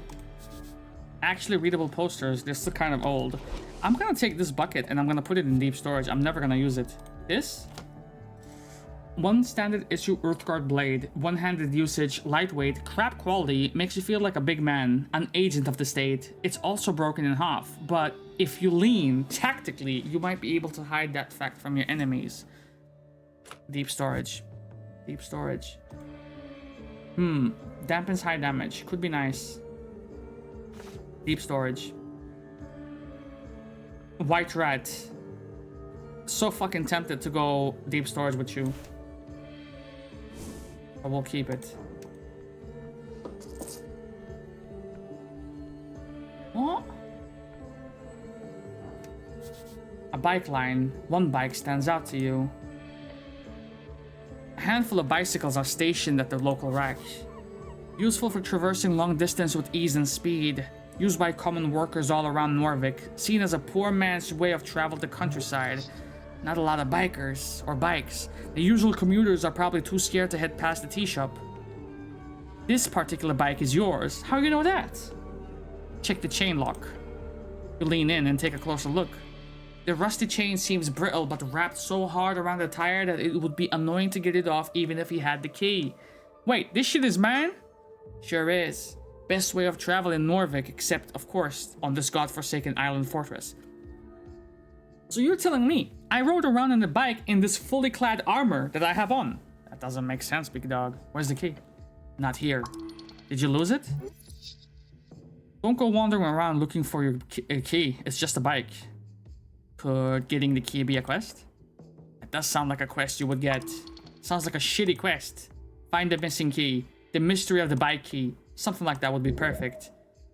The key is probably at the bottom of the river along with the rest of your motherfucking dignity. Hold on. When the fuck did I come to Tolstad? On 2 days ago. I see. Then you fell. Was I alone? Do I recall anything important? You chained the bike. You stood up. The pain. Wait, hold on. Someone was waiting for me then.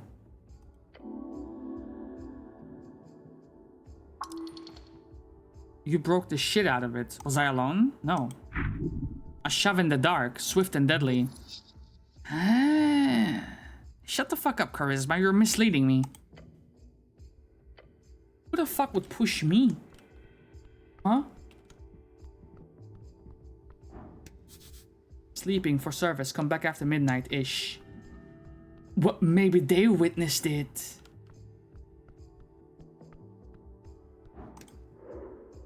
Zaba.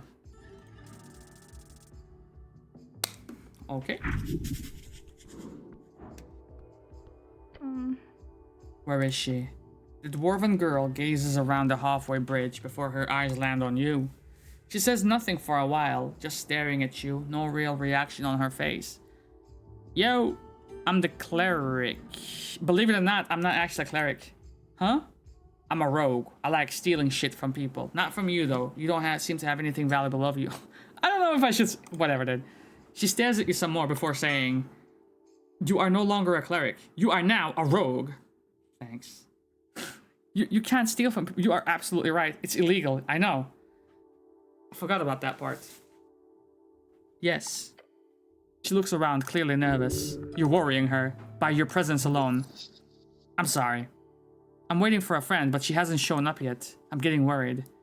I can help you with that. Get excited about a potential yet very minor quest. Okay. She fidgets with her hands and clears her throat. She has glasses. She wears a green coat. She's a human, but not that much taller than me. We were supposed to meet up here, but she hasn't shown up yet. I'll go look for your friend with the glasses. Thanks. I don't spend too much time on Tolstad alone, so I'm a bit lost. Cool. I can't steal anything from her. But I would say that a rogue is way to go. And if it's not, then I can just switch over to cleric again and then get another 100 experience points. Ooh. Not human.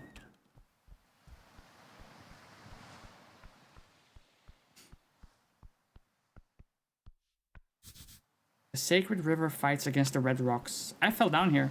It was like one of the first things I did. These railings follow the Safety Council standards of 22.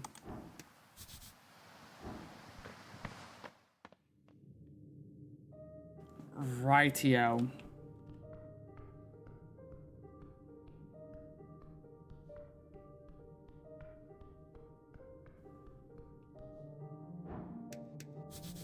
A tunnel to the river. Those before left many holes in the berggrund. maybe not transition now. Maybe we just explore the level we're on, and then we make a call. Your stomach twists. Beware her illusion. Who's hers? Yes, presumably. A tunnel to the central Tollstadt. Huh? Huh? The dragon herself, indubitably. Viskan's Lich House must be located within these walls, just a bit further up. Lower lair. I can feel someone glaring at me. Fucking dragon, bro. The fucking dragon is looking at me.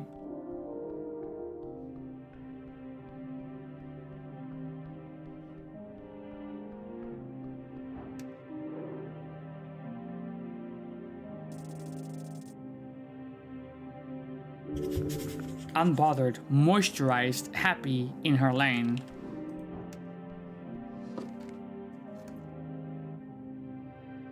Speak with animals. Ooh, huge. Very huge.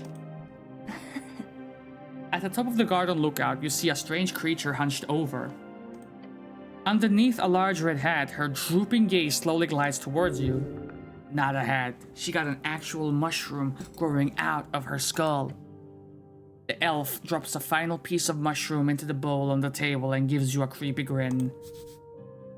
Elf is like a scary primal overlord of the forest. Rare in Norvik, but they got their hidden roots all over Ascan. Nice corner you got here. Slowly, and in an appropriately dramatic fashion, she widens her eyes to reveal piercing red pupils. And her grin widens even more, somehow. Abort, run, leave. Relax, Dexterity, you always freaking out at the first sign of, you know what I mean? She's trouble. She's real trouble. Just look at the side of her head, man. Look at those pointy ears, one on each side, and those eyes. Elves don't hang around Norvik a lot. They usually stay away from lesser folk. But look at her. This is no elf of Illim. This is one of those dark elves. Hello, elf. You hear a guttural chuckle leave her lips. A man delves into the garden, his sights set on the mysterious below. Are you that man? The way her eyes dart back and forth like that, is she on something?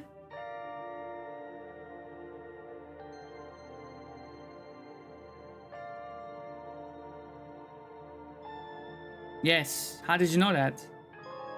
Goblins are not the only ones who whisper in the underneath. Look down, huh? She tilts her head and comically large mushroom hat. I'm talking about plants and such. The elf stammers, or is that an idiolect? She turns around, her red eyes glimmering beyond the mist of spores. Neswikala of the green. Call me Nessan. I am underling to Hierophant Ophidana. Of course. A goddamn druid. A druid is a primal spellcaster, often balance-keeping actors across and below the coast, known to commune with flora and fauna. Something esoteric going on here, that's for damn show. You a hag, ain't ya? She just gives you a goofy smile. I'm no hag, although I have worked with many in my days. I've spent my days handling primal forces, that which grows and decays. You know much of it? Kinda, they went over the basics in the towers. The towers? Ah, your wizard school. More or less, yes. She lowers her gaze for what you realize is the first time since she raised it. I would like to hear your tale, human. There is much to be learned from your folk and your settlement in this band. How sustainable is your lifestyle? Sustainable? How do you replenish the resources you consume? And if you do not, how many years until depletion? I'm supposed to know that shit? I do not mean an exact number of hours or even years until you run out of natural resources. Just an approximation. And perhaps a toll of the impact on others in your vicinity? You mean me in particular or my people? Both or either. She presses down a mushroom in her bowl, sending a puff of spores into the air. You want an answer now? If you have it. But there is no stress. Think about it. If you focus yourself, you can probably sustain yourself for a long ass time, big dog. Who cares, really? If you run out of shit, you just go to another place and take that shit instead. That's how it works. You're focusing too much on the question. Instead, focus on what she wants to hear.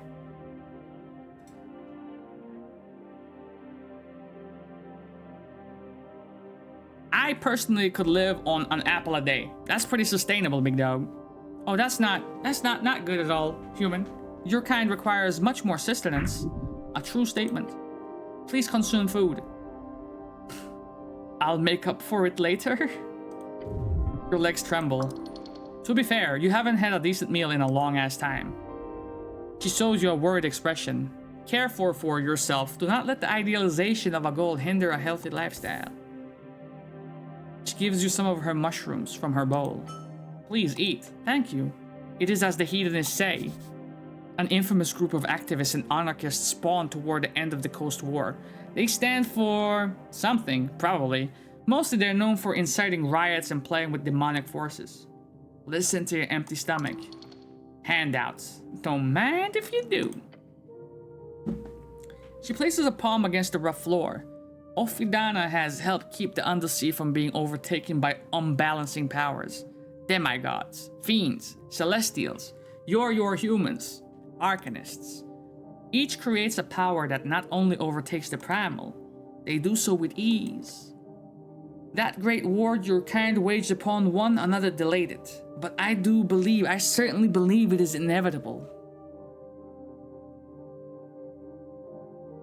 Don't worry, nature always survives. I mean,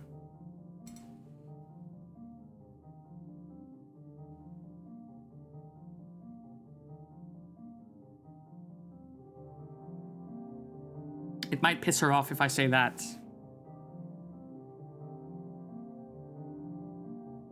Humans barely exist anymore. We're almost extinct. Like decent ones at the very least, eh? Fair. Your kind might be an offshoot of a much more dominant force. But you still hold a great power in this band. Don't forget that shit. She takes a deep and deliberate breath. Now enough of complicated topics. Tell me, human, do you have a mate? What's up with you? Do not answer that. Well? Your cheeks clench. Why? No, not good. Your mind races. Hostile? Nah, probably not. Elaborate. Oh, of course, I apologize if I was vague, human. I only mean most humans in the settlement group in pairs. I wondered if those of your kind do the same. Form such long-term committed partnerships. Now that is a slightly less inflammatory question. I am married to my work. I am the cleric. I go solo. She lowers her mushroom cap and sighs. I see. It is the same here then. The path of an esoteric guardian is to be alone. The elf starts adding some kind of oily liquid to her mushroom bowl. A strange substance, golden, perhaps from some kind of undersea whale. Primal kin. If this old elf can guide you in any way, make it so. Show me your primal attunement, baby girl. What's up? No, what the fuck? Wait a minute now. You don't look like an elf. What you know about that tea shop? Only what the roots whisper to me. The elf leans closer, twisting her head to the side. You must delve deep, human. Something rotten happened that day. The green quakes. They fear what's to come. They whisper. Okay. Do they whisper anything useful? She leans back and lets out a resigned sigh. You do not speak often with trees, do you? Insane behavior. Okay, and what do the goblins whisper about? That the city is at fault. That Lady Sageleaf should take over. The usual. So you were here when it exploded? No, I was much further below. What do you think happened? I will not deliberate on things I have no knowledge about. It's fair. Are you voting? I am not a citizen of Norvik. Cool. It's fucking right in my face. No. There's later for that. I can min-max my stats before I do that. Okay, Dragonacy. Let's speak. But first...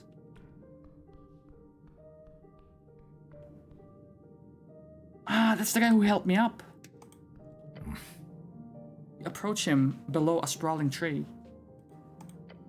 The well-dressed goblin stands proud beside his master. Go ahead, cleric. With a proud smirk, he motions towards the wooden throne. You should stand before the throne, address her court. Had to sneak a nap in? I hope you enjoyed it, big dog. Okay then. I haven't done. Like, I've just been exploring, but I haven't even speak to the fucking goblin chieftain, brother. I'm just about to do it.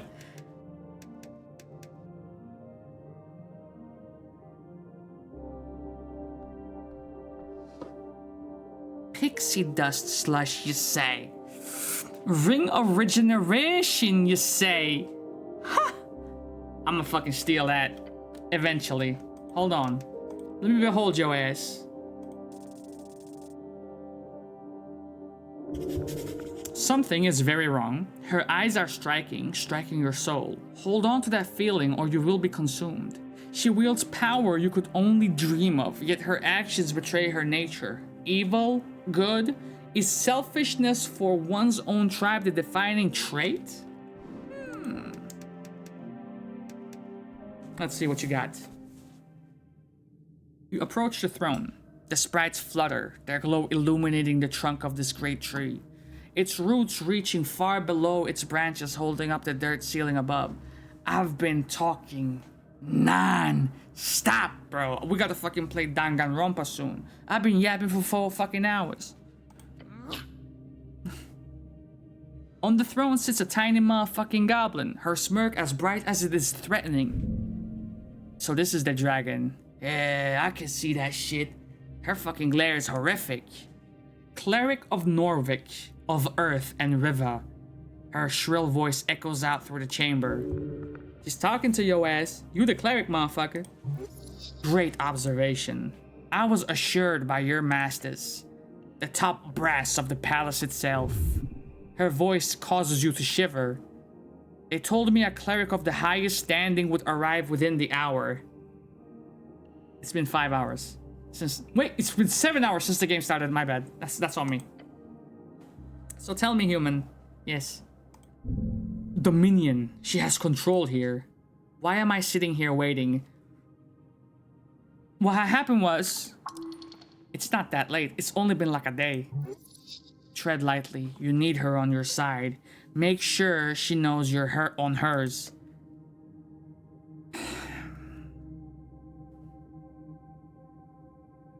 My apologies, lady.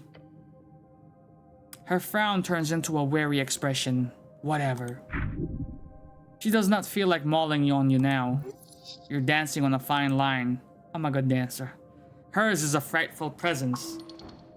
You can't take this much longer. You need to get the fuck up out of here. Dexterity, I need you to fucking chill out, bitch. Chill out.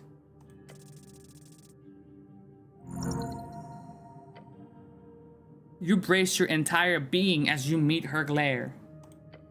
With her trembling innards, you resist.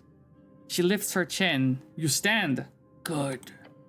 The dragon leans on her armchair, letting out an exhausted groan. It is vexing to watch my street descend so far. Are you even aware, cleric? A local business caught up in an inferno in the middle of the day, right on Pillar Road? My road. The way she says that causes you to tremble. And yet, Magistrate Darrow, she spits out that name like it's a curse word. He alone believes the Halfway Bridge tribe does not have jurisdiction over this particular location.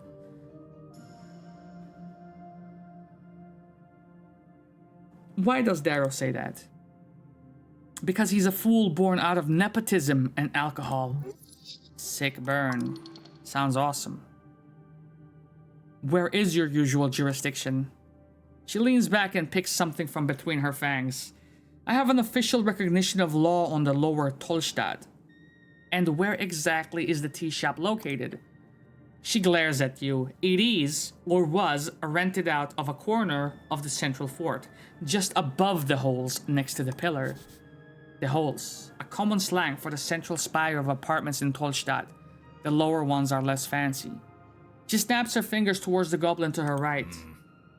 That means it's part of the core foundation of this island's fortress. Therefore, that property is legally an underground rental unit, he says, bowing his head. Lady? My people have been handling that damn Kraus contract for years. But no, suddenly, when the entire unit goes up in flames, that's when my people no longer have the right to enter the premises, to deal with it, to clean up even. No, suddenly it is the city's business, and we should keep our noses out of it. Corruption, plain and simple.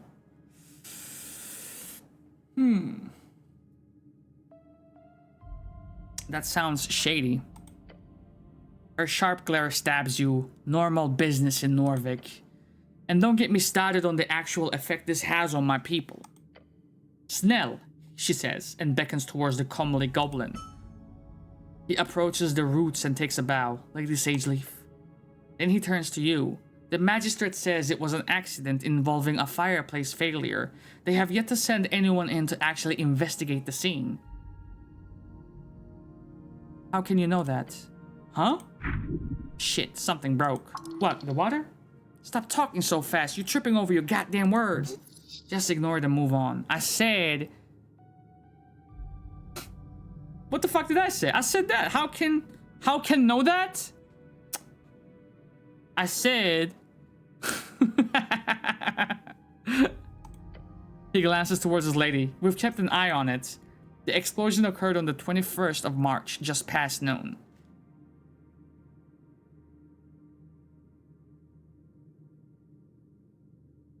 Am I misremembering? Or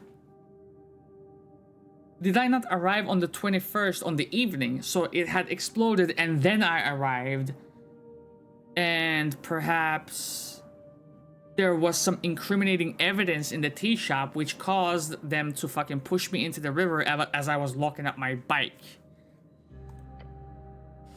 3 minor injuries were reported in the area. Some traps, but no combat, no. I'm not even sure if you can get companions in this game. I think you can, but I just... the way I play, brother. I went into the fucking dungeons before I came here. I'm doing shit out of fucking order. Maybe I'll get on a companion soon. Luckily, foot traffic was low at the time of the incident, so despite the massive kaboom, no dead folks. Who were the injured? We only managed to get one name in the chaos. A certain Frank, son of Frank, was said to have walked away with lesser burns. Okay. That's the sort of prefix used by Earthfolk, a human most likely. That ain't a motherfucking name. He was apparently dressed in a fancy yellow outfit, whatever the fuck that means. Beyond that, we have some conflicting accounts. Like one person said, quote, he looked like one of them dungeoneers. You hear? A real adventuring man, end quote. Another said he was looking to get out of trouble, heading right down to the stairs to Waterlane. This is Mr. Drummer, the owner of the tea shop. This feels like the dwarf, but they said that he said he was down there for a week. So it must be someone else. Either he went down into the dungeon or over to Waterlane, got it. And remember, if he's wearing yellow, he's got style. Huh? Frank, son of Frank? Yeah. The goblin knows it's a fake, but it's their only lead. That's a fake name. Uh-huh. A dungeoneer? If you believe it. The comment was made from one of the militia members. Could be smart to just check the city below just in case, despite the dangers. Bet. Down to Waterlane? Yeah, seems like he was heading down in that direction. Though down could mean a number of things, Waterlane included. Fancy yellow suit? I'm assuming some type of Reedsian fashion. You can tell on his voice that he's leaving out about who fucking knows at the end. Was he inside at the time? I doubt it, considering the state of the building. Why was he there? Fuck knows. Where is he now? Fuck knows. Okay, good talk. You just let him leave? Do you know anything? Okay, wait, relax. I wasn't there, cleric, but yes. The militia did let him leave since they were busy dealing with the fire. Although one of the militia members mentioned him just calmly walking away down the stairs. Maybe down to the crossing or somewhere else, we don't know. Anything else you do know, motherfucker? Snell gives a nervous look to his master before answering you. We have theories, but we need proof. The lady raises her claw. The unveiling has begun, cleric. So dramatic. I fucking love her. Corruption. Madness. She claws at her wooden throne. Politics. This is clearly the work of a rogue spellcaster who cannot go unpunished.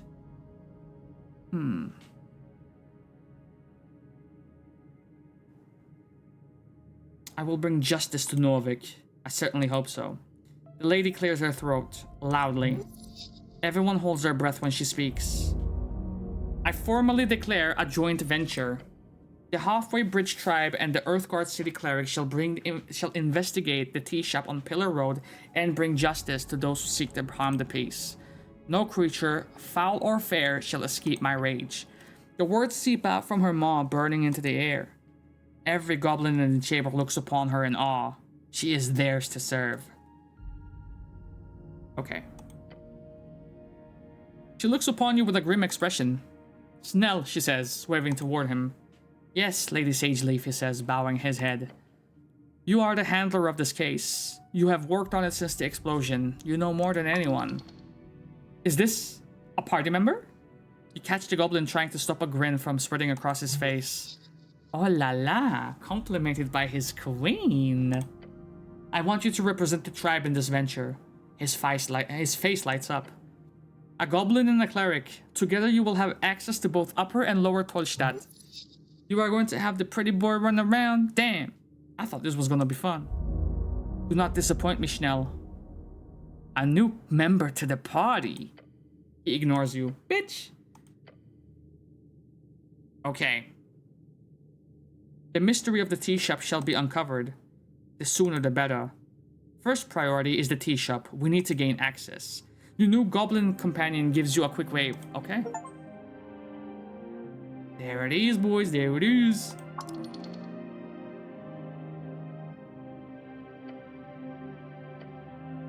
You gotta ask your coin lord for the passphrase, unfortunately. What the fuck?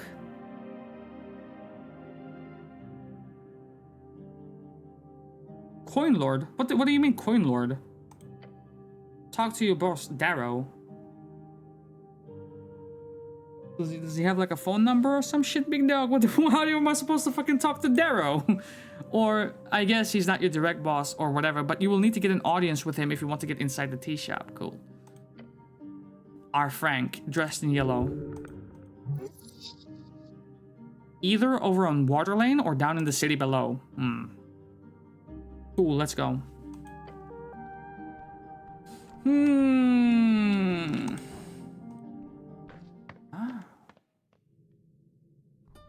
Okay.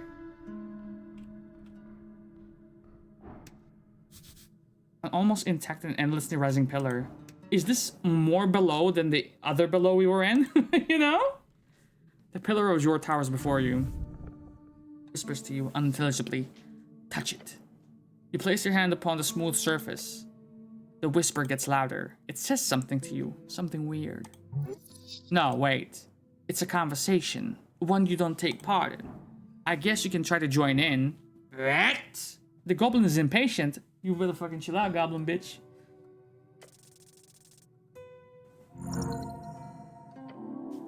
Hello? The goblin perks up. Ah, not me, sorry. The pillar vibrates. Hello. A whisper lies inside of you, or son. It says, he. Who he? It says, divinity. Damn, man, come on. I still haven't played through 1 and 2 yet. You need to relax. It says death. It says necrocrat. Huh? The voice ends. Your hand is repelled from the surface. Ouch. Weird. You understand plainly, there is more to this pillar you need to investigate.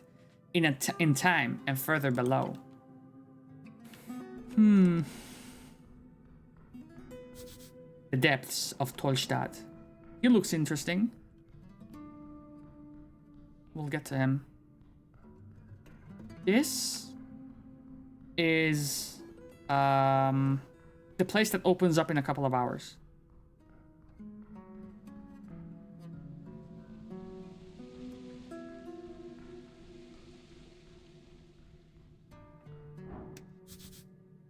Dormitory out of commission. Psych? What? You approach your companion. Let's get on with it then. Chill. The marking on the door says Simi, son of Strokeback. I didn't need to know all that. You approach the green door. An apartment in the halls, like any other. Knock. You knock twice in polite fashion. A long time passes. Okay. Sadly, you can't pick these locks. They all got special esoteric keys. Maybe I'll come back tomorrow, but I can short rest.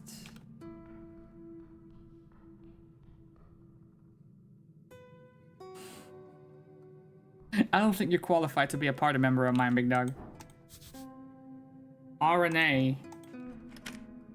Okay.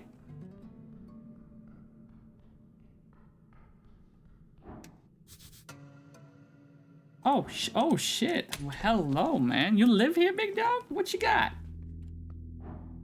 It's a bit high up. I don't give a fuck. Out of reach. He sure is the type to have a photo of himself on the wall. Can't have two rogues on the squad, you know. Mass-produced glowstone lantern. Engage. Yo, Schnell, you need help fixing this shit? That's okay, cleric. Man, I got this shit for you, man. Don't worry about it, big dog. Yeah, I got you. You see what I'm saying? You spend a few minutes looking it over, realizing a bit later than you should have that there is an esoteric effect on the lantern itself. Investigating it further reveals the issue, the glowstone's connection with the flimsy metal plate around it. While the heat remained, the stone is quite hot. Its weak esoteric light was esoterically spread out across the full esoteric surface of the esoteric lantern, instead of focused on the esoteric glowstone itself. Reattach this shit. Fix the lamp. Thanks. He gives you a thumbs up. Alright, cool. Nice.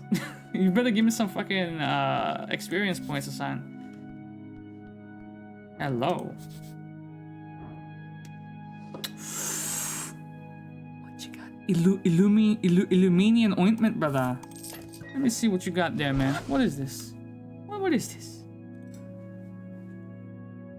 This glass jar, 3 inches in diameter, contains a handful of doses of a thick mixture that smells faintly of aloe.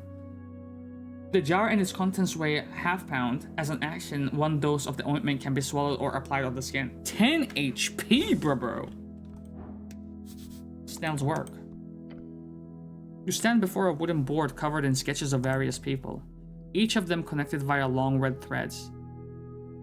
Look closer at the sketches. You see several faces you recognize and some you don't. A birdman with a black and white pattern along with the note, "Where?" Not him, surely. Surely. A bulky merman rival? No, unambitious. Is that Thalasus? No shot. A stout-looking dwarf in uniform with a hammer symbol in the corner. Patron? A stylish orc with a free strider heart completely in the corner. Completely unaffiliated, suspicious. Pale man holding a skull, no motive. A human with a fancy beard and a fish symbol in the corner. Suppressing info, beware. Then finally, you look over at the central piece, the beautiful rendition of Lady Sageleaf herself. Her note reads, "Enemies, spies, city conspiracy?" Project Visualizer. It helps me keep track of jobs. You can check it out if you want. I haven't done much on other than a basic outline on the tea shop yet. I've been busy with all this running around. You're good at this shit, big dog. Thanks. It's what I do.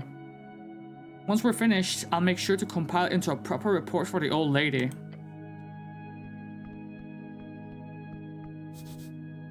The goblin's neatness feels almost divine. What did you just roll for, big dog? Okay. Bagatelle. The goblin has some good taste then. Get the fuck up out of here, big dog.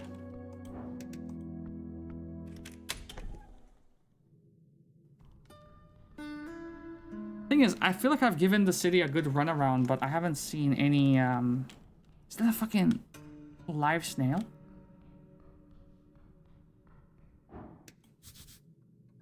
Leads outside eventually, you say. Hold on. Show me.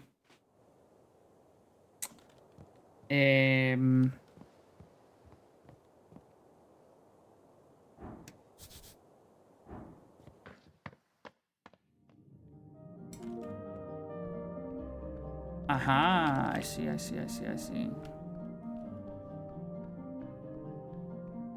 So then that leaves us only one more door in here that we should check out. This one.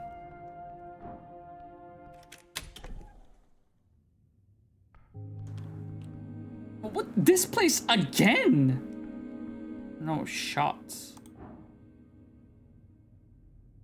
I missed this the first time around when I woke up, but...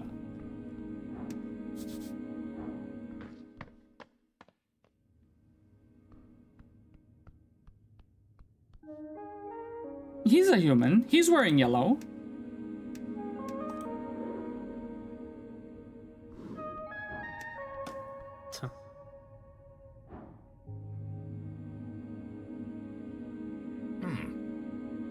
The goblin sneakily leans in and whispers back, "You want to run down right in front of him?" Fuck. He can definitely fucking hear us. Give me the goddamn rundown, Schnell. Viskin is the local mortician, unaffiliated, works on contracts with the city. The HWBT has a deal with him, partly because he's a neighbor and partly because he's not, you know what I mean, a normal person. The goblin clears his throat and throws a glance back at the mortician. He's not the type of dude you want to make enemies with, but hey, he seems to fuck with you, so good job on that shit. My suggestion, keep your distance, just to be safe. Cool. So, thinking about it, we can run around. We have like 2 hours to kill before the pub opens up. Or whatever that place up ahead is. What was that?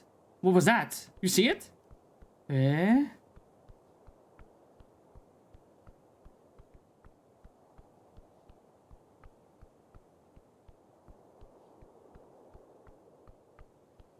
Fuck that seagull.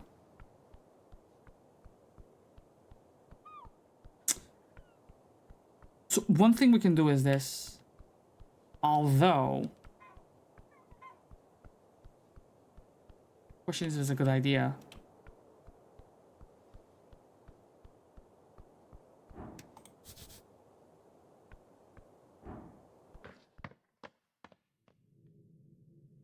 We could go to Watervale, right? And all who pass are mine to keep. Relax. What type of Dark Souls shit is this? We could talk to Homegirl, who we helped with the dwarves, right? The orc lady. And then maybe she could potentially join our party, or we could potentially keep flirting with her. But we could also speak with animals to wake the griffin up and then sneak behind him. Or it could be like a day 2 type of excursion. The election looms, 4 days remaining.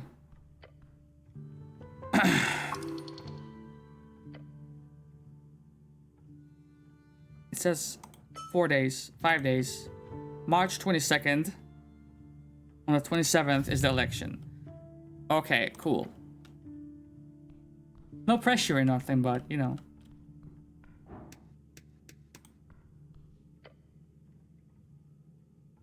Prepare spells. Let's say we get rid of... Charm person we want. Cure wounds we want. Speak with animals. One more. Grease. Grease could be cool.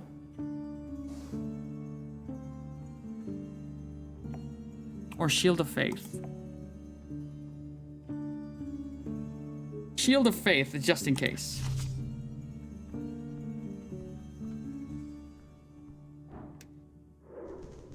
The duck. Son of a bitch. This is a true warrior.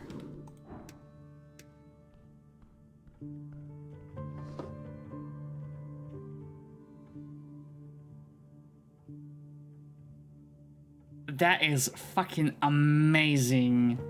Inflict wounds. Crypt key. Crypt key.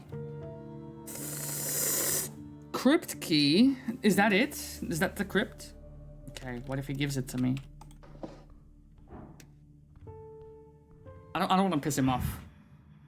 Oh my fucking god, bro. The duck. Dark iron can of a man sits alone on the temple steps. A waterfowl common in Ascani lakes. Huh? I don't think we're talking about the same type of fucking duck, mate. His face is obscured. An axe strapped to his back. Thick axe. Heavy. Citizen? His helmed head is slumped downward slightly. Is he asleep? Yo, just stare at this motherfucker. No response. My good night, say son. A metallic scraping noise fills your ears. The knight is moving ever so slightly. His head turns. Oh, fuck. Yo, you're supposed to be my highest stat. You can't go, oh, fuck on me, dog. Your name, soldier. His voice echoes out in the open chamber. Fuck wrong with you? No, my name is Ragan, motherfucker. The knight's head slumps once again. Speak your mind, soldier.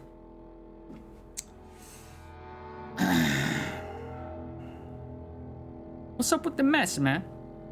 Without lifting his head, the knight answers in a cold tone. Election. Also, this is where it's being held? Who you voting for, man? No reply. I'm actually apolitical, ain't that interesting, motherfucker? Now, who asked?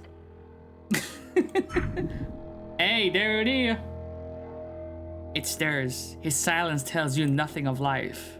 Okay, cool. Yep. What you know about that tea shop? Not much. He will talk. Why? Not like you can threaten him exactly. Do you have any piece of information that would help me? Maybe a man dressed in yellow? He goes silent for a while. A man passed through the halls below. Civilians do not pass there. Ah. A man. Dark hair, silk clothes, headwear, dressed in yellow. Sounds like a Reedsian nobility merchant type. What's past the crypts, big dog? The roots of the goblin's tree. Then more tunnels. The southern tunnels. Then the sewers. How do I get there? There are paths. Most are trapped. Once you get there, the alligator might know more. His grounds are near. You heard of the rumors of the monsters in the sewers under the water lane? Yeah, don't look for an alligator under the city, man. That shit sounds stupid. Okay, I'll look for an alligator in the goddamn sewers. He nods slowly. Do not anger him now. The knight looks down, waiting for your next question. So how does a brother like me get into the city below? Even though I've already been down there. He pauses, as if thinking about your question. The goblins use their passage below Viskin's lair. Uh-huh. And then? The staircase by the apples. Okay, cool. That is the safest path. Really? Yeah. You see anything suspicious before the explosion? No. Got you. Where were you at noon on the 21st? Below. I need more than that, my good knight. The walls shook in the crypts. I was on patrol. I was not in position to perceive any misdoings. The city below is endless, and most of it stands unexplored to this day. Alright, cool, but why were you in... Okay, that's too much. That's too much. Okay. As do you, soldier. Do not pry too deep. You think I'm scared of that little ass axe you got, brother? Huh? I survived a seagull, brother. You threatening me? You fucking threatening me? He places an iron hand on his knee, waiting for the next question.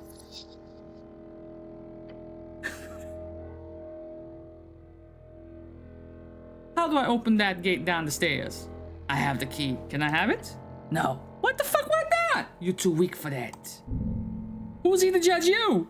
That's right. Who are you to judge me? The city below. It is in darkness incarnate. Do not tread without care. You never do. Okay, bitch. You wanna fucking play rough? I'll play rough, which I ain't even gonna fucking save. But the game's saved for me, because it knows what the fuck I'm supposed to do right now. Hold on. A grand wood carving of Earth, the father of Norvik.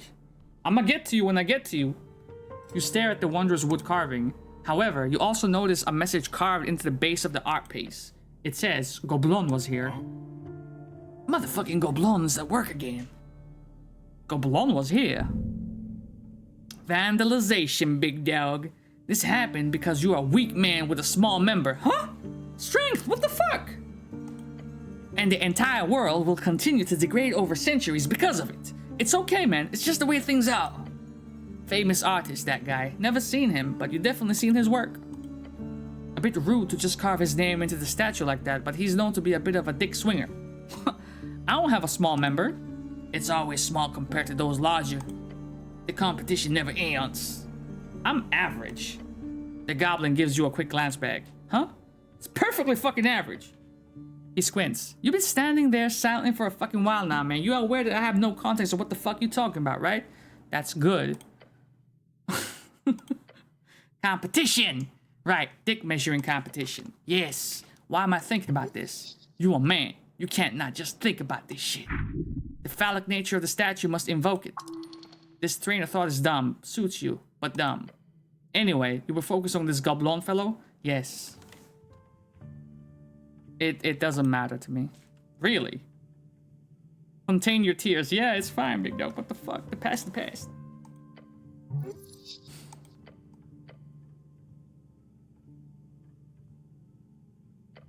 As I was fucking saying, before I was rudely interrupted by Goblin's work, I'ma steal from this bitch. And not only that, I'm taking his ex. I'm taking your fucking ex, man.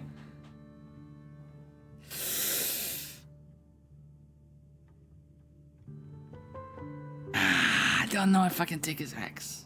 That's a high DC, bro. That's a high DC. I would need what? 15? That's crazy. I need 15, right?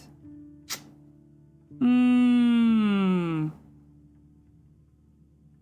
taking this. See, I would have failed.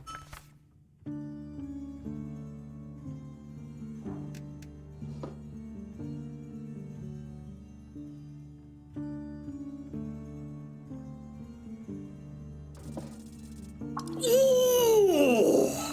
Fucking nat 20, baby. What you know about that shit? With nimble fingers, you grip the heavy motherfucking axe. With the perfect angle and the perfect timing, you ain't even need to wrestle it from his grip or nothing. Start to feel dizzy. What? Hey, come on, man. I work for this. It's mine. You watch a purple glow spread from the axe shaft into your hands. Come on, man.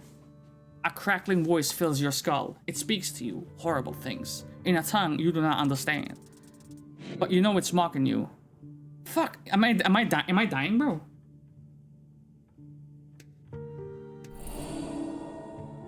Scream. It's not gonna kill me. Life remains. Lost caretaker. The caretaker does not serve you, soldier. It never will. Fuck, dude, I got a fucking nat 20, man. I got a nat 20. I got the rest of your shit, bitch. You are within the red rock of Tolstad.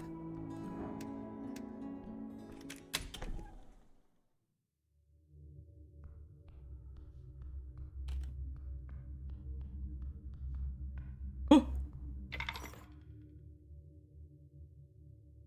Almost 5 hours in. Is this our first taste of combat? A horrid noise in the dark. Moving. A mess of... I don't even have a weapon! Oh boy. Oh. No, I don't have a weapon. I hate Crips. I don't care. Roll initiative. I have a weapon. There was no reason to cast that spell. What? A That's good.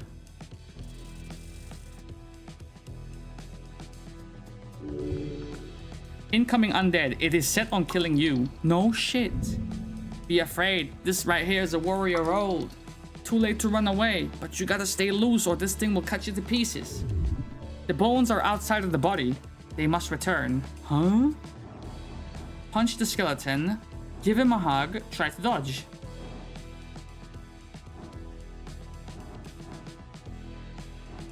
We try to dodge it.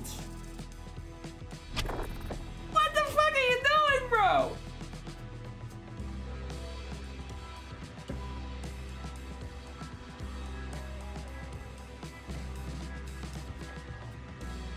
Don't you have some holy magic? I'm level 2!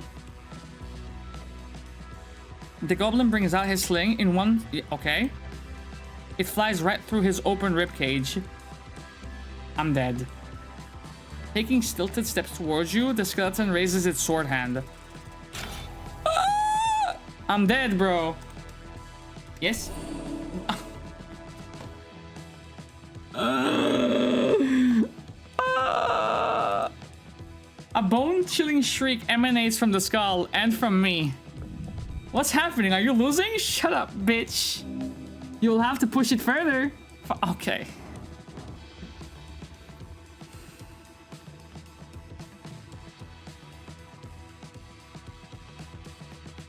I can't even dodge, bro. Okay, I dodged. Good. Your feet, they dance. Side to side, your eyes focused on the skeleton's blade. You're ready for anything. I'm focused. Letting go of his sling, the goblin instead goes in for a kick to the skeleton's.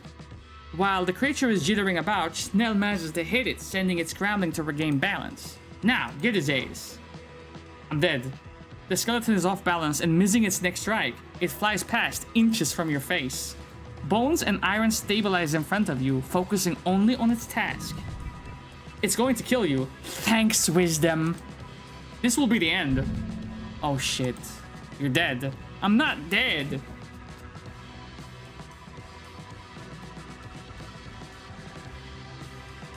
Okay. Okay.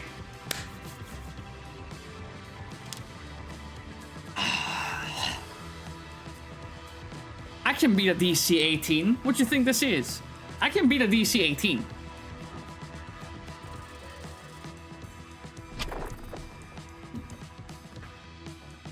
Come on, son. I'm dead. I'm dead. Come here, you piece of shit. The goblin lines up a shot with his sling and mutters, I got you now. The skeleton is just about to strike when Snell rushes its legs with a full body slam. He causes the thing to completely fall over, crushing onto the ground. That's what you get. Wasn't even hard. It wasn't even hard, but we need to take a little short rest or something. Long rest? You want a long rest? I can get a long rest. I'm 5 experience points away from leveling up. Schnell's the main character, dude. Fuck, dude. Fuck.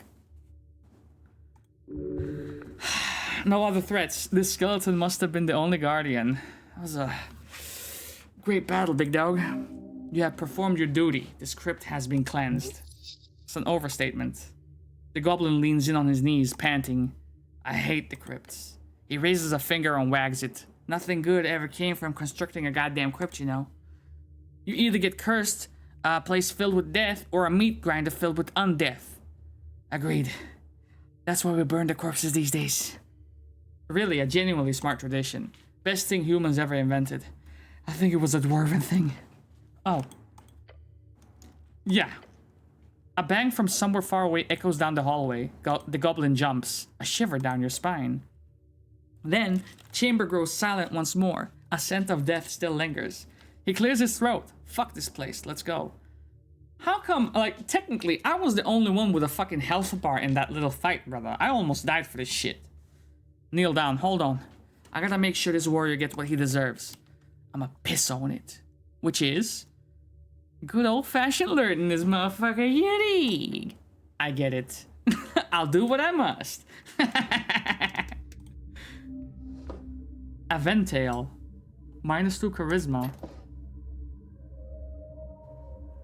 Say, is that a weapon? A mace. A mace of terror. -2 strength. I can't afford that shit, bro. A mace of terror. You reach for the mace. It's cold. Colder than the iron permits. Got yourself a nice weapon, aye. Grip it hard. Huh? As your gloved hand wraps around the handle, a chill runs up your arm. Not just cold. Fuck. You good? The goblin looks concerned. Just look at the mace again. Cleric? You look down at the mace. Something is very, very wrong with it. Is it cursed? Did I just get cursed? No, it's... There. Again. Shit, man. Look out. What do you mean? The figure in the periphery. Spin around. Nothing. I think someone died holding this. This thing is haunted, man. Huh? He stares at the mace. You sure? I'm sure. Okay. Haunted weapons. Sure. Just what we needed. Fuck this. You find this lovely weapon ready to take on the city's foulness, and you simply cannot wield it. The horror, like some unfleshy ghast, came to haunt you. It's too great. Keep it sealed. Keep it close. The The spirit watches. Let me get that fucking level up, big dog. I earned this. Okay.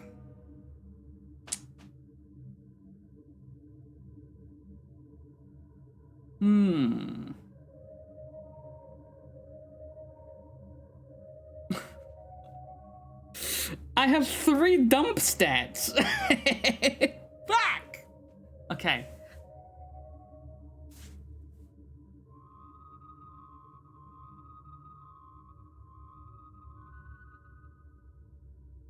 This is a wildly imbalanced character, bro. What the fuck am I looking at here? I gotta be able to punch a motherfucker. Just a little bit. Furthermore, since I have this, it's going to take away 2 strength from me, right? Shit.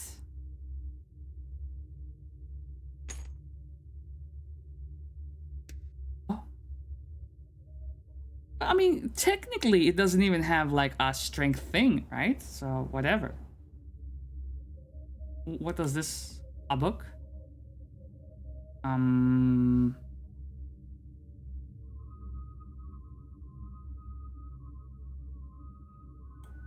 Dampens high damage. 1 dex. 0, like,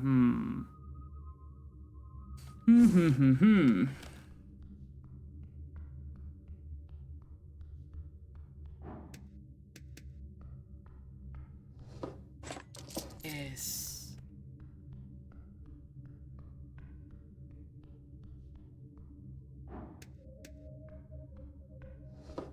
A black rat. Yoink. I have a white rat and a black rat. A black rat. It glares at you ominously, but does not try to even fight you as you grab it. It's clearly given up any kind of self-preservation or happiness or hope for a societal improvement. Or maybe you're reading too much into this shit. Fuck. Don't kill me, bro. I have so much to fucking live for, probably. Okay. We're back here. The bugbear is gone. Because if she wasn't, I would whoop her ass. Give me that.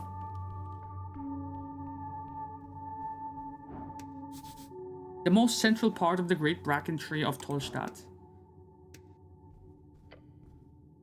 Among the tangled mess of vines and mossy rocks, you see a thick root of bracken tree. They crack open the walls and ceiling of this half-dwarven, half-anthesepalian chamber. It's like a 1,000-footed spider. Touch the roots. They are soft on the surface, a layer of moss. Look beyond the roots. They are thick and create a vast, tight forest. There might be something hidden there, hidden beyond the wall of roots. But you're not sure. Okay, I tried. Thanks, Schnell. This is part of my fucking textbook investigation process. You got a problem with that, big dog? Relax. I should break down these roots, shouldn't I? Would be difficult, man. Tree is motherfucking ancient and powerful. Break down the roots, not now. Yes. My fucking stats are like trolling me. What's this?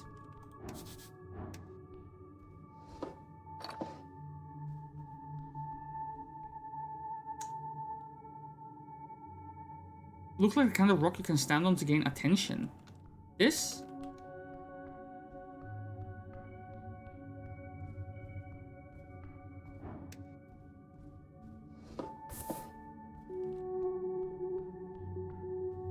Beware monsters. Like Medusa heads here as well. Hold on. A petrified bow.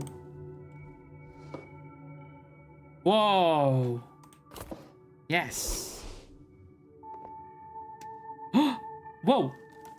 Okay, hold on. Wait a minute now. What the fuck? Yeah. Yeah, it's even better.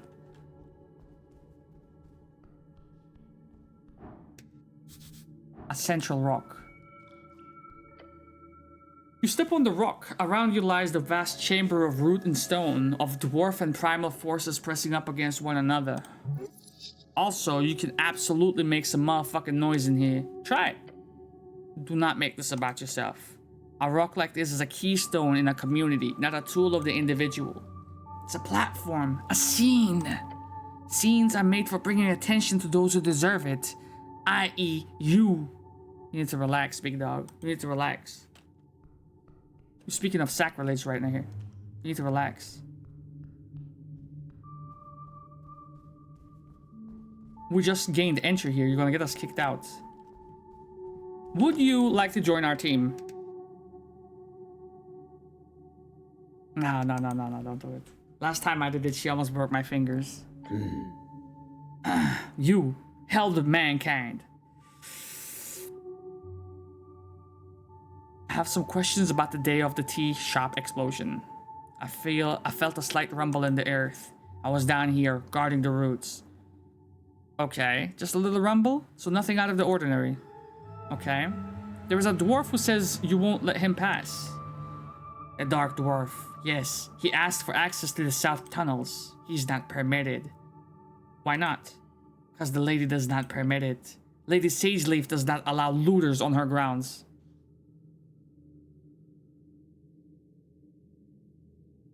That's so. Only official expeditions. He seems like a profiteer, dude. I hate those. I have no strong feeling on that. But Lady Sageleaf does not will it. She frowns. If you go into the south tunnels, beware of monsters. They crawl in from below, infesting the caverns. We clean them out every other week, but they return often. Isn't the pest control guild? What kind of monsters? All kinds. Anything that crawls through the cracks of the city below. Tell me more. Last month we called a hook horror. It was a great hunt. Before that, a bunch of giant spiders. A grey ooze. Last year we had to get a specialist to deal with the hive of cranium ants. They negotiated for fucking days. The worst thing was probably the Gricks though. I hate those motherfuckers. But I'm sad to say we do not have yet to deal with the bullet. I do not think that these land sharks enjoy tunneling here, but there have been reports of a few of them moving closer to the settlements in the last year over in Verdun. I want to skin one of those motherfuckers one day. That would be pleasurable. Ooh. Have you seen a man in yellow pass by? She grunts. Grunt back, bitch. I did, okay. You looking for this man? Yes. The bugbear shows you a deep frown and says, if you see him, stick a knife through his heart for me. Why? Saw him approaching from the pillar chamber. Told him to stop, to step away from the halfway turf. But that bastard, he cast a spell on me. That handsome, huh?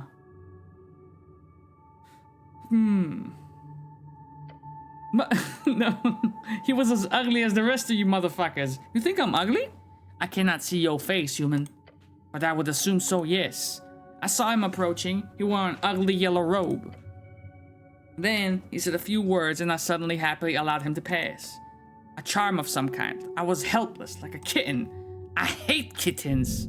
Run away from her, man, before it's too late.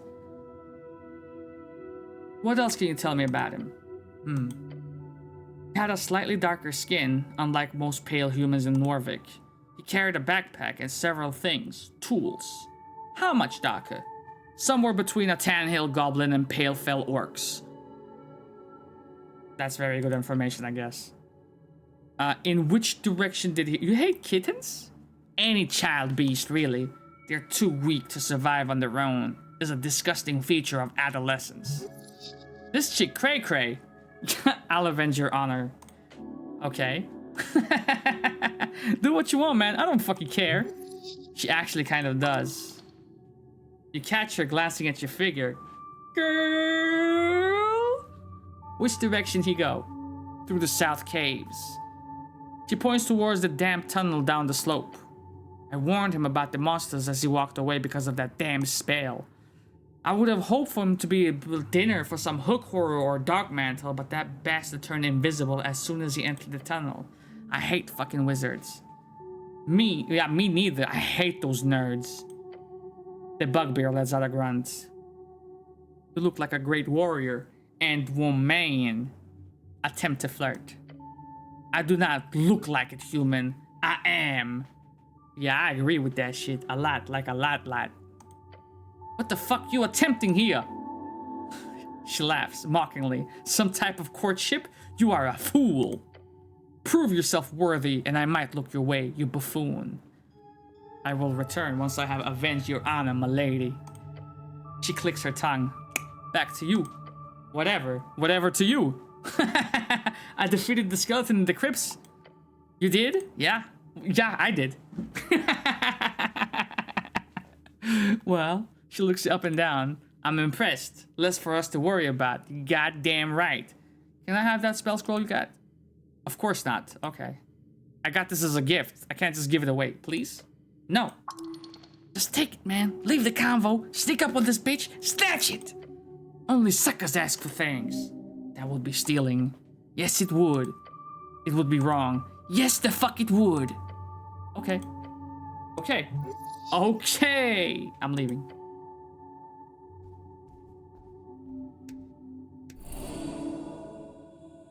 Spend 1 hour to recover. And restore 1 spell slot. After resting, all dice checks are unlocked.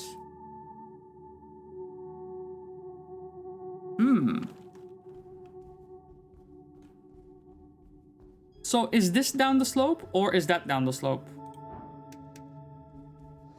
Green rat. I'm fucking collecting these Power Ranger ass bitches. A green rat. It appears very aggressive until you get close, at which point it gives up entirely and allows you to carry it around however you want. So is this south or is that south? I don't have a compass. Eh? A snail shell. It's blocking the way. The air itself grows freezing cold as you head deeper into the tunnel, until you find the passage blocked by a spiral shell. It is a massive unit of hail snail. It fills up the entire eastern passage. Holy fucking hells. It's one thick snail, man. Don't be rude. Just a little broad. Ain't nothing wrong with that. The hail snail moves its thick head, the blue eyes stalks focusing on you? Probably. Fuck you looking at? It does not respond. The goblin waltzes up to it and looks it up and down. This big guy's been here for months. Last time I was here, he was facing slightly to the left. Moving closer, you do see that the snail is moving. Maybe 10 degrees or 5, not very fast. The frozen mucus slowly melting around it indicates a pattern. Yes. It is attempting to rotate, by hail snail standards, very, very slowly. It'll probably be straight by the next year or so. It'll head straight out the tunnel and in another 1 or 2. Good luck.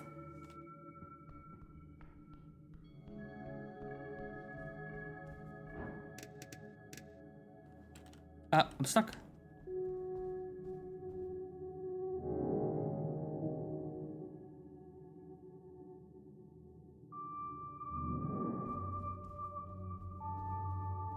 There is nothing wrong that can happen here. We got this.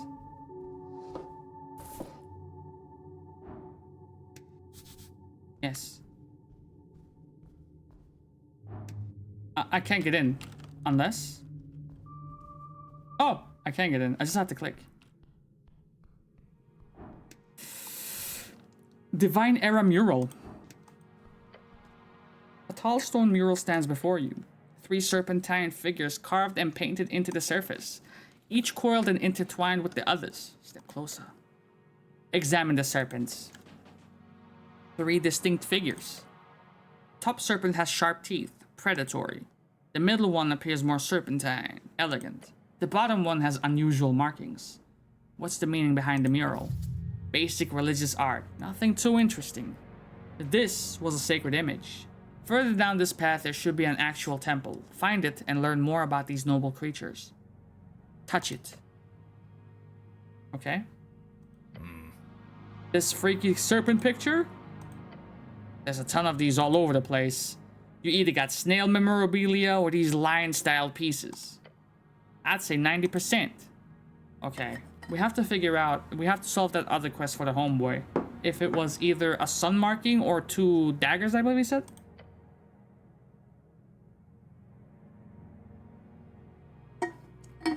Golly.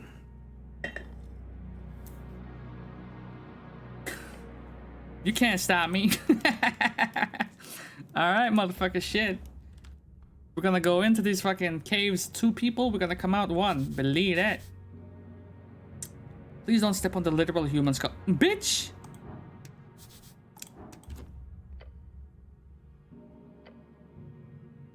Painted in faded pigments, red and white against the dark stone. Examine them.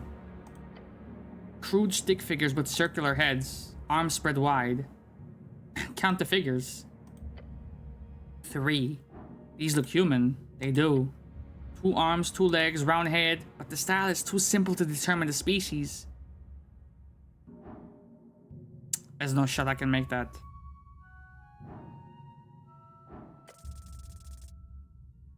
I felt it, bro. I could not manifest the W.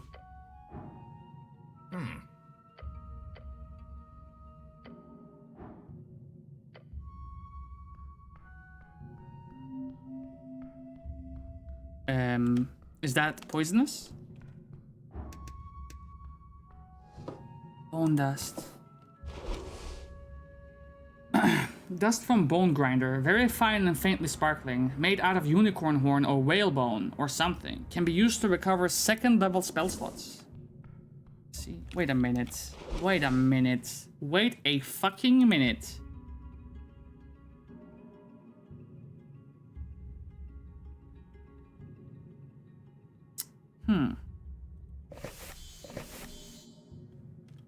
That's good. Maybe even. Oh, that's it. That's the one, baby.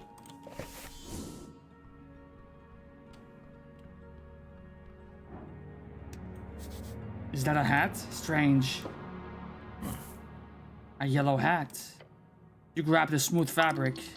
Yeah, this is like 1,000 crowns worth of esoteric cloth. Whoever dropped this shit is either rich as shit or had to run away for something real dangerous.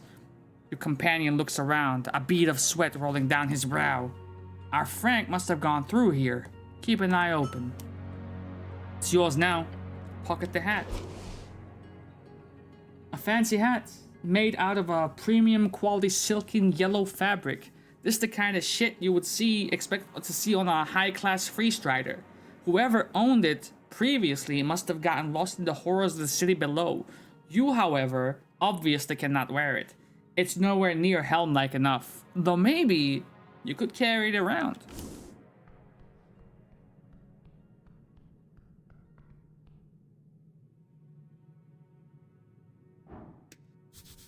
A headless corpse. Looks like some type of rogue. Esoteric lockpick. Makes easy work of any lockpicking job. Say fucking less. Here, get rid of that. Yes. I'm not putting it on. It goes into deep storage. I'm never fucking touching that ever again. The dungeon continues far into the west part of Tolstadt. Huh? A sinking feeling appears. No. Your gut. It sees death. The goblin jolts to the side. Cleric, there is...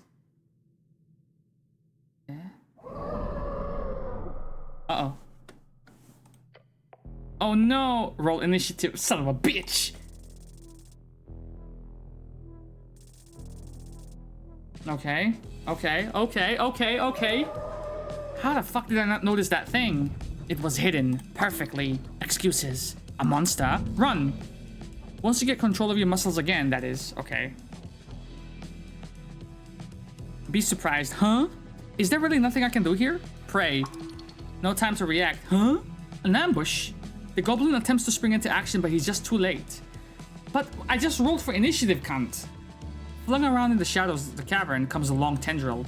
It flies towards you like a ballista firing a long fleshy snake. Don't word it like that. In an instant, it's wrapped around. Hey, you're everything. Okay, so... It tightens its grip and flails you around. Your ankle is crushed. You breathe through the pain. Relax. But then the tentacle pulls back, dragging you, flinging you against rock and rock. Grab something, don't let it... The roper has you, its tendrils fastened like a locked jaw around your entire leg, as it attempts to pull you towards its maw. Dragging you in like a fisherman with a thick catch on his hook. Now is not the time for a goddamn simile, brother. You're prey. You're my constitution. You should be on my side. No, you're not getting anywhere near that maw. Slither, man. Slither like your fucking life depended on it. Because it does. You're feeling sick. Okay.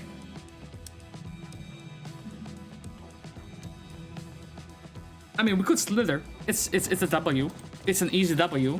Yeah, it's an easy W. You spasm. You spasm harder. Each loosens the grip of the beast. Following the violent flinging, you kick and flail and rotate and dance like a beautiful dance imitating a fish on land. Great simile. Shut up, bitch. With a final violent limb toss, the tentacle actually loosens quite a bit. That should make it easier? Shit. Your companion rushes into action, taking out his slung. Try to grab something. Grab what, motherfucker? The ground? I don't know. Takes a swing and fires off a bullet in its direction, striking right at the center of its mass. But the bullet just bounces off this motherfucker, and it lets off a horrendous hiss. Balls! The tendril pulls you closer, but it clearly finds you difficult with all this struggling, so it slams you into the ground. Cure wounds. Thank you. I feel like that's a little bit cheating, no? Bones broken. Loosely dangling. If you don't have anything good to say, say nothing, okay? It grips even harder. This is it. Bro, what are we doing out here in these streets? I failed a DC 1. With a deep animalistic groan, you push yourself to the limit. Your body in a fight against this rubbery appendix of despair. No more. Break loose, bro. You get a hold of it as it slithers around your leg and you rip it to shreds. The beast shrieks as its tentacle is left broken by your incredible display of power. You are free. I thought I rolled a 1?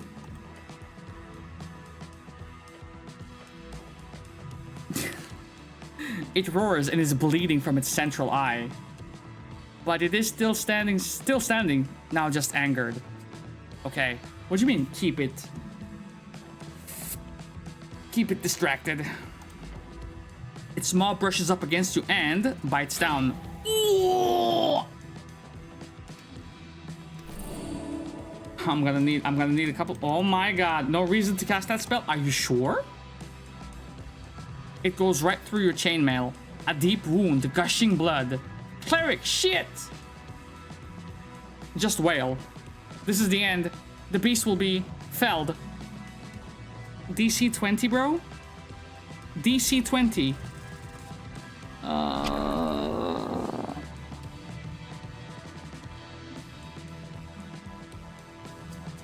You swing and you miss. And you hit right on the roper's rock hard hide.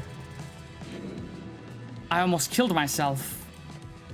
Like punching a boulder. Yeah, Chris Redfield could do it. A monstrous boulder. You're holding your breath. Snell gives you a nod as he twirls one last bullet on his sling. With a loud snap, he fires it. The echo dances around the cavern, ringing in your ears along with the horrific screeching of the roper. As the bullet hits it straight in the large, unblinking eye. Gotcha, bitch. It shrieks and pulls back. The terrible noise disappears into the abyss. Bro, I almost just died again. The tentacles writhing, the roper blindly flees. How the fuck this motherfucker flee? In its panic, it runs right over the edge. You fill your lungs with air again. Your knees are weak. The goblin leans on his knees and groans. That was tight! Relax, Salamanca. But, well done. You too. Good job, big dog. The goblin reluctantly returns a thumbs up to you as well. He's pained by making such a cheesy gesture, but you have clearly earned it. Brother. Apples. Apples for days.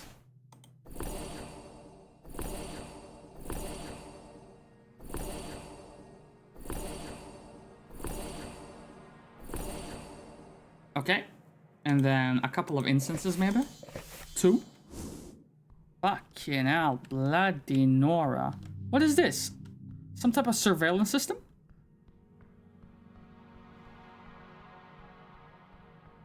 Oi, oi, oi, oi.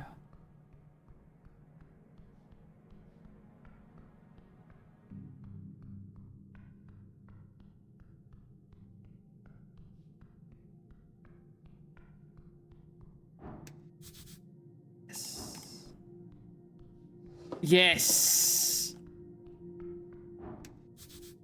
A grand engraving of the divine era.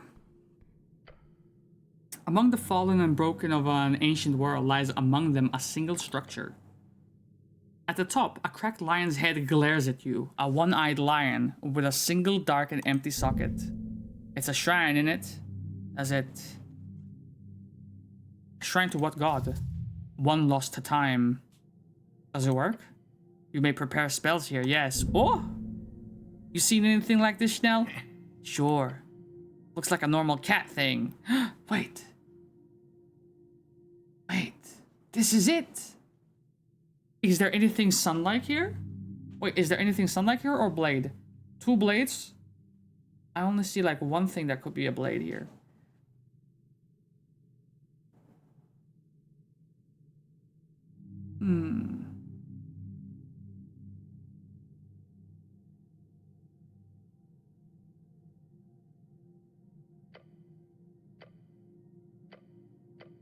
Yes. Okay.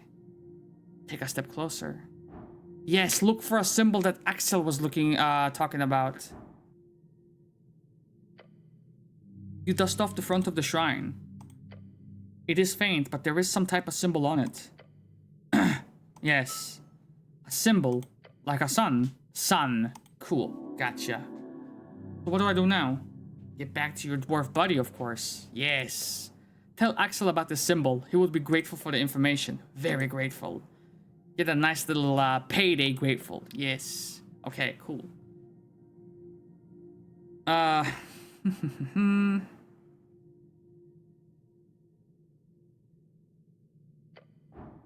Okay, but what about this? How, bro? Wait, I'm using a fucking thing for this. Yeah, I'm using a thing for this. Hold on, I have 13 of these things. I'm using a thing for this. Thank you. Your gloved hand glides over the markings of in front of the shrine. There is something here, inside the stone, and it's text. Tracing your fingers, you realize something is written, faintly, scrubbed down over centuries into the surface of the shrine. It says, El ojo rojo vigila tus logros. Shit. Take a step back and mumble it to yourself. The red eye watches over you. These motherfuckers were Spanish. Does that mean anything? Probably. They wouldn't just... The red eye watches over you. I see. So we need to find like a ruby of some sort. Put it in there. Boom. Something opens up. You glance upwards at the lion's head. The eye socket. Perfectly sized for a gemstone. This is obviously a secret you will be able to trigger in case you insert the correct gemstone. Poke your finger in the hole. You fucking American Pie ass motherfucker. Jacinth. Okay. Pair spells, please. Can I just like sleep? Is sleep a thing? Hold on, is sleep a thing? Charm, cure, speak with animals, and then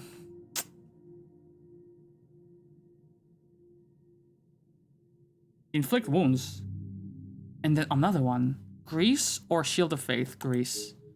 Yes. I did it. Okay, just a quick little detour. Because the further we go in here, the more difficult it will be for me to remember how to actually get back up here. And besides, from this current place, he's not that far away. I just take forever because I'm exploring and I'm reading everything, you know?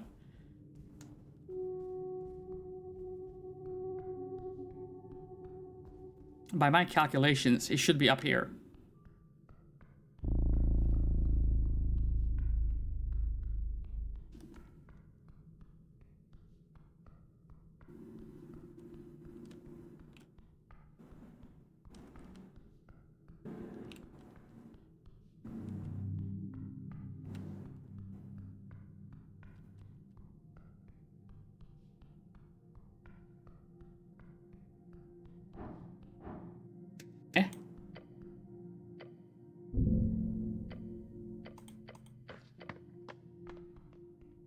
Yo! Found those ruins you were looking for, big dog? Yes, I found the symbol on the ruins. The symbol of a sun? Yes. He lowers his head, letting it hang for a while. Then he lets out a roar. For helvete! His little buddy joins in and screeches.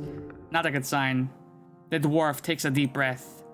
A sun means those ruins are just the same as these, he says and taps the stone beside him. They're consecrated. The white manes would never consecrate a secret gate. Damn it. Are you certain? I mean, sorry. Don't be. This means only one thing. This lead was off. Oh well, time to regroup and rethink. After the election, that is. Here.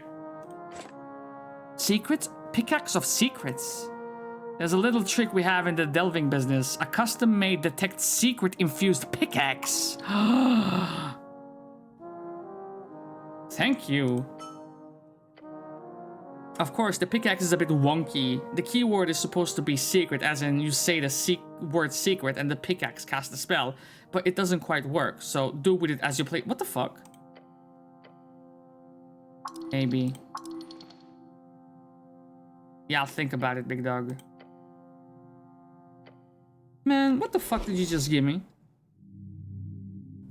A highly dysfunctional pickaxe. It's supposed to point toward the nearest secret, a trap, wall fake, or somewhere where other dungeoneering goodies are hidden. However, when you wield it, it just keeps trying to point upwards, making it impossible to actually use. You son of a bitch.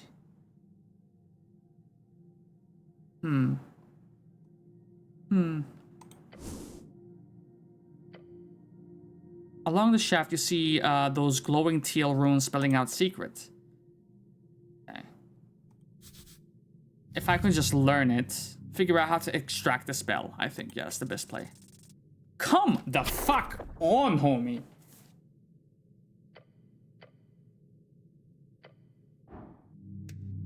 I'm gonna do it. Thank you.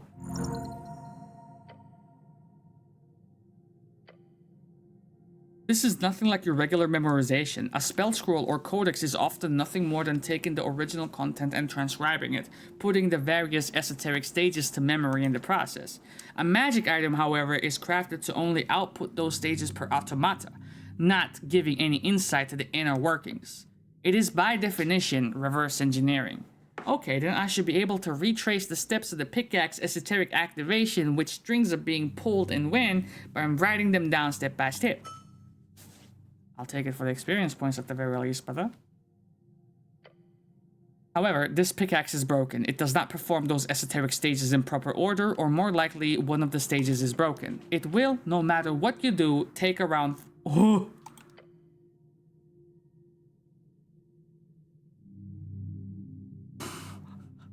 3 hours?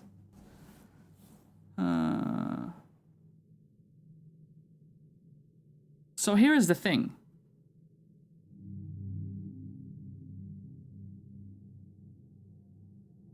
Maybe it's a good idea to leave and go into the... Yeah, we can go after the yellow man tomorrow, I'm thinking.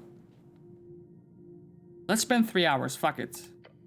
That's all it takes for you to complete this, to normal men, extremely challenging task. But you are no normal man. You are a genius. You can do this in 3 hours, I'm fucked. It's nighttime. You have not had the pleasure to interact with the spell previously, but you quickly learn of its extreme usefulness.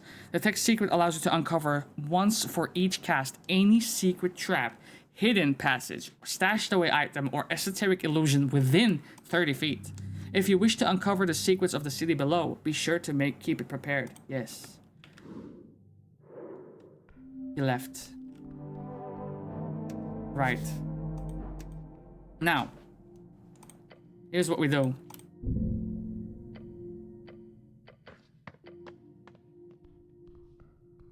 I really want to head off into that area that would open up at 6 p.m.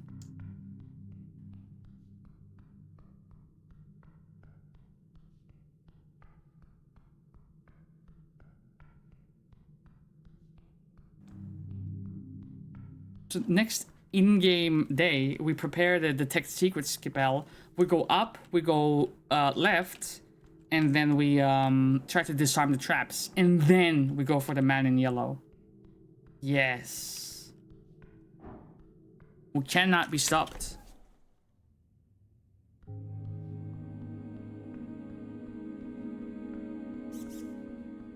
Huh?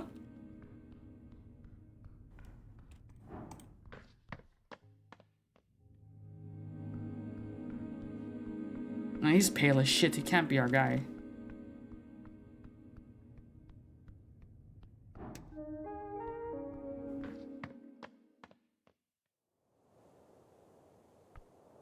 I wonder what about the town has also changed since the time has passed. There it is.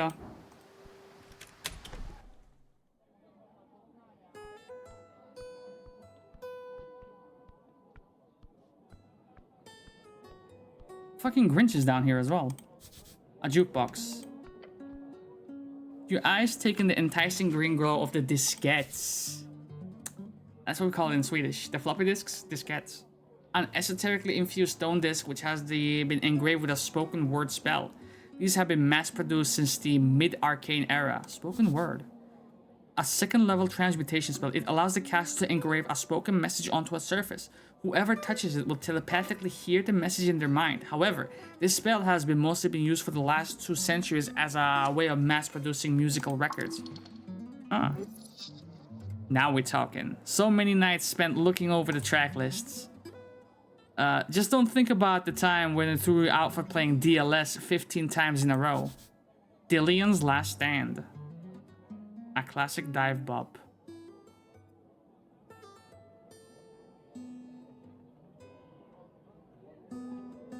Let's go with the Highland Fling.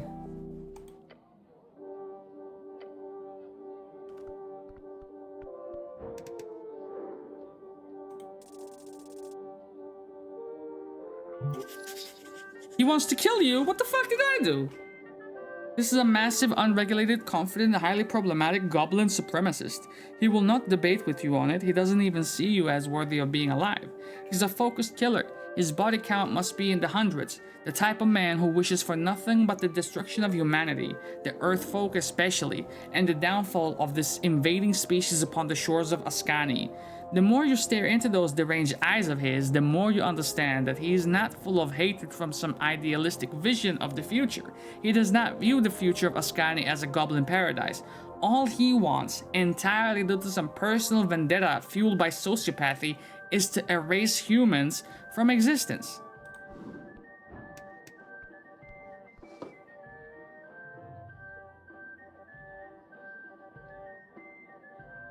DC 18 though? That's tough. We tougher though. Give me that shit, bitch.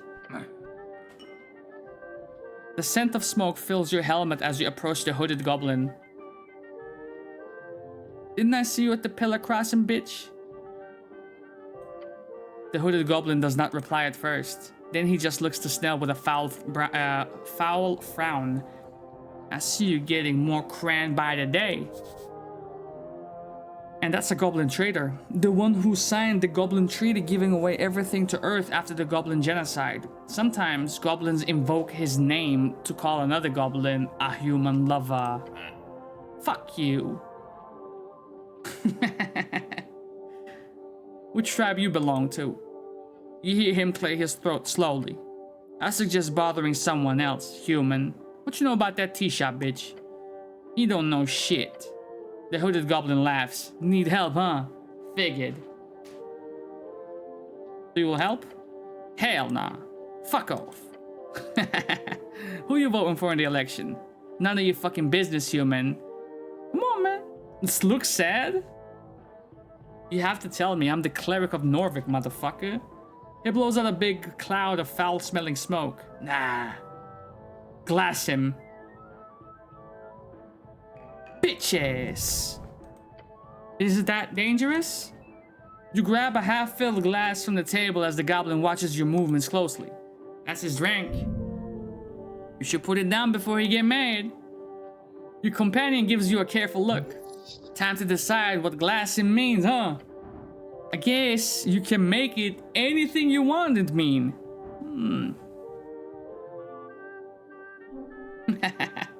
A toast for yo bitch ass. Sure, great. Not toasting back, he surely deserves a glassing. What the fuck does that mean? Put down my motherfucking glass. Give him the glass. He grabs it and says thanks. You're lucky I'm not a fucking strength build.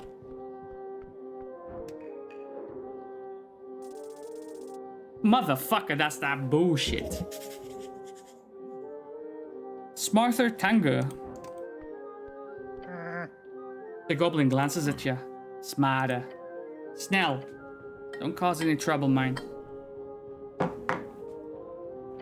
Okay. Your brother or something? One of your cousins?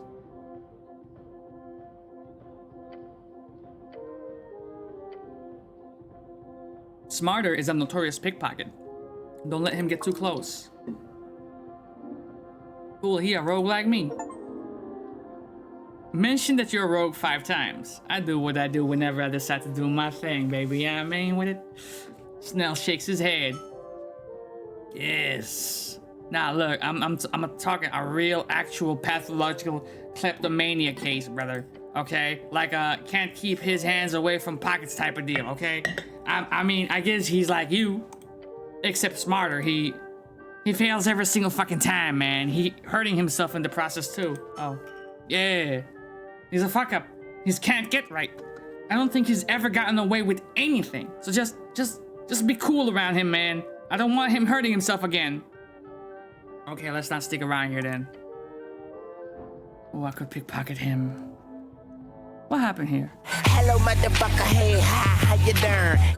It didn't actually allow your thing. Smart detection got you. What up, crazy? I've been a fan of yours since day one. Want to upgrade your channel? Want to buy some art? Allowed. Willow scared the fuck out of me. She managed to get off the bed and on her stomach without hurting herself, and my mattress is on the floor, so she slid off trying to crawl out through months. Ooh, adventurer. Okay. A donation plate. I've pilfered from worse. There's a small plate with fair bit of crown scattered on the surface. Ooh, girl! My sister was 8 months old, walking and trying to say words. Damn. I'm trying to donate some motherfucking crowns here, girl.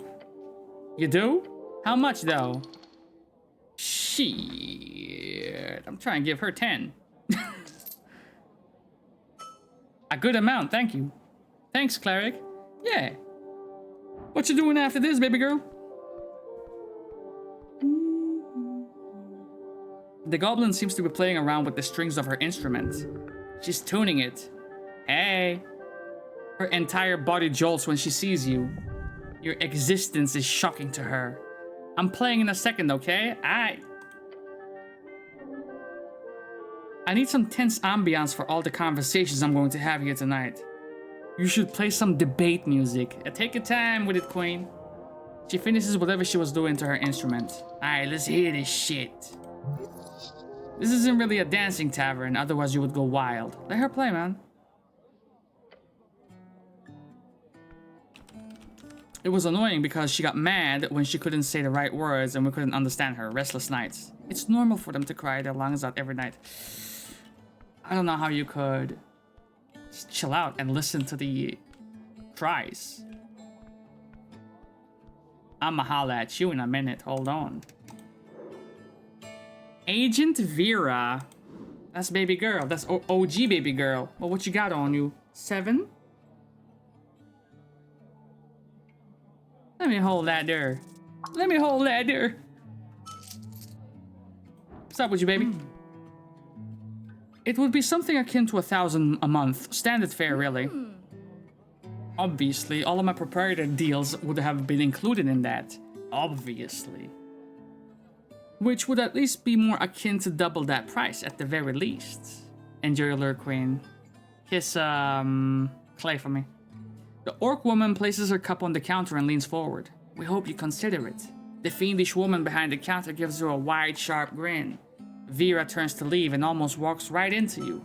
What's up with you, girl? Cleric, lovely to see you again, but I can't stop by to chat. Do swing by Water Lane later, though, you heard? I will.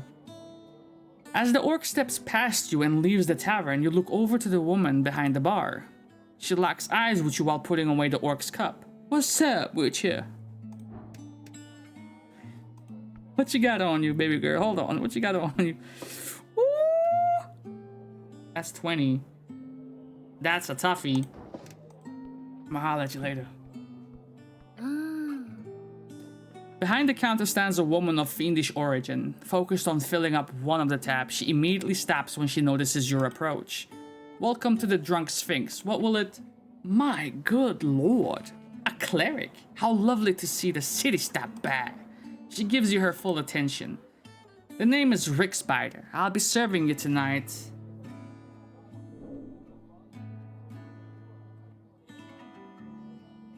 Listen, I need to make it clear to you that I'm not actually a cleric. No way, that ain't me. I'm dressed as one, but I'm not. Oh my. What kind of rapscallion are you then to dress up like that? I'm the roguish kind of a rapscallion. What you say to that? Nothing, okay? You're the tavern owner? Do you have a bunch of information that could help me in my quests? Sure. Hey, the rogue in you stirs with quiet confidence. If there is anything I can do for you, just ask. I know more than most in this sprawling city of ours. Oh, Schnell! She exclaims as she notices him over the counter. Aren't you a sight for sore eyes? You want something to drink? I'm on the clock, baby girl. He nods towards you. Oh, you the escort, huh? That's not how I would phrase it, but show. She laughs and sticks a sharp finger in your face. Hey, don't get Snell into too much trouble, you hear? He's already grumpy enough as it is. The two of them clearly share a past in an enemies to lovers kind of way. Only without the lovers part. What? How you know that?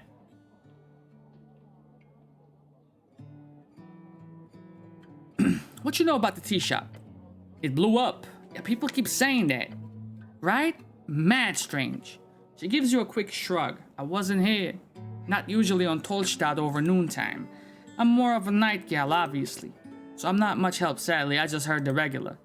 But I can recommend talking to the kid at the kiosk upstairs. His brother comes in here often, and I overheard him talking about it. Yeah, I spoke with Arn. Great. I hope you didn't scare him too much. Kidding. Tell me about the owner, Mr. Drummer. Yeah. Like, I'm impressed he kept that tea shop afloat for so long, but... Look, I just know the rumors, okay? I love rumors. She leans in with a smirk. Same. Drummer kept the tea shop full of Asgalists, mostly young ones. But supposedly, he had been working with the Free Striders on the side. Like some kind of spy. He was playing both sides. Can you imagine? You think he blew up the tea shop himself? Nah. She shakes her head and repeats her answer. Nah, that bird couldn't make a ballsy move like that. Now, run away from it? For sure. That's what I would expect. And indirectly, I would be surprised if he's not at least a little bit to blame. Does he come here often? Nah. Oh well, yeah. What the fuck? Is that a yes or a no? Look, when I see him around, he's not a regular. But when he does show up, he's loud and he wants to perform. You know what I'm saying? He gestures on drumming on the counter. Not the greatest patron. Where do you think he's at? I do remember him mentioning something of an escape plan one time. Really? Sounds very relevant. Bird was drunk, okay? Muttered something about covering every liability. And how his escape plan was... Look, I thought it was a bad joke. But he said from what I can recall that his plan was to sneak into a crate and ship himself to Reed's. That's a wicked good plan. You should look for him on Water Lane at a warehouse or something. That's ridiculous. That shit wouldn't work, would it? I mean, I'm sure it happened at some point historically, you know what I mean? Water Lane, got you. Appreciate you, big dog. You know of a man called Frank, son of Frank? Your question causes her to let out a hearty laugh. I'm so happy I'm not the one having to ask these stupid fucking questions. No, I'm afraid I haven't. She eventually managed to tell you, sorry, cleric.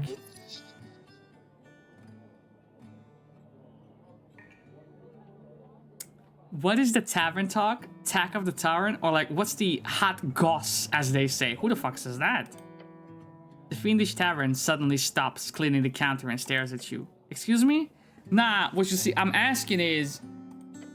She tosses the cloth over her shoulder. You want rumors? Yes, please. A missing paladin. Have you heard about the missing paladin? Lord Gorham is said to have gone missing in the city below. The last anointed paladin of the earth. One of the original faces of Party of Norvik. He went missing months ago, and many believe he has abandoned his post. Is that, Willow? The Inheritors of Earth's Will, a theocratic organization founded to uphold the old ways, headed by magistrates and 20-something noble families. Yeah, of course I've heard of this motherfucker. Yeah.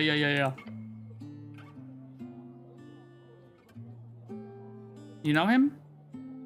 I've handed him a few drinks, exchanged a few words, so sure, I know him. What he look like? Big guy, Earthguard-like outfit, but with more gold. Not the time you would like to arm wrestle with. Little man, Other than that, green eyes, blonde, long hair. A fancy nobleman in armor, got you. Did he wear a helmet? Nah, never actually. He always showed off those golden locks. A clear sign of corruption. What sort of man would choose to show skin instead of iron? You ever hear him say anything suspicious? He laughs. Look, drunkards say all kind of shit, okay? Can't read too much into it. What you hear? Mostly a bunch of ranting about how every single political entity in the city should be burned to the ground. Okay.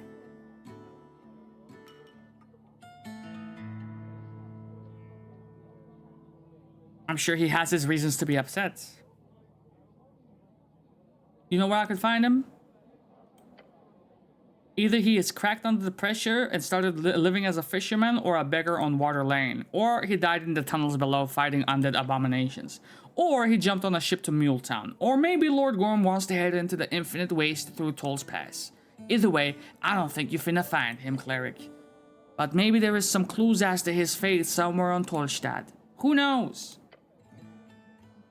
I'm searching for a paladin. Yeah, she... She told you about the paladin to begin with, brother. Who you voting for? Cheeky question. Don't worry, I will not repress your political opinions, and you don't have to tell me if you don't want to. Well, if you're being so nice about it, then I will have to. She clearly loves to talk about her own thoughts and opinions for days, so... Early on, I thought about voting for the agricultural party. It had one big focus on small business owners, and that's me. But obviously they moved over to a bigger worker class focus and now completely swallowed by Asgalism. So now I'm leaning towards the Freestriders. They want to build up the economy and increase trade, which will directly make my life so much easier. Plus, it's hard to ever vote for the Nationalists when they want my kind to be a second-class citizen. And the Freestriders will let you buy your way to first class or what? She gives him a half smirk. Something like that. Okay.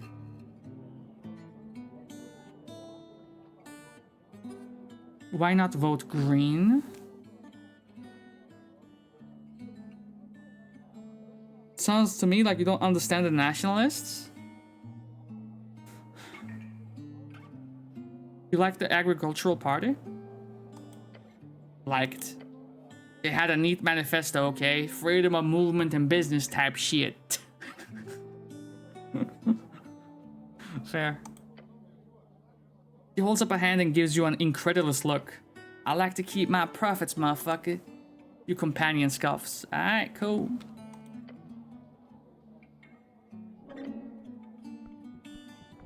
This is a familiar sight. Yeah. What's up with it, man? The dwarf's glowing, smoldering eyes glitter as he bows before you. Lovely to see you, man. We and Romulus here are taking a little break before we head back to Dvarby, one of the 5 districts in Norvik, located in and around the Great Steam Pit in the northwestern Norvik. The GSP, as they call it. It's the big hole that's always hot, from magic dragonfire or something. The same type that keep the burnt coast hot. The dwarves built homes in and around it, and makes up the entire district of Dvarby, or Dvarby. What's up with you, Axel? Clearly somewhat inebriated. Hell yeah. You should keep this dwarf close, man. You have a feeling he will be leading you to treasure in the future. I hope that pickaxe been treating you alright. Like you said, the pickaxe didn't really work properly, but I got the spell out of it. Great to hear. I mainly use it as a regular pickaxe, to be honest with you. Yeah. So you're an adventurer, huh? That would be a decent term for it, yeah.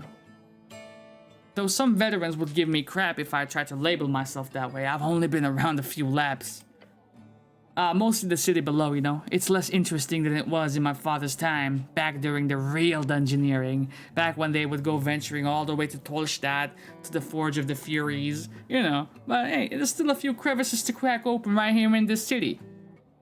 I'm sure you've noticed yourself down there. Even in a top-level area like Tollstadt's below, there's quite a few secrets to uncover, and monsters to run into. He's a classic delver. Norvik's a bit of a dry spot at the moment, but some areas inland get various adventuring investments parties from time to time. He laughs. It's a term for travel towards the endless waste away from the coast. Though, you know, I did join a venture to the burned coast one time, just to the outskirts, of course, just to some kobold-held ruins. I can't talk more about it. I signed a hefty NDA in this motherfucker. A non-disclosure agreement. A document that forces you to shut the fuck up about something. Usually not so esoterically binding. Where you from, man? My home is the settlement of Stanstrup. You haven't heard of that shit. Tell me more about it, big dog. Not much to tell. Stanstrup is a small and peaceful motherfucking place. I get back there once every other year or so to visit family. They sometimes want me to stay and join the mining corporation. Maybe when I'm older. How you end up here? In Norvik? It was a business trip originally. I joined one of my uncles on a delve.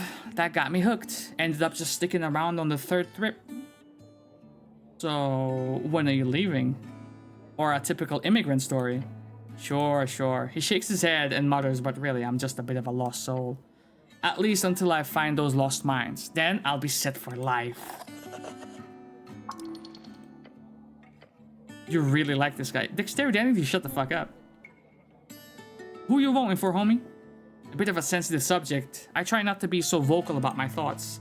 But I'm leaning towards Asgal. Might go Free Strider, since they got one hell of a program planned for privatized adventuring and delving across Ascani. But then again, I don't exactly believe myself to be such a winner in gold hard world, you know? If you catch my drift.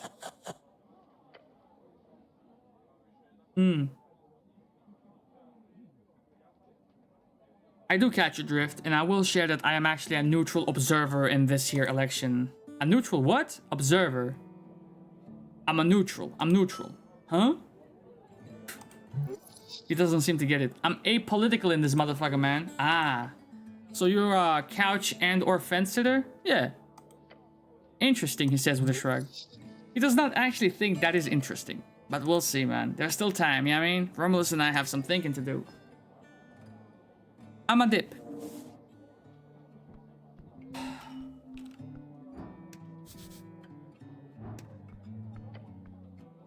You approach the old well. It's dry as fuck and very, very deep. Jump?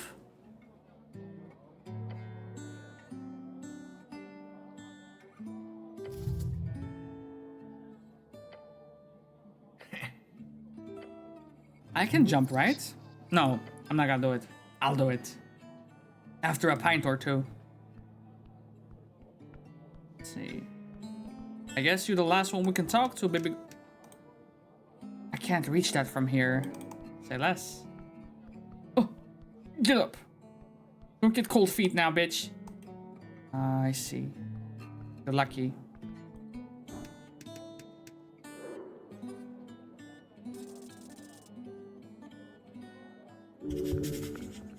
Thousands of years spent guarding a hole in reality. Remember, her perception is beyond your ability to conceive.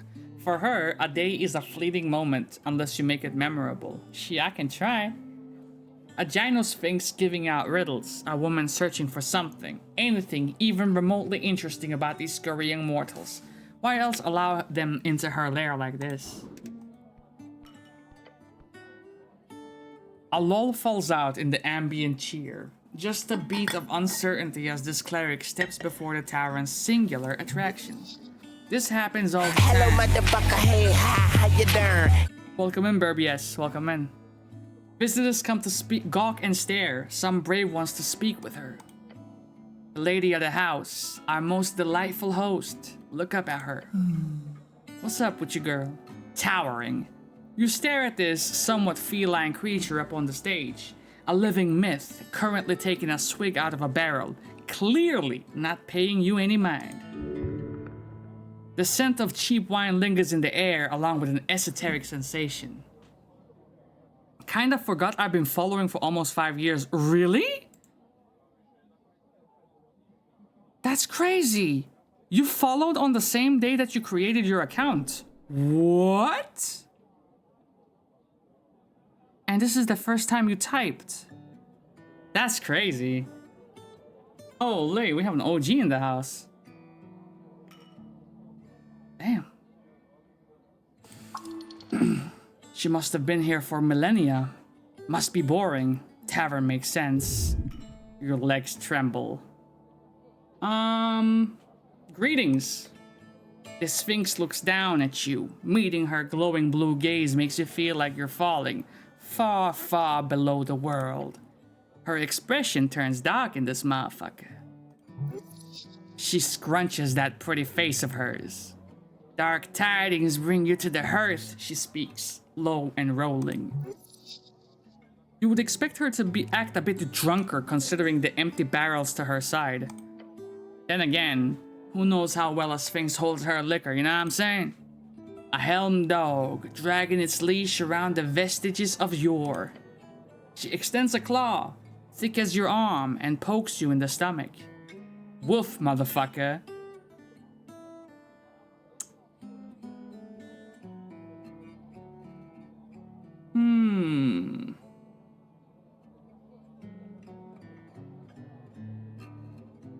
That's ridiculous. Dogs don't wear helmets and they don't look up. She lets out a deep breath. Nor do free men. What? That don't make no fucking sense. She drunk. Could be a riddle. Takes another sip from her barrel, not looking at you. Watch yourself, cleric, he whispers to you. All this ain't one for idle chit-chat. Oh, you know the Sphinx?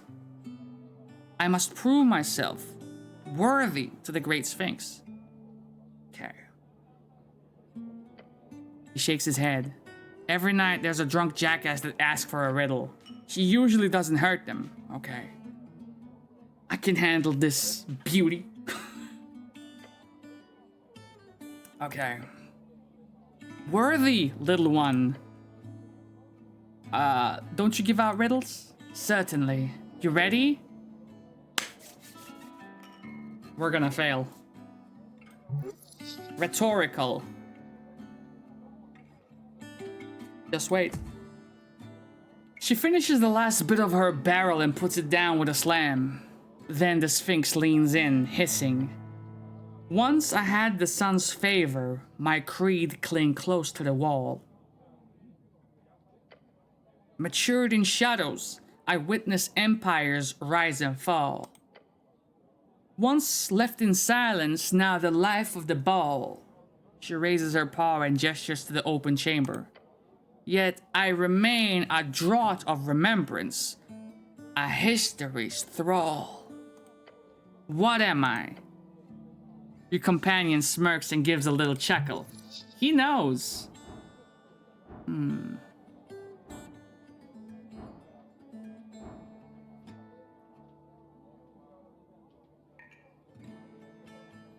What do I get if I get it right? The Sphinx shrugs and then gives you a cold smile. Satisfaction.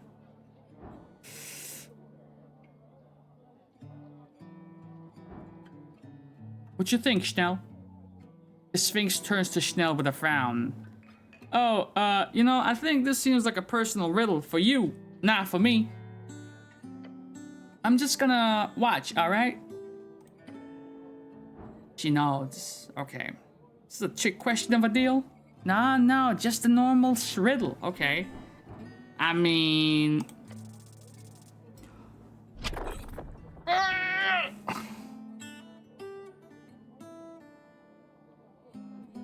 My int is at 8, bro. I don't know what the fuck you want from me. You know? You focus your mind to come up with something. Anything that could be the answer to the riddle. Something old and time-worn that was once in the light, then lived in shadows for a long time before it became popular again. What could it be? You only get one shot, so make it count.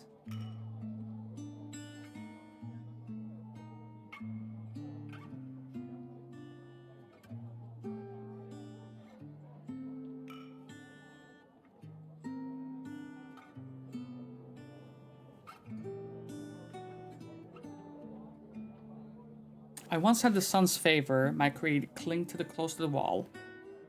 Sun's favor. Matured in shadows, I have witnessed empires rise and fall. Once left in silence, now the life of the ball. Yet I remain a draught in remembrance, a history's thrall.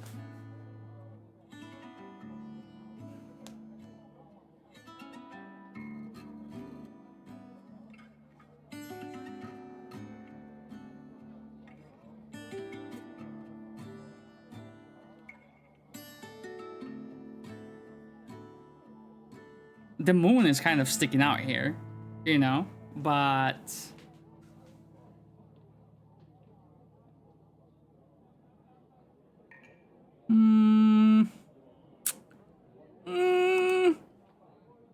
That is wrong. Okay, are you going to kill me now? Why? Because it is wrong. Very wrong, in fact. There is no way you could argue it is correct in any coherent fashion. Explain to me how it is wrong. The onus is on you. It is not. Although I suppose, yes? She gives you a strange look. Is she going to eat you? Probably. Are you interested in a quest, little one? Yes. Yes, absolutely, 100%. Good. Then you may have another chance to prove yourself. She gives you a serious expression. Accepting a divine quest from a Sphinx is no trifling matter, mortal. In fact, very few would survive such an ordeal. A quest? Indeed. Stand behind me. Behind me stands a vault.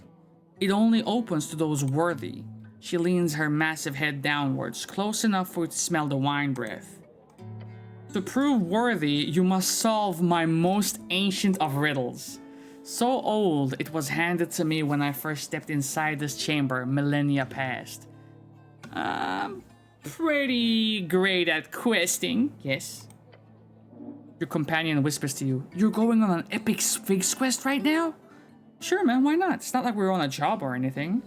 Come on, this is important, man. Maybe to you. No, it's really important to the job too. Convince me. It could grant me esoteric knowledge or like the tea shop, big dog, you know? Yes. Okay. The Sphinx stares at your companion. A hero must face much adversity during this quest. So what exactly is this Sphinx quest? This is a riddle, the answer of which is not uttered in words, but revealed by action. She goes quiet and closes her eyes. Just listen. Found within the arcane flare, twin tongues of flame that scorch the air. She takes a breath, revealing a wicked grin. Burrowed deep within the earth, a primal string to show your worth.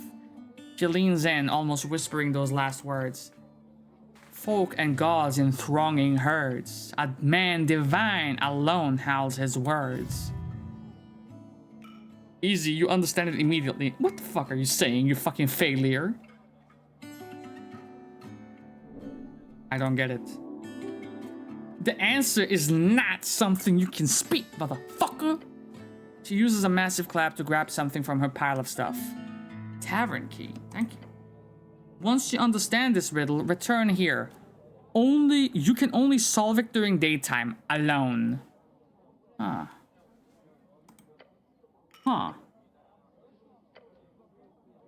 Do it in the morning or something before you pick me up. I never sleep, so you can show up anytime after sunrise before the tavern opens. Oh. I don't know. It sounds like this could lead to one hell of a treasure. Fuck me. You know, you're a very impressive creature, you know that? She taps her claws. Where are you going with this one, little one? Oh boy. Get ready to run.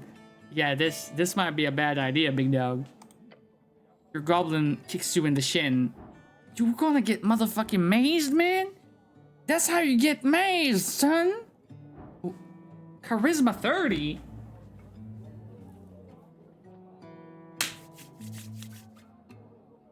I can pull out nat 20s from my bag. Peep gang.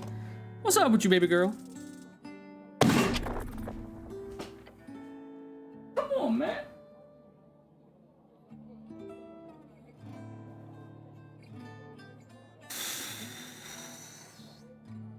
I was one number away.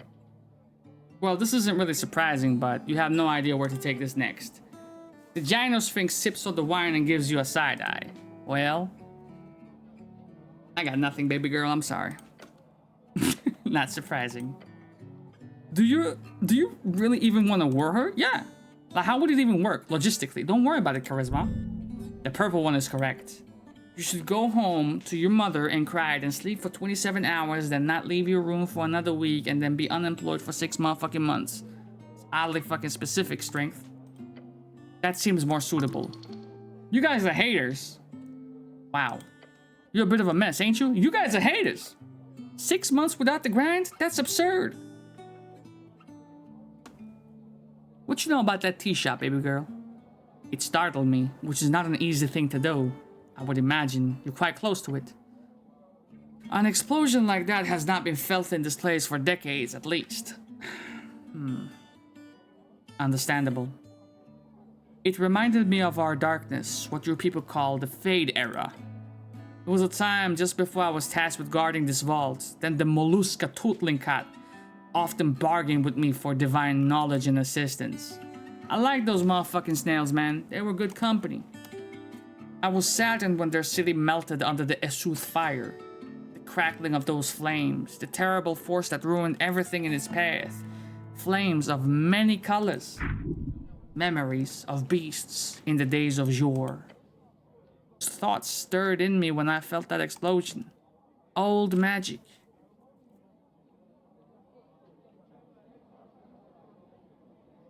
Could someone have used fireball to cause the explosion? The Sphinx shrugs. I've seen more than a fair share of those in my time. It seems like everyone uses it. A 3rd level fireball would not come close to that power. Really? Any other spells then? Destructive spells comes in all sizes and shapes, little one. But there is a saying among arcanists that any spell made to cause damage is just a fireball in different clothing. So who knows? But I'm sure you will figure it out.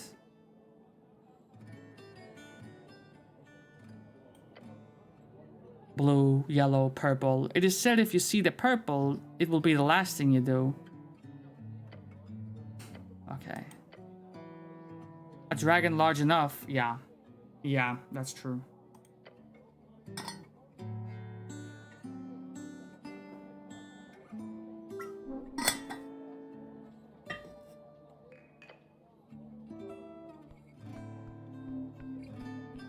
I wonder how we sleep in this game.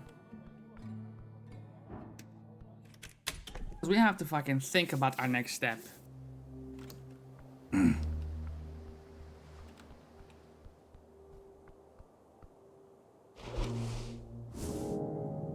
Let's think about this real quick.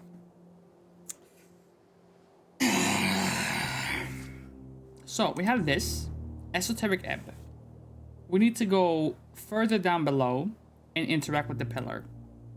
That will solve this eventually. Phylogenistic agenda. We could hit Water Whale up and holla at Visa.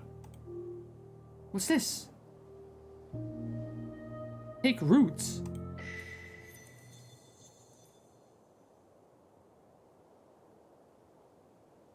They must have realized by now that you're just not some government goon. You are...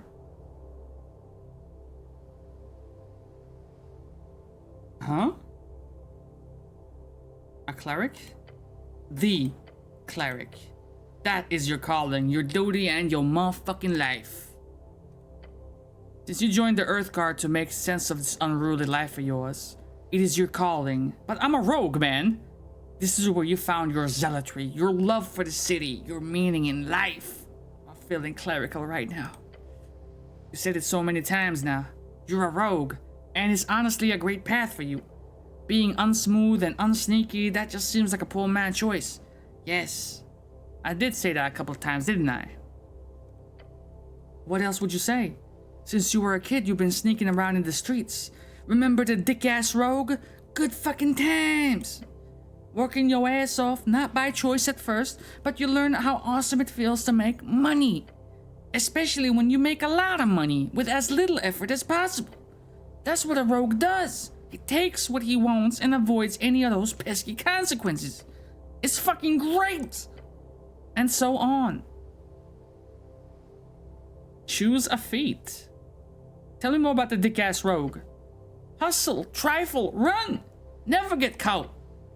Dick-ass rogue, man. Your trifle rolls are increased by an extra proficiency.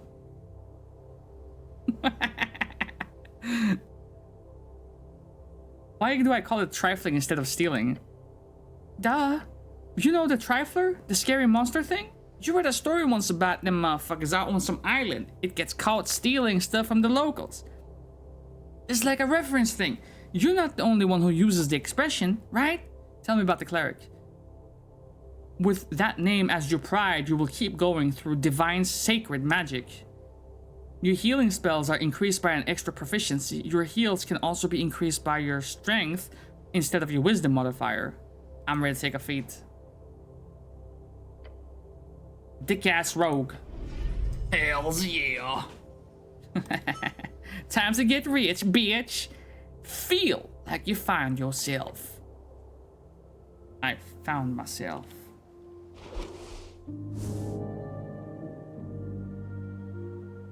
Forgo feet. Relax.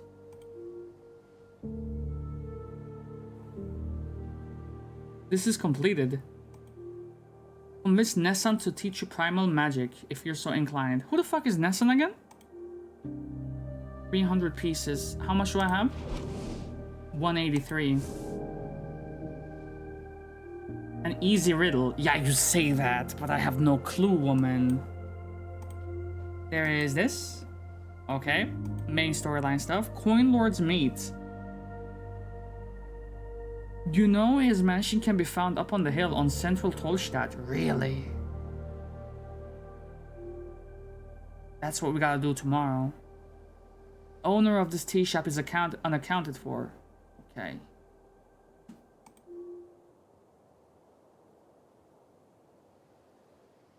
We were pursuing this lead, but then we figured it would be better to go up to the Sphinx and interact with the patrons there. The Dragon of Tolstadt. Completed. Cool. Cool. What's this? River Takia. How did you survive your plunge into the river? That's a good question. Missing Paladin, we just received that. Election week. Yang and Dam. This. Take root. Slay. What do you have?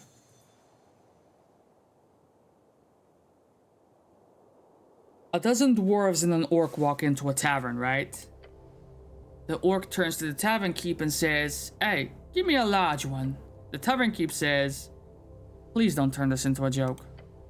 These are real people you're talking about. What's going on here?" Let me continue, man. So, the dwarves go, "The dwarves have struggled as a minority for decades. They deserve respect, nothing less. A joke never hurt nobody. The political struggle is never a joke." The political struggle is never a joke. A true statement to lighten the mood is to ignore the very real pain in our realm. Whatever. Look, the fucking gist of the story is the orc is hard at work improving this shitty little city. The dwarves are annoying and stupid. Got it? You believe for a second the orc wants the city to improve? You've seen too much to ever believe such a lie.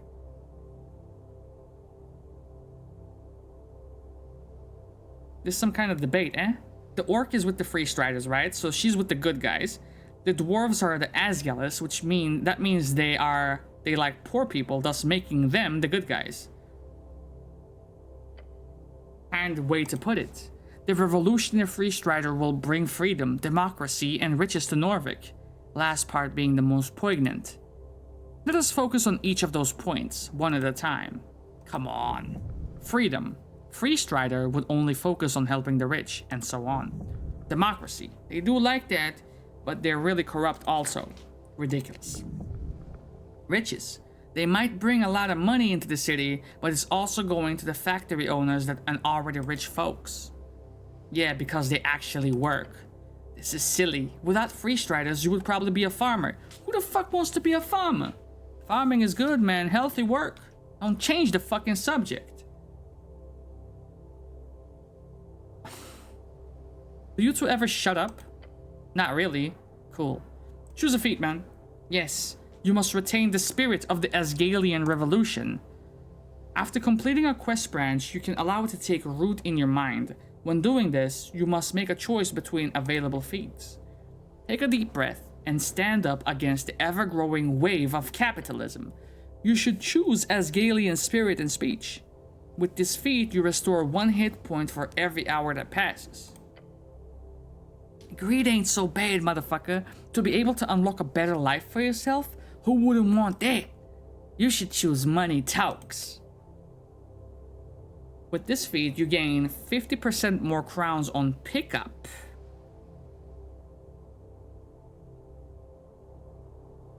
I am a money main, man. I am a money main. Yeah, I'm a money main motherfucker, man. Smart choice. 200 experience points. feel like you have resolved some conflict in the world. There it is. There it is. I think this is going to be where we call it this session. I've been fucking yapping my ass off for over 6 hours, and when it's like this dense, like zero voice acting, it just takes it out of you that much more. End of session uno, you know? And hopefully we'll see each other tomorrow where we tackle the second day of the 5 available days in this game, is what I'm thinking. Maybe, nah. This will probably be resolved way before day 5, honestly. Like, we did quite a bit of exploring. Like, the first session is always going to be the longest, because everything is new, but on the subsequent days, you know, you have a gist of where you want to go. You have already explored a major part of the game, so it just becomes more specialized, more focused. That's what I'm thinking anyway, so we'll see how long this takes. How long to beat.com that said this takes like 21 hours-ish. 3 sessions, maybe? We'll see, we'll see. No rush though. Maybe 4 sessions. But I will have to say that I am quite enjoying it thus far. Yes. That said, I want to thank everyone who was here today, man. Let me see here. Let me see. We had CMM in the house. Shout out to him. With Manzul in the house. Shout out to him. We had I Am No One You Know. Follow the channel and show some love. Appreciate you. We had MJ follow us as well. Shout out to you. We had Swift in the house. Shout out to her. We had her kids over here. Shout out to them. We had Smith in the house. Shout out to him. And we had Crazy in the house. Shout out to her. We also had Burb. Yes. Shout out to them. With that said, I'm getting the fuck up out of here. Let's end it with Still I Rise by K Reno. And most likely we'll see each other tomorrow. We'll see. I'm out this motherfucker. Peace and much love.